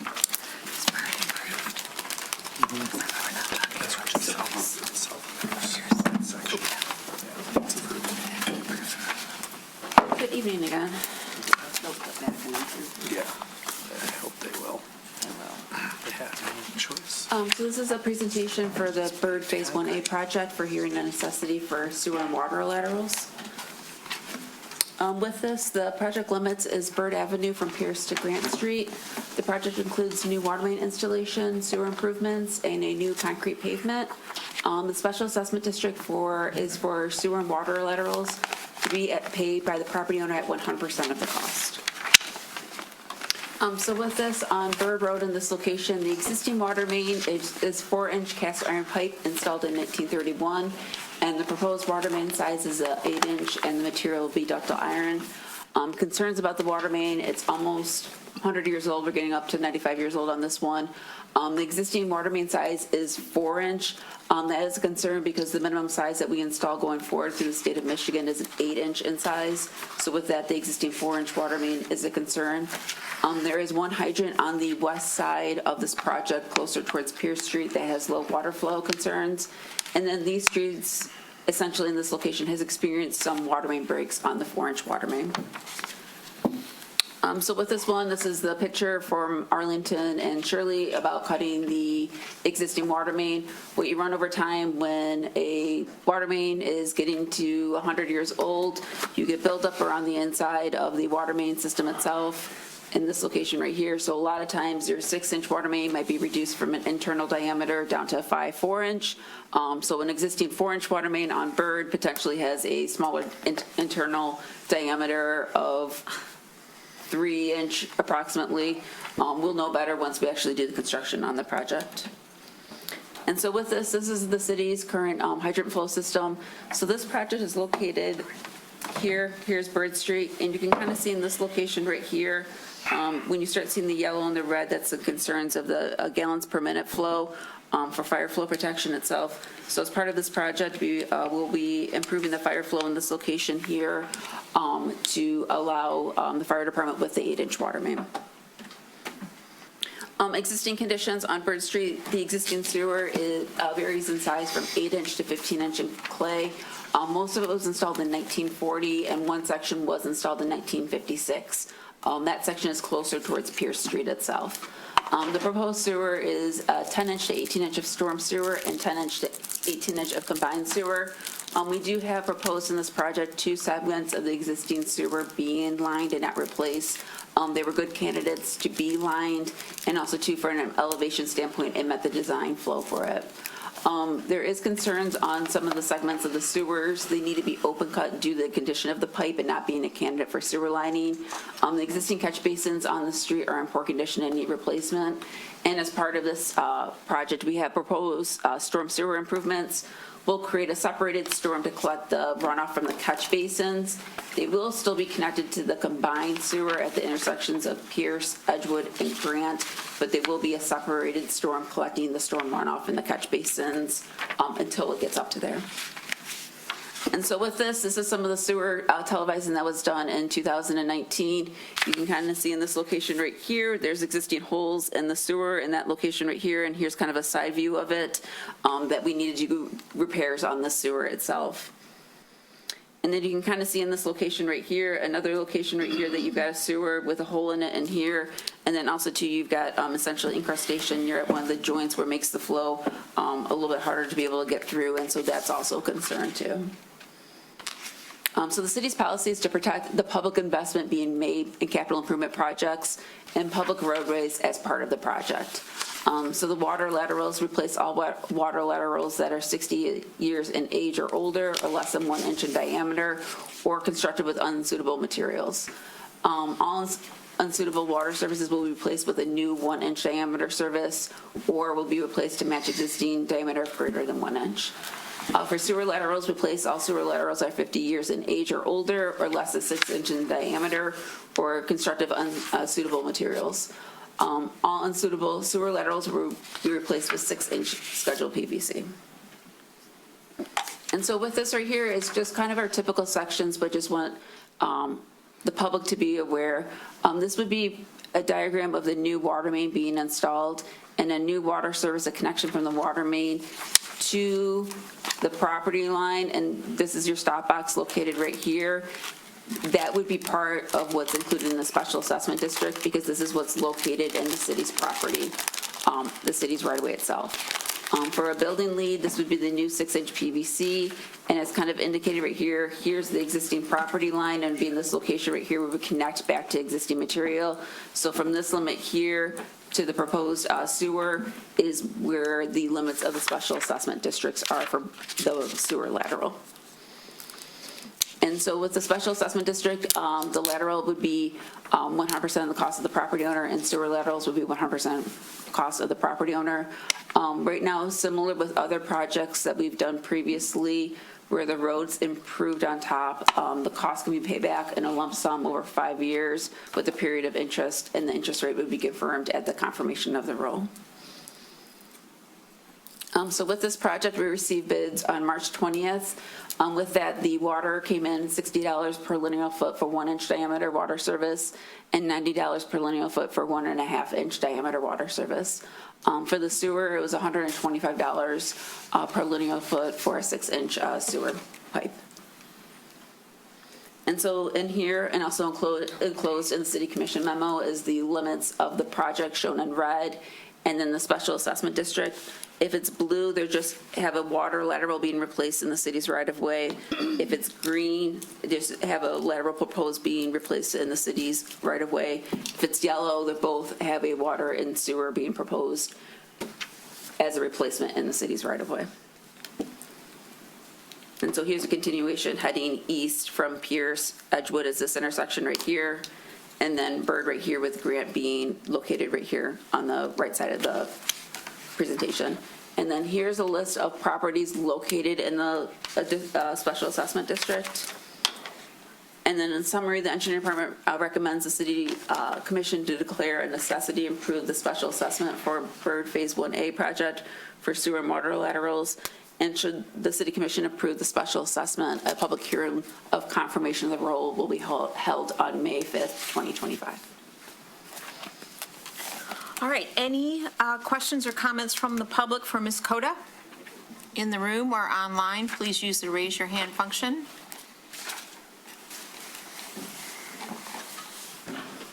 I see no comments in the room. I see no comments online, so I will close the public hearing. Any questions by the commission for Ms. Coda? Yeah. Commissioner Host. When did we pave it? Pave Bird? So this, going through some of the history for unimproved roads, this section of Bird Phase 1 was actually an unimproved road in 1950, and right around 1954, 1956, there was a special assessment to convert it to an improved road. That was to concrete. I have not done the research since mid-1950s to now, what was done for maintenance, et cetera, during that time frame, but was able to pull that information for unimproved roads of this being converted around the mid-1950s. Thank you. Any other questions? None? Could we have a motion then? All right, I'll do it again. Whereas notice was given pursuant to Section 94-7 of the City Code to each owner or party in interest of property and lots to be assessed by first-class mail and by publication in a newspaper generally circulated in the city, and whereas the City Commission has conducted a public hearing and has determined it is necessary to proceed with the project replacing sewer services 50 years of age or older or constructed of material that is not acceptable for city standards and replacing water services that are 60 years or older or less than 1 inch in diameter on Bird Street from Pierce Street to Grant, and whereas the city has previously established a policy requiring replacement of sewer services 50 years of age or older or constructed of materials that are not acceptable for city standards and water services of less than 1 inch in diameter, and the city street is open for repairs or reconstruction. And whereas the City Commission, after public hearing, has determined that the Bird Phase 1A project, the replacement of sewer services that are 50 years of age or older or of material that is not acceptable for city standards, the replacement of water services that are 60 years or older or less than 1 inch in diameter is a necessity and in the best interest of the city. And whereas the city has approved the detailed plans and estimates of costs prepared by the city engineer, and whereas the formal bids have been received and actual cost of the sewer service and water service replacement has been determined, and whereas the city engineer has determined that the boundaries of the sewer service lateral and water service laterals located within the limits of the following streets shall be installed as part of Bird 1A project, contract number 7-25, WN, Bird Avenue, Pierce Street to Grant Street. Whereas the formula used in making the assessment is 100% of the contractor's charge for replacing the lateral service that is 50 years of age or older or constructed of materials that are not acceptable, and water service that is 60 years of age or older or less than 1 inch in diameter within the public right-of-way between the utility and the property line, calculated at the rate of $125 per foot of 6-inch diameter sewer service pipe and $60 per foot of 1-inch water service pipe. Therefore, let it be resolved, the City Commission has determined that the scope of the public improvement as described is in the best interest of the city and will benefit the properties listed in the assessment roll and is a necessity, and the City Commission directs the manager to prepare a special assessment roll and present the same to the City Commission for confirmation, and further set a public hearing for confirmation on May 5th, 2025, and give notice. And I'm adopting in part of my motion the sewer and or water laterals, Sidwell number, street address, estimated sewer and SAD costs, and estimated water SAD costs set forth on pages 3, 4, and 5 of 8B of today's packet. Support. Okay, we have a motion and a second. Any comments on the motion? Any comments on the motion from the public in the room or online using the raise your hand function? I see none, so we'll bring it back to the commission. Ms. Bingham, roll call vote. Commissioner Anthony Long. Yes. Commissioner Katie Schaefer. Yes. Commissioner Emmerine. Yes. Mayor Pro Tem Ballard. Yes. Commissioner Haig. Yes. Commissioner Host. Yes. Mayor Therese Long. Yes. All right, we move to yet another public hearing. New business C, public hearing for 1740 West Maple Holiday Market Select, special land use permit for 1740 West Maple. I am opening the public hearing at 11:50 p.m. Mr. Dupuy. Thank you, Mayor Long and Commissioners. Nick Dupuy, Planning Director. I'm here to present a special land use permit proposal for the Holiday Market Select. Now, they've been operating in town since 2015. They did do a significant renovation in 2020 to expand to the east into the eastern storefront. But throughout that entire time, most of that time, they have been selling alcohol for off-premise consumption. Now, what happened back in 2015, I'm not privy to. I looked back through the permits and things, and it wasn't apparent. At some point, they did start to sell alcohol for off-premise consumption, which is natural for a grocery store such as Holiday Market. And to their credit, when they approached me when the sale was initiated, they were asking about how they can change the ownership and update the SLUP amendment, thinking that they had one because of the liquor involved. After research, it turns out they hadn't, so they're here to make it right. The new owner and their counsel is here to discuss any of the details you need. But I guess at risk of jinxing myself, it's that simple. A new owner and the sale of alcohol for off-premise consumption in a zoning district that requires a special land use for such. So. Thank you. Do we want to hear, would the petitioner or their representative like to speak? Good evening, Mayor Pro Tem Ballard. Patrick Howe on behalf of the applicant. With me, Matthew Shania. He and his brother Johnny purchasing the contract to purchase the Birmingham store. Recently closed on the Royal Oak store. Many years experience in the market business, hold multiple licenses throughout the state, have an excellent operating record. This particular license was issued in September of 2016. As Nick indicated, not sure what happened then, but we're here asking for your approval of both the special land use permit to continue the sale of alcoholic beverages, beer, wine, and spirits, and also for the approval of the transfer of the existing licenses. No changes planned at this time. We've reviewed the special land use requirements. Any changes require that you come before this board. Anything you'd like to add? No. Oh, I thought he meant Not really, it's pretty black and white. All right, thank you, gentlemen. Thank you.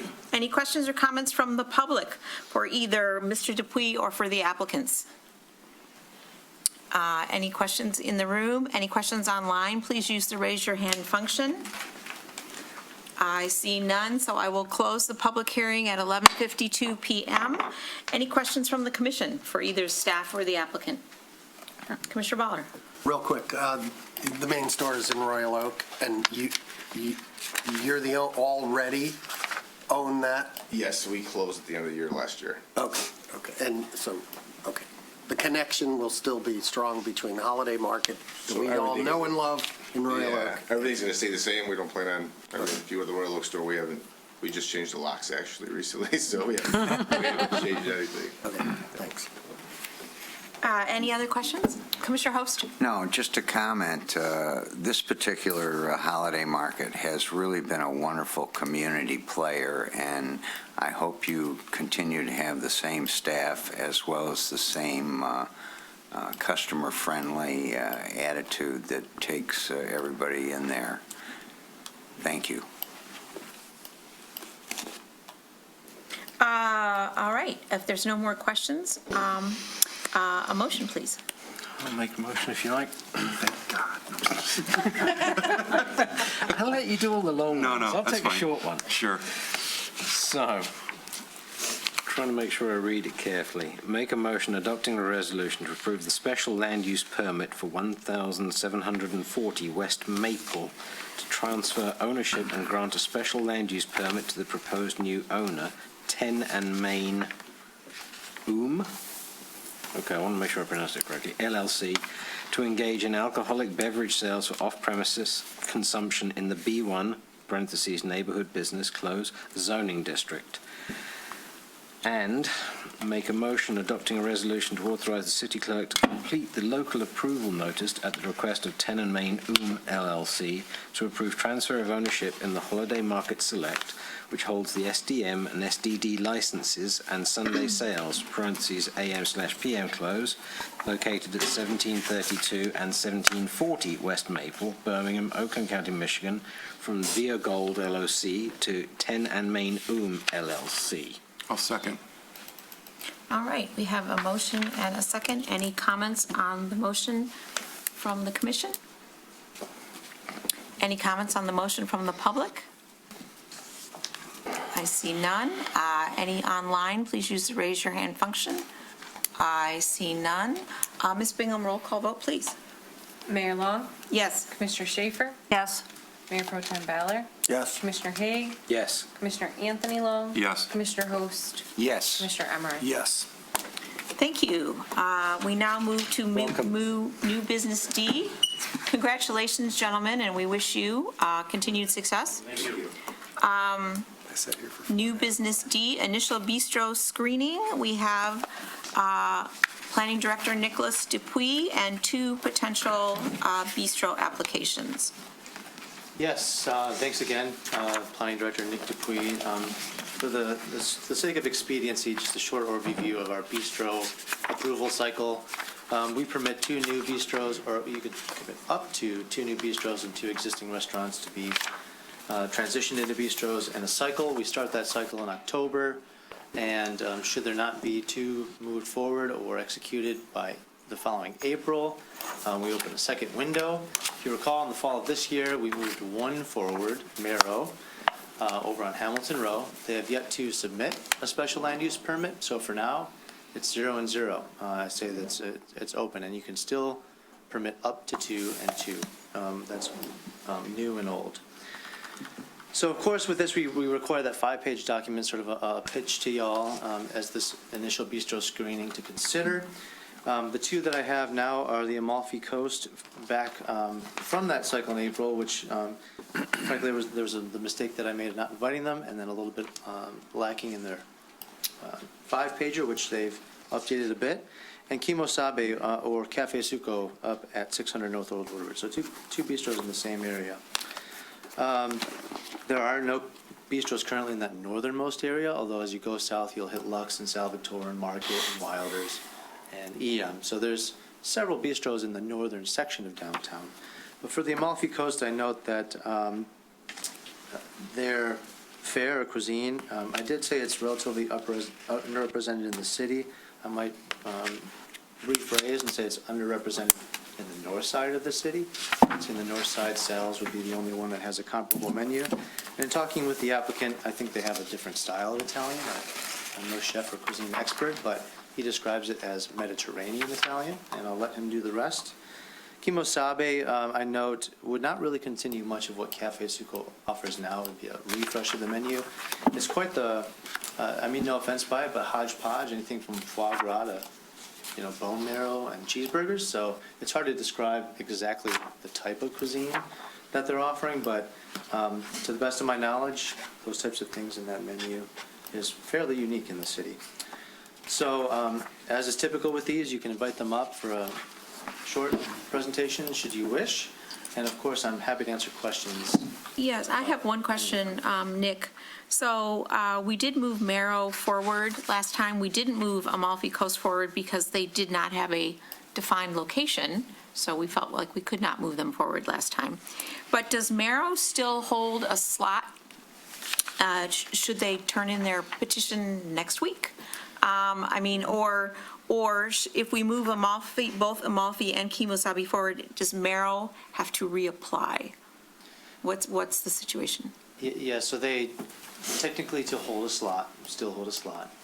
There's sort of an unofficial expiration of the following October. So if Marrow were to go through October 1st of 2025 and not have submitted a SLUP, he would bring them back to restart the initial bistro screening.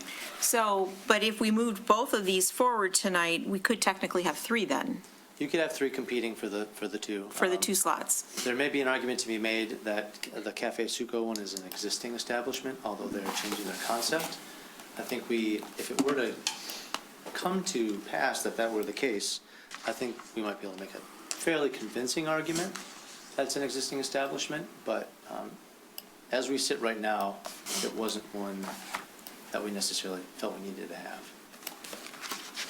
Okay, thank you. So in the order that they're in the agenda, Amalfi Coast being first, you are welcome to come forward if you wish and make a 5-minute presentation.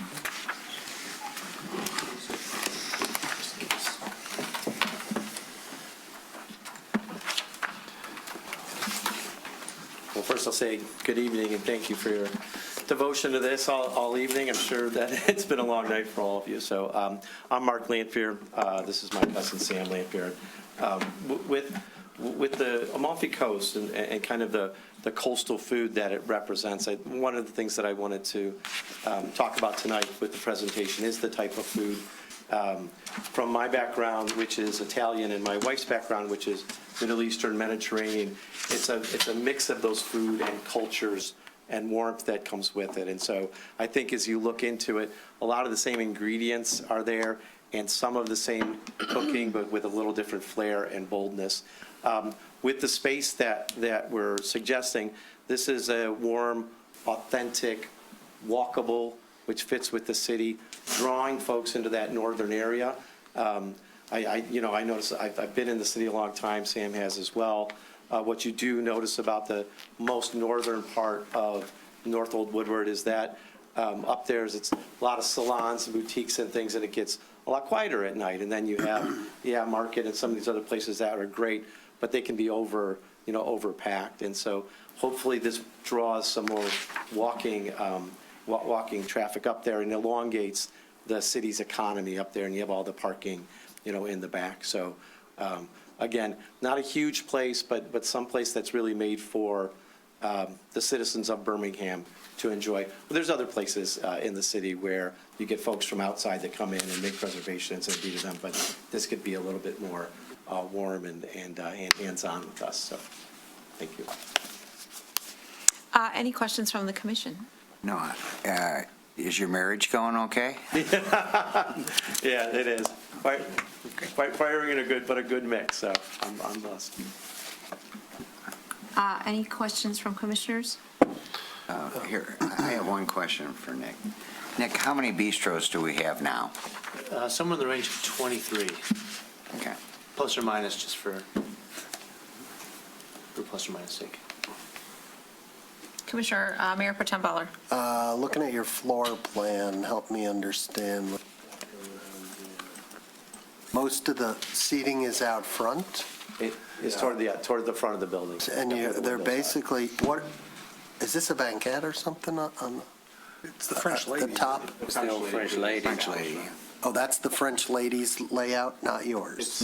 It's our layout. It's very similar to the French lady. Okay. So on the top there, we're right above the fingers. Those are four tops? You're just not, okay, those are. There's about 28 seats total with the way that we had the architect draw it out right now. You can see there's 4 additional seats right at the bar with the service center. And then you've got, the kitchen, the washroom, and then. Yeah, got it. So where is the outdoor dining here? It would be right off the bat. Right out Okay, there. is that part of the ordinance? The ordinance allow outdoor dining in the rear versus in the front? To the east? Okay. Yeah, facing the river. Yeah, there's a deck back there. Yeah, exactly. Same deck? There's only, there's room for like 2 small tables, right? There are tables, yeah, so previously she had tables back then, there are tables back there. It's as wide as the building and about 25 feet back, if you've been back there. Would be nicer to have more space back there. I actually think that'd be quite beautiful. The cinder block wall is there, and the concept design is to, tile that cinder block wall with kind of the white and lemony yellow tiles and make it quite pleasant in the back. There doesn't seem to be enough room up front on the roadside to have outdoor seating. And lunch and dinner? Yeah. And you don't have pricing on here, or did I miss a characterization of your pricing or anything like that? Yeah, there isn't pricing on there, but I would say more immersive and authentic than expensive. Well, I don't know what immersive pricing is, but I'd like to know how much it's going to cost me to have lunch or dinner there. It'd be a great deal for everybody, but it's going to be high quality. Then you would be among very few restaurants. Would be unique, in Birmingham. yeah. It is getting expensive. Which I actually think is important. That I'm sure you go out oftentimes, and some of the places it just everything seems to be going not neighborhoody. So. We'd be more than happy to put prices on all of these things and Well, we can't hold you to it. Okay. There's nothing we can do about it. We say we want family-friendly places. The prices are getting a little out of reach for a lot of people. But what can we do about it? I agree with that. And I'll just say, we have a lot of Italian restaurants. No offense, love Italian, love it. Yeah. But we got a lot of Italian going on. I believe Commissioner Haig was first. The French lady was a very small eating space. Are you sure if you're going to be doing that value-priced menu with that few seats, that's really... the way I'm looking at it is, I want everybody to succeed. Yeah. But I think I asked the same thing with Marrow when they came with that's a small space. Does your business case really allow you to make enough money? Because I used to eat in the French lady. Yeah. I enjoyed the cooking. Yeah. But it was small, and I always wondered, how are you going to make this work? And ultimately, it apparently didn't. So I have the same concern looking at you guys going, you know your field better than I know your field. You know way better. But I just look at that table count and then think, as soon as the weather turns bad, like Parrish said much earlier, we're in the Midwest, you're not using the tables outside. Yeah. First of all, very valid concern, to thank you for bringing that. I think, there's 28 seats, how we have it laid out now. We don't think that the space was actually used that efficiently previously. And we think with 28 spaces will be fine. I mean, just look at Townhouse, right? Townhouse is just a sliver, and it's expensive real estate, and that's been around for 10, 15 years in Birmingham as long as I've lived here. So we actually like it, and we think like the small space actually makes it more niche, and it makes it more cozy. We don't want some big open space. We prefer it like that. and our unit economics for the restaurant will be in line where we're pretty confident. Okay, I mean, you know your business case, I just have to ask the question, that's all, so thank you. The last question I have, it's actually Nick. Isn't that cinder block wall, isn't that the flood retention wall or something? To the east there? Yeah. I don't think that I would know, actually. Because we're right next to the river. We had something a little while ago. We were talking about putting up the flood prevention walls or something around that area to help reduce, because it's inside the floodplain. That's down in the parking lot? Yeah, but this area I think also gets affected by it, because my only concern there was if they want to tile it, does that have any influence on? The northern, not the eastern wall that faces the river, but the northern cinder block wall that's a part of the building next door, where it separates the places and the deck is next to it. Okay. So I'm not that's familiar just with for it. It's aesthetics. just I remember. Yeah. Well, all I was going to say was if it was part of that flood wall, do we have to worry about anybody needing to give you permission? Okay, I'm just checking. If was there permission, and then if it did flood and all the tiles popped off. Yeah. That would be good. Yeah, that one, I know the one that you're talking about, that faces the river. It's about 12 feet further than the end of the Okay, that's fine. I just wanted to check. Thank you. Commissioner Host? Nick, can you tell us, did the French lady have people eating outside on the east side of the building? Yeah, so unfortunately, I didn't know. It sounds like there was tables and chairs out there. We were never told, and we were never submitted an application for outdoor dining out there, and it could have been just for employees or recreation by the staff, because there wasn't this door that they'd be creating all the way to the back, so there was really no public access unless you went around the parking lot. So it could have been either way, but either way, we didn't really know. As Commissioner Haig just mentioned, we did have one restaurant that wanted to do it out the back door, and we did turn that down. And I'm not adverse to your application, but I will be siding with the 10 neighbors behind you on Brookside that will say absolutely over our dead body, for outside. Doesn't sound pleasant. Yeah, I don't know. I know I used to reside at 73. Yeah, I was at 736 Brookside, so it overlooked the farmers market. I always had the wonderful smell of the waffle and jalapenos coming up on Sundays. Yeah, but not at 10 or 11 at night, namely. And I remind Commissioner Baller, your quote to me, so you're going to side with the neighbors versus the greater good, unquote. How many seats are you expecting to have outside? We haven't determined the amount. We might actually get with Nick and figure out. I think there's different requirements for that, right? Yeah, previously it looked like, maybe 4 small tables, so maybe there was 8 or 10 seats out there. There's a previous external door in the back. I didn't know her business all that well, so I can't speak about what her business was. Right there in winter, I don't know. Yeah. And Nick, do you agree that they cannot do outdoor dining in the front on the sidewalk? It's too narrow, or? I absolutely agree with that, yes. And we've had the talk about a platform too, but in that area, also very challenging. So should the commission want to allow you to move forward, this is not the final decision, this is just allowing you to spend money developing plans and going to the planning board and coming back to us. I would suggest that you would need to pay heed to Commissioner Host's remark about evaluating your lighting, your sound, your hours of operation for the outdoor dining, because there will no doubt be opposition to that. Very good. So, Fair input. All right, thank you very much. Now we'll hear from the next group, Kimo Sabe, if they're here. 5-minute presentation.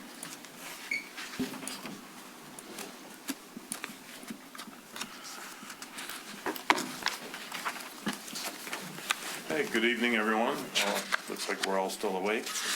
My name is Brian Nager Companies, and this is Robert Asaki, who'll be the owner and operator of the restaurant.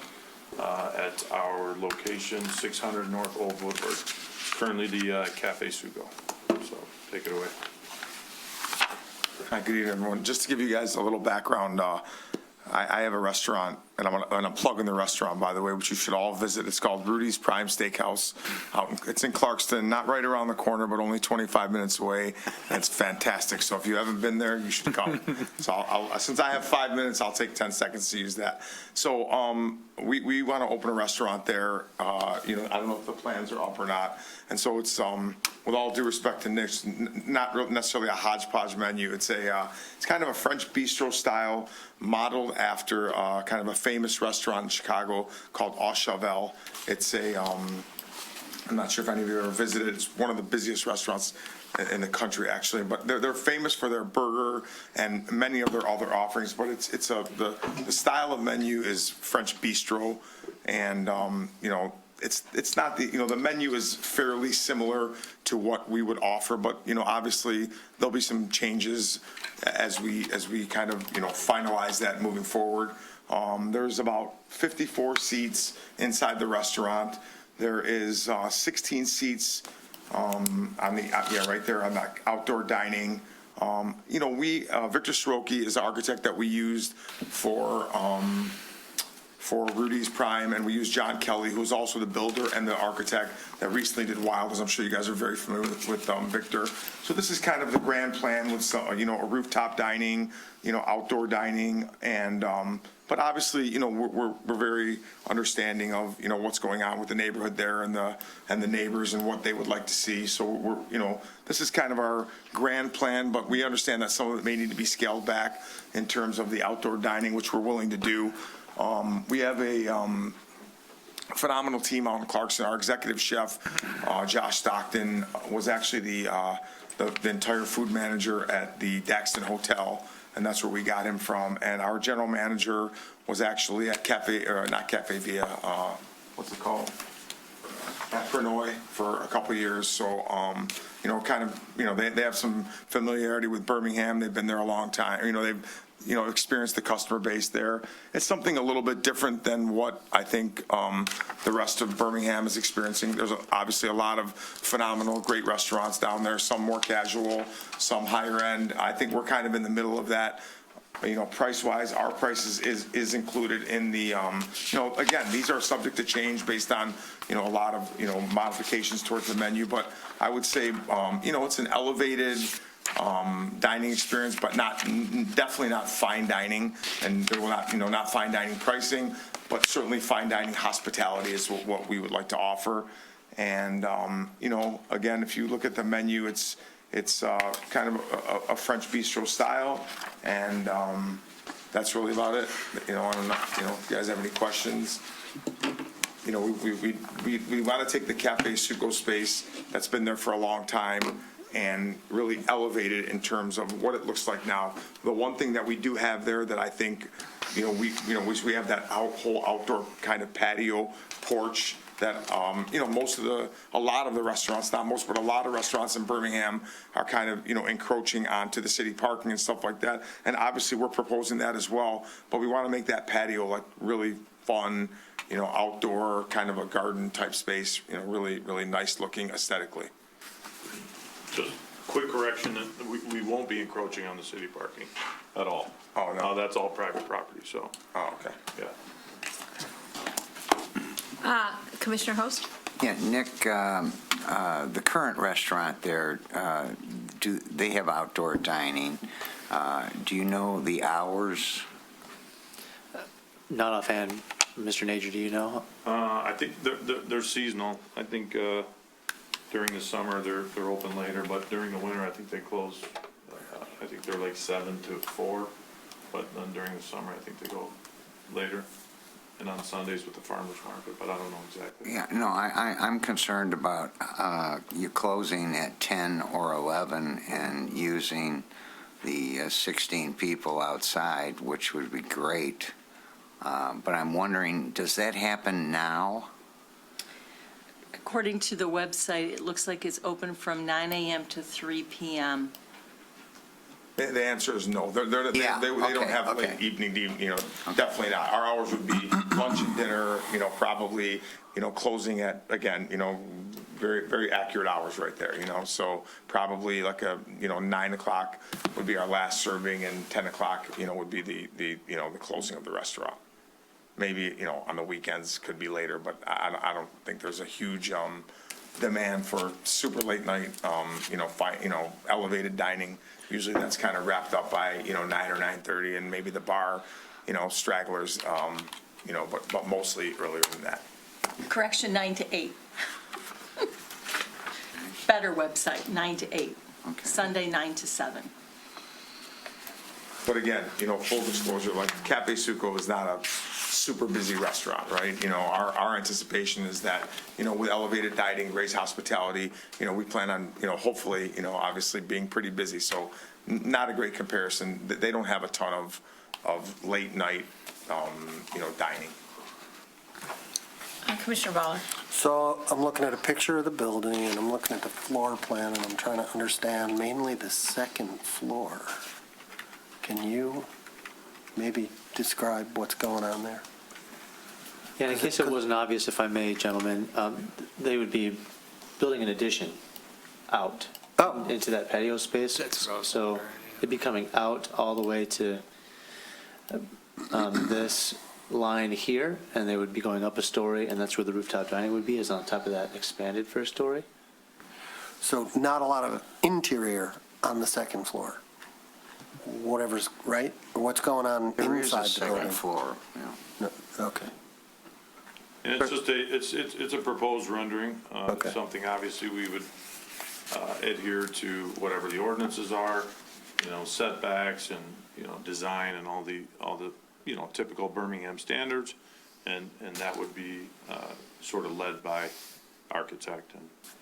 So you gentlemen understand the seasonality of outdoor dining here, and that, you would not be putting up roofs and isinglass windows and heaters and asking for that to happen year-round. Right. Yeah.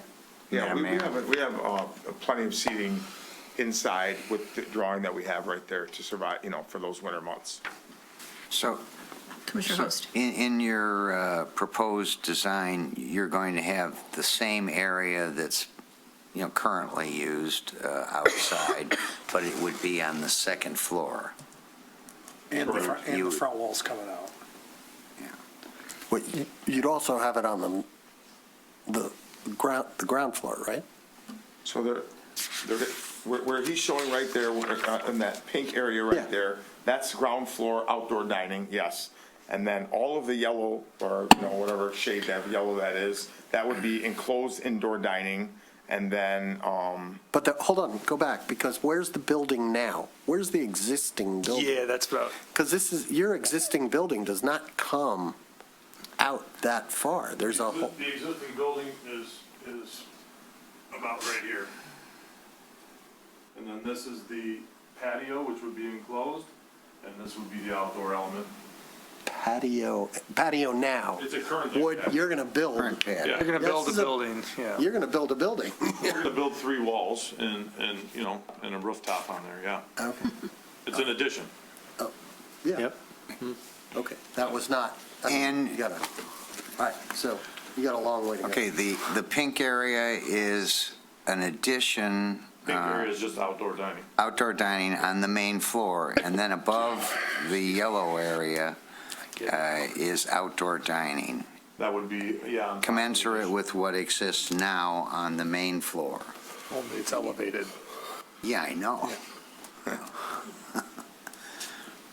Yep, and this is something that we would obviously take to planning and, adhere to all the ordinances and design standards and setbacks, and, I mean, obviously, there's a lot involved here, so, that's gonna have to be something that planning would handle, and if it needs to be changed or altered or, modified, we would work with planning to go through that process. And we certainly understand the challenges of any rooftop dining, in Birmingham. And so that's not, that we love it. Obviously, we think it would be a great addition. We think it would be aesthetically, really nice and, guests would enjoy it. But, that's not a deal killer for us. That's just something we'd love to have. And if it was available, great. But, as we move forward, we know that we're going to have to go through some hoops to get that approved. Commissioner Haig was first. How are you dealing with the windows on the existing building? Because I'm just looking at the Google Earth view of that. Are you bricking over the entire wall, or is it just going to be this narrow corridor where the window looks at a blank wall? I'm just trying to visualize how that would look when you say building 3 walls. Well, most likely, if I'm understanding your question correctly, it would probably be the existing windows would be sort of the arch or entrance into. Yeah, do you want to pull that up to try and demonstrate what I'm trying to look at, just to see if it helps explain the picture a little bit better? No, it's not. It's like Google Street View. I was trying to visualize the existing building. Then when you said you were going to build and enclose, I was trying to picture there's windows on the existing building. That's why I want him to try and pull up the street view that I'm thinking of to help visualize it for you, that maybe my question would be a little bit more obvious. It may be above my pay grade here. We probably have to defer to the architect on this one, so. Well, I was just looking at when you say sort of enclose it, I'm just wondering if the office next to it, the windows are going to look at a wall, or if they're going to look at people sitting there dining, sort of thing. Right. And I'll pull it up, if I may, Mayor Long. We are getting a little far down the path here with these kind of design questions. I think it's valid to ask about where the dining's happening and what effects it has on the neighborhood. But we're sort of getting close to, Planning board site plan purview. here that Yes. isn't really here. Yes. To add, to, the previous applicant mentioned, and I thought it was a great point, that this area of the north end,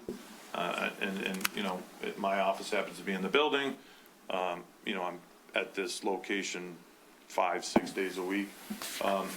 So when the dining is going on towards the evening hours, the street parking up and down that north end of Old Woodward is pretty full along the street. You get into Lot 6 and you get into that area where the handicap is and further north, that's pretty much empty, during evening dinner hours. So it's almost like right where Cafe Suco is, where that patio is, that's sort of, the end of the line. So that whole area and everything north of that is really not activated. We did come forth with a bistro application a year or 2 years ago. It happened to be in the building 720 North Old Woodward, which was underneath Kohler. We own that building as well. It was going to be on the rear. I thought it was a really cool idea. You guys actually thought it was really cool as well. We pushed it on to planning. One of the concerns of planning was, the neighbors behind there. And then one of the things was walkability, that it wasn't walkable enough. So, this screams walkability. It checks all the boxes. The parking is great over there, and I think it'd be a home run for that area, as would be the previous applicant. So. All right, any other questions? Commissioner Host? That area that you had, the triangle outside, is this where the for sale sign is? Yeah. Okay.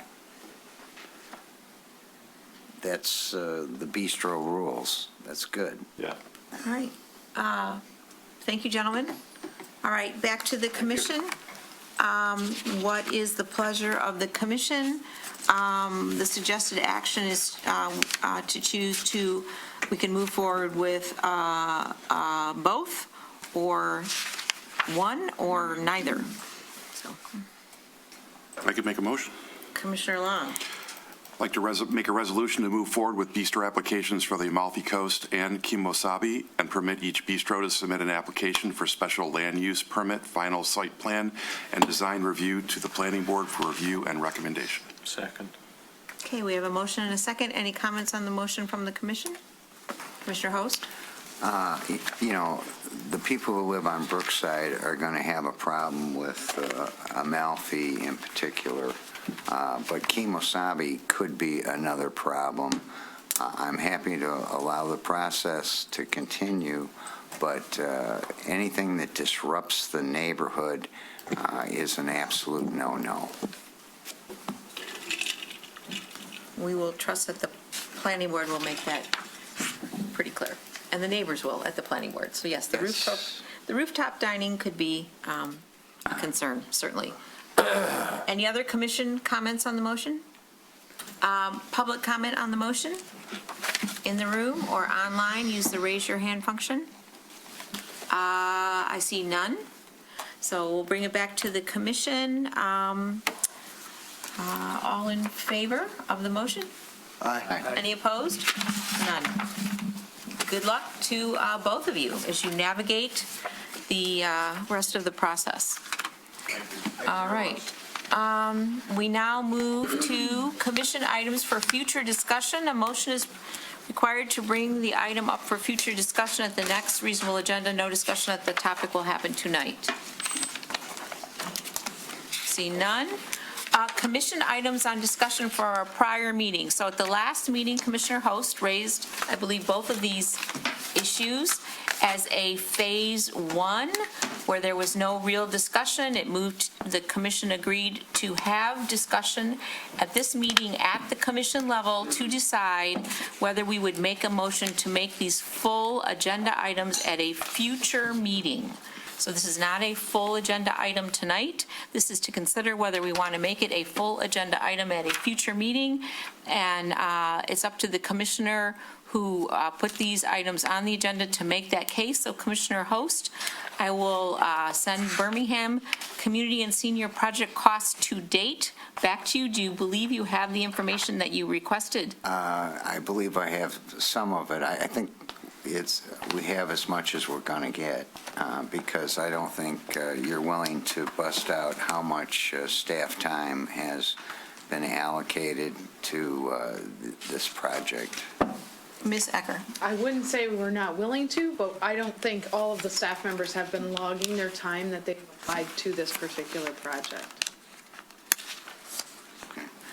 Well, I just think we need to continue to monitor these expenses that are on top of this point. It's a $32 million bond, and we have already spent $3 million of sinking millage.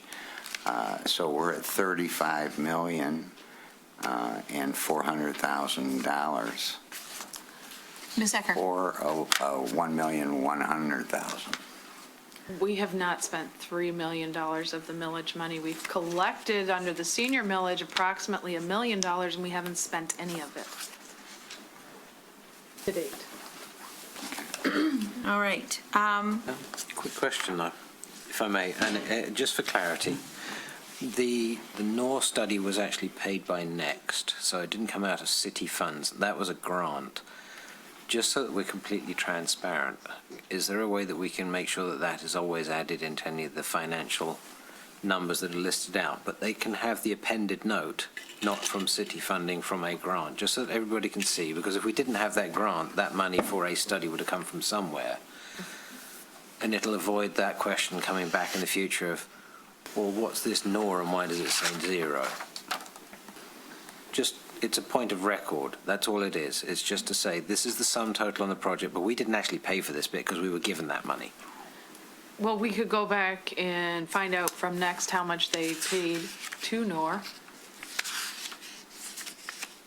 It didn't come out of city coffers. That's what I'm getting at. It's a point of record so that the total view is seen, but then people can see we didn't actually have any expense for that. That's all it is. It's just recording. Thank you. May I just add to that? I think it's important that we find out how much of the Oakland County grant has been spent and what is Next going to do with the balance, which in my pea brain is maybe $65,000.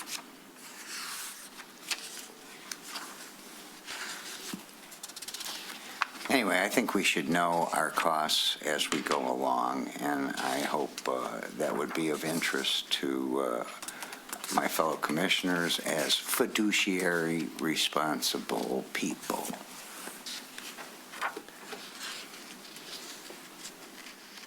All right. Did you want to move to item 2, Birmingham Community and Senior Center name? Yeah, aren't you going to vote? You're not going to... You haven't made a motion. Oh, I'd like to make a motion that we continue to find out the cost to date as we go along this road toward a $32 million bond. Can you be more specific? It shouldn't be that difficult to have a ledger that, you just add to each month, right? They're monthly. Correct. We track all of these costs anyways when we pay them. Right. Yeah, put in city manager's report or something, Right. just an appended paragraph, and that's it, just running total is this, boom, Right, done. so, but it doesn't need to be a full agenda item at the Okay. next meeting. That was the point. Okay, Okay. excellent. Sufficient? We good? Ms. Ecker, is that clear? Yes. Okay. All right, so Excuse me, Commissioner, though, technically, Commissioner Host made a motion. Does that mean you are withdrawing that motion? I'm withdrawing the motion. Thank you. which was never seconded anyway. Yeah. All right, Commissioner House, so back to you for Birmingham Community and Senior Center name. It would be up to you to make a motion and an argument that this should be a full agenda item at a future meeting. You certainly have read all the letters from the staff and the board members.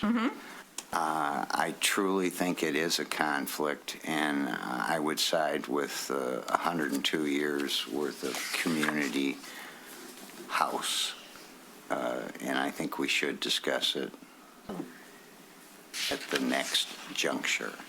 So. My motion is that we discuss the word community in the Birmingham Community and Senior Center as a title for this endeavor.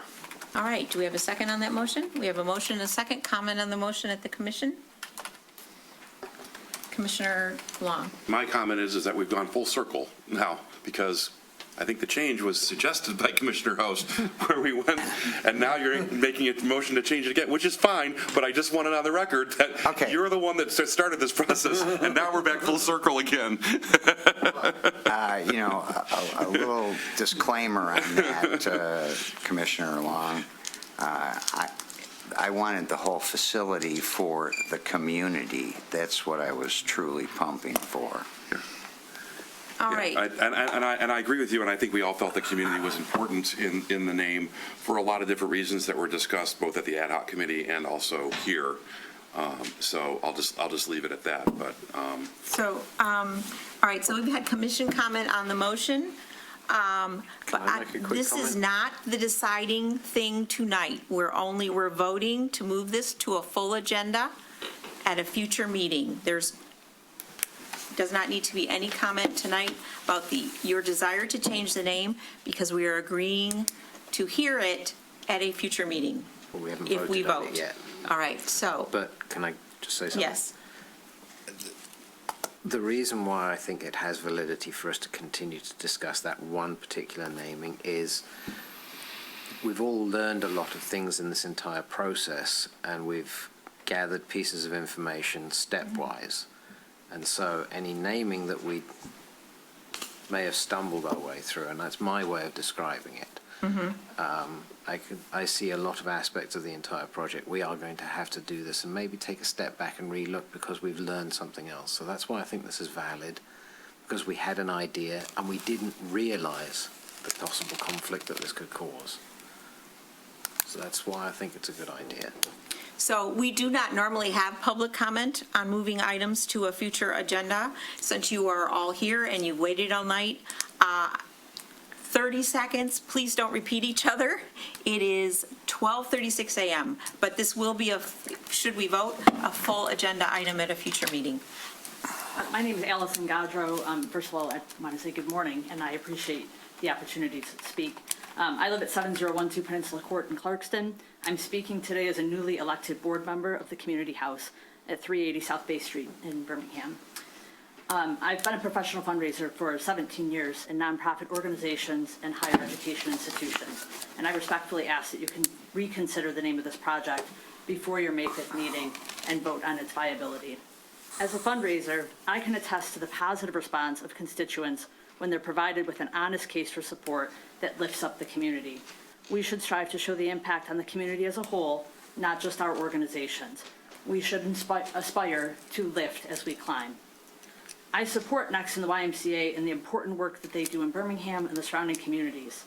And I believe that they respect the community house and our mission and work as well. Birmingham is fortunate to be home to a vibrant nonprofit ecosystem, and the community has benefited from the services, partnerships, and resources these organizations provide.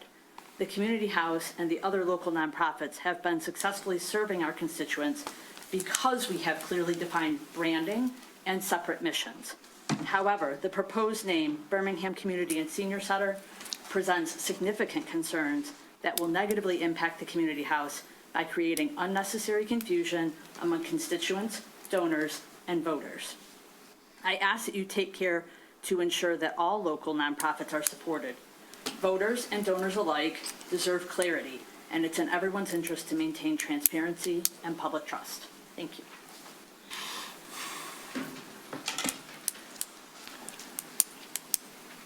Hello, everyone. Thank you so much for your time today. I'm here tonight also as a board member of the Community House. My name is Mallory Calabath. I am not a Birmingham resident, although I do work in the Birmingham downtown district as a lawyer with Clark Hill. I've been there for 10 years, and on days like today especially, it does feel like I live here in Birmingham. We at the Community House wholly support the efforts of the proposed senior, Birmingham Community and Senior Center. I'm sorry, it's been a long night. The only concern really is the name. If the Birmingham Community and Senior Center becomes the permanent name of this project, it is certain to cause confusion among each organization's participants and patrons.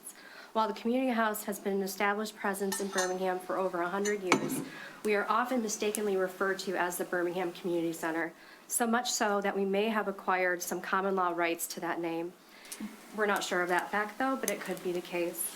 Having two organizations with such similar names within the community will only ensure continued confusion among residents and visitors for years to come. The Community House has been a central part of Birmingham community for multiple generations, and we are working hard to ensure that that continues. Just like Next and the YMCA, we operate as a nonprofit here within the city. The Community House, its employees and volunteers, have worked tirelessly for decades to develop a distinct brand and mission. In doing so, the Community House has contributed to this community's growth and overall well-being, just like YMCA and Next. We 100% support having these organizations continue to operate alongside us. We simply want to ensure that the Community House continues to be viewed as a separate and distinct organization, that our name remains ours, and that we can continue to operate within the city to fulfill our distinct purposes within the community. Okay, I just want to be clear, we are not making this decision tonight. We are not having this discussion tonight. You can merely say that you endorse us considering it at a future meeting. It is not necessary to read the prepared statements, because this is not the decision tonight.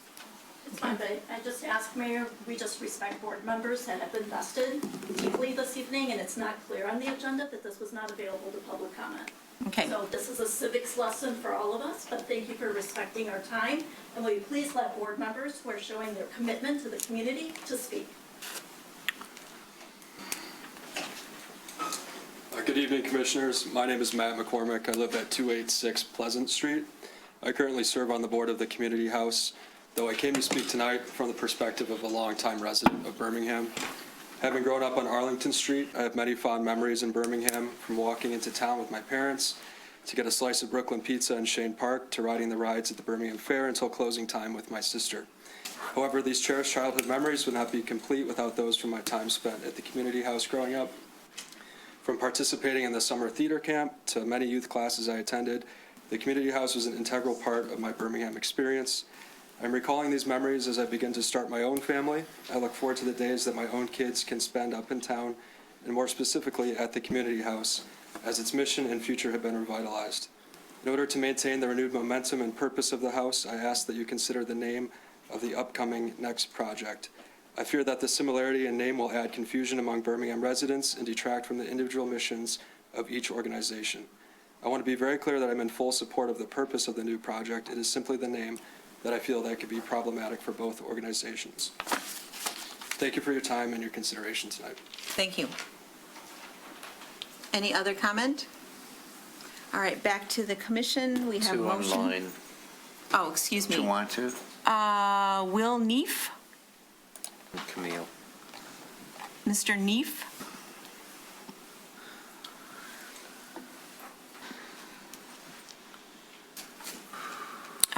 Let's move then to Camille Jane. Thanks, everybody. I know it's late. Can you hear me? Yes, thank you. All the way from California. You know, about 15 years ago, when I came to help turn around the community house, we were successful not only because we had the support of residents and the business community, but we also had excellent relationship with all the other nonprofits in the area. Baldwin Library, Care House, Orchards, Variety Car, and the YMCA. But we all had distinct names, brands, and missions. And even though many of us have our own classes, lectures, or meeting rooms, we were very careful not to muddy or misrepresent who we were to the public. We all supported each other. The Y and the Next have recreational and senior programming, clear distinction from us. But it's very important, I ask that you put on your business hats and ask yourself, why would you want to muddy things by having community in this entity's name? And it will definitely hurt these two much-needed nonprofits as much as it would hurt us. In addition to the arduous planning, fundraising, and coordination they face. It just doesn't make good business sense for anybody. In addition, why create a problem that has never been a problem in this community before? Not for 102 years. Please take the name community out of it. It wasn't there initially, and we ask that it be removed again. Thank you. Thank you. Mr. Neef, if you are available. Yes, thank you. Can you hear me okay? Yes. I apologize, and thank you again for letting us all speak on this issue. I know it's getting early into the morning now, but my name is Will Neef. I recently moved to Howell, Michigan, 5197 Northfield Drive, but previously lived in Berkeley when I became an elected member of the Board of Directors at the Community House, which I still sit on. During my time working with the Community House, professionally and on the board, and over my 10 years working with various clients in the nonprofit space, from an online perspective and in the community, the name of a nonprofit organization is forefront, which is why this topic has drawn so much interest. A nonprofit's name encompasses and projects its mission, values, and history. And with our 100-plus year history in Birmingham, the Community House has significant brand equity, as do the YMCA and Next within the greater Birmingham communities. Naming the new facility the Birmingham Community and Senior Center presents obvious concerns that will negatively impact the Community House and cause significant confusion among community members, donors, publications, and other institutions. There's just too much overlap. And although each organization provides unique services, there are also symmetries in certain offerings, which is why the Community House has been forward in suggesting ways for our organizations to work together. Spending much of my time analyzing search consoles, website traffic, and analytic tools, this will create enormous confusion across all demographics, from initial search to contact. The Community House already experiences this from other community centers or similar organizations, receiving calls not intended for us and vice versa, even looking at those not in our direct geographic footprint. I ask you to reconsider the name of this project, to discuss in more detail during your May 5th meeting, and vote on this, what I will call an issue as I see it as such. This is an avoidable problem that will surely create unneeded confusion in the future, and I thank you for your time and consideration again. Thank you. All right. I see no other comment in the room. I see no other comment online. You know, this nice lady has been here all night. She is welcome to stand up if she would like to. I mean, you spent, My colleagues. okay. We're okay, You know, you've been here 5.5 hours. All right. You know. So,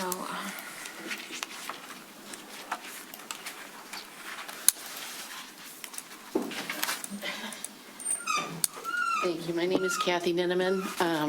I live at 2630 Douglas Drive, Bloomfield Hills, Michigan. I've been with the community house for 24 years. I'm currently the vice president of community and donor and volunteer outreach.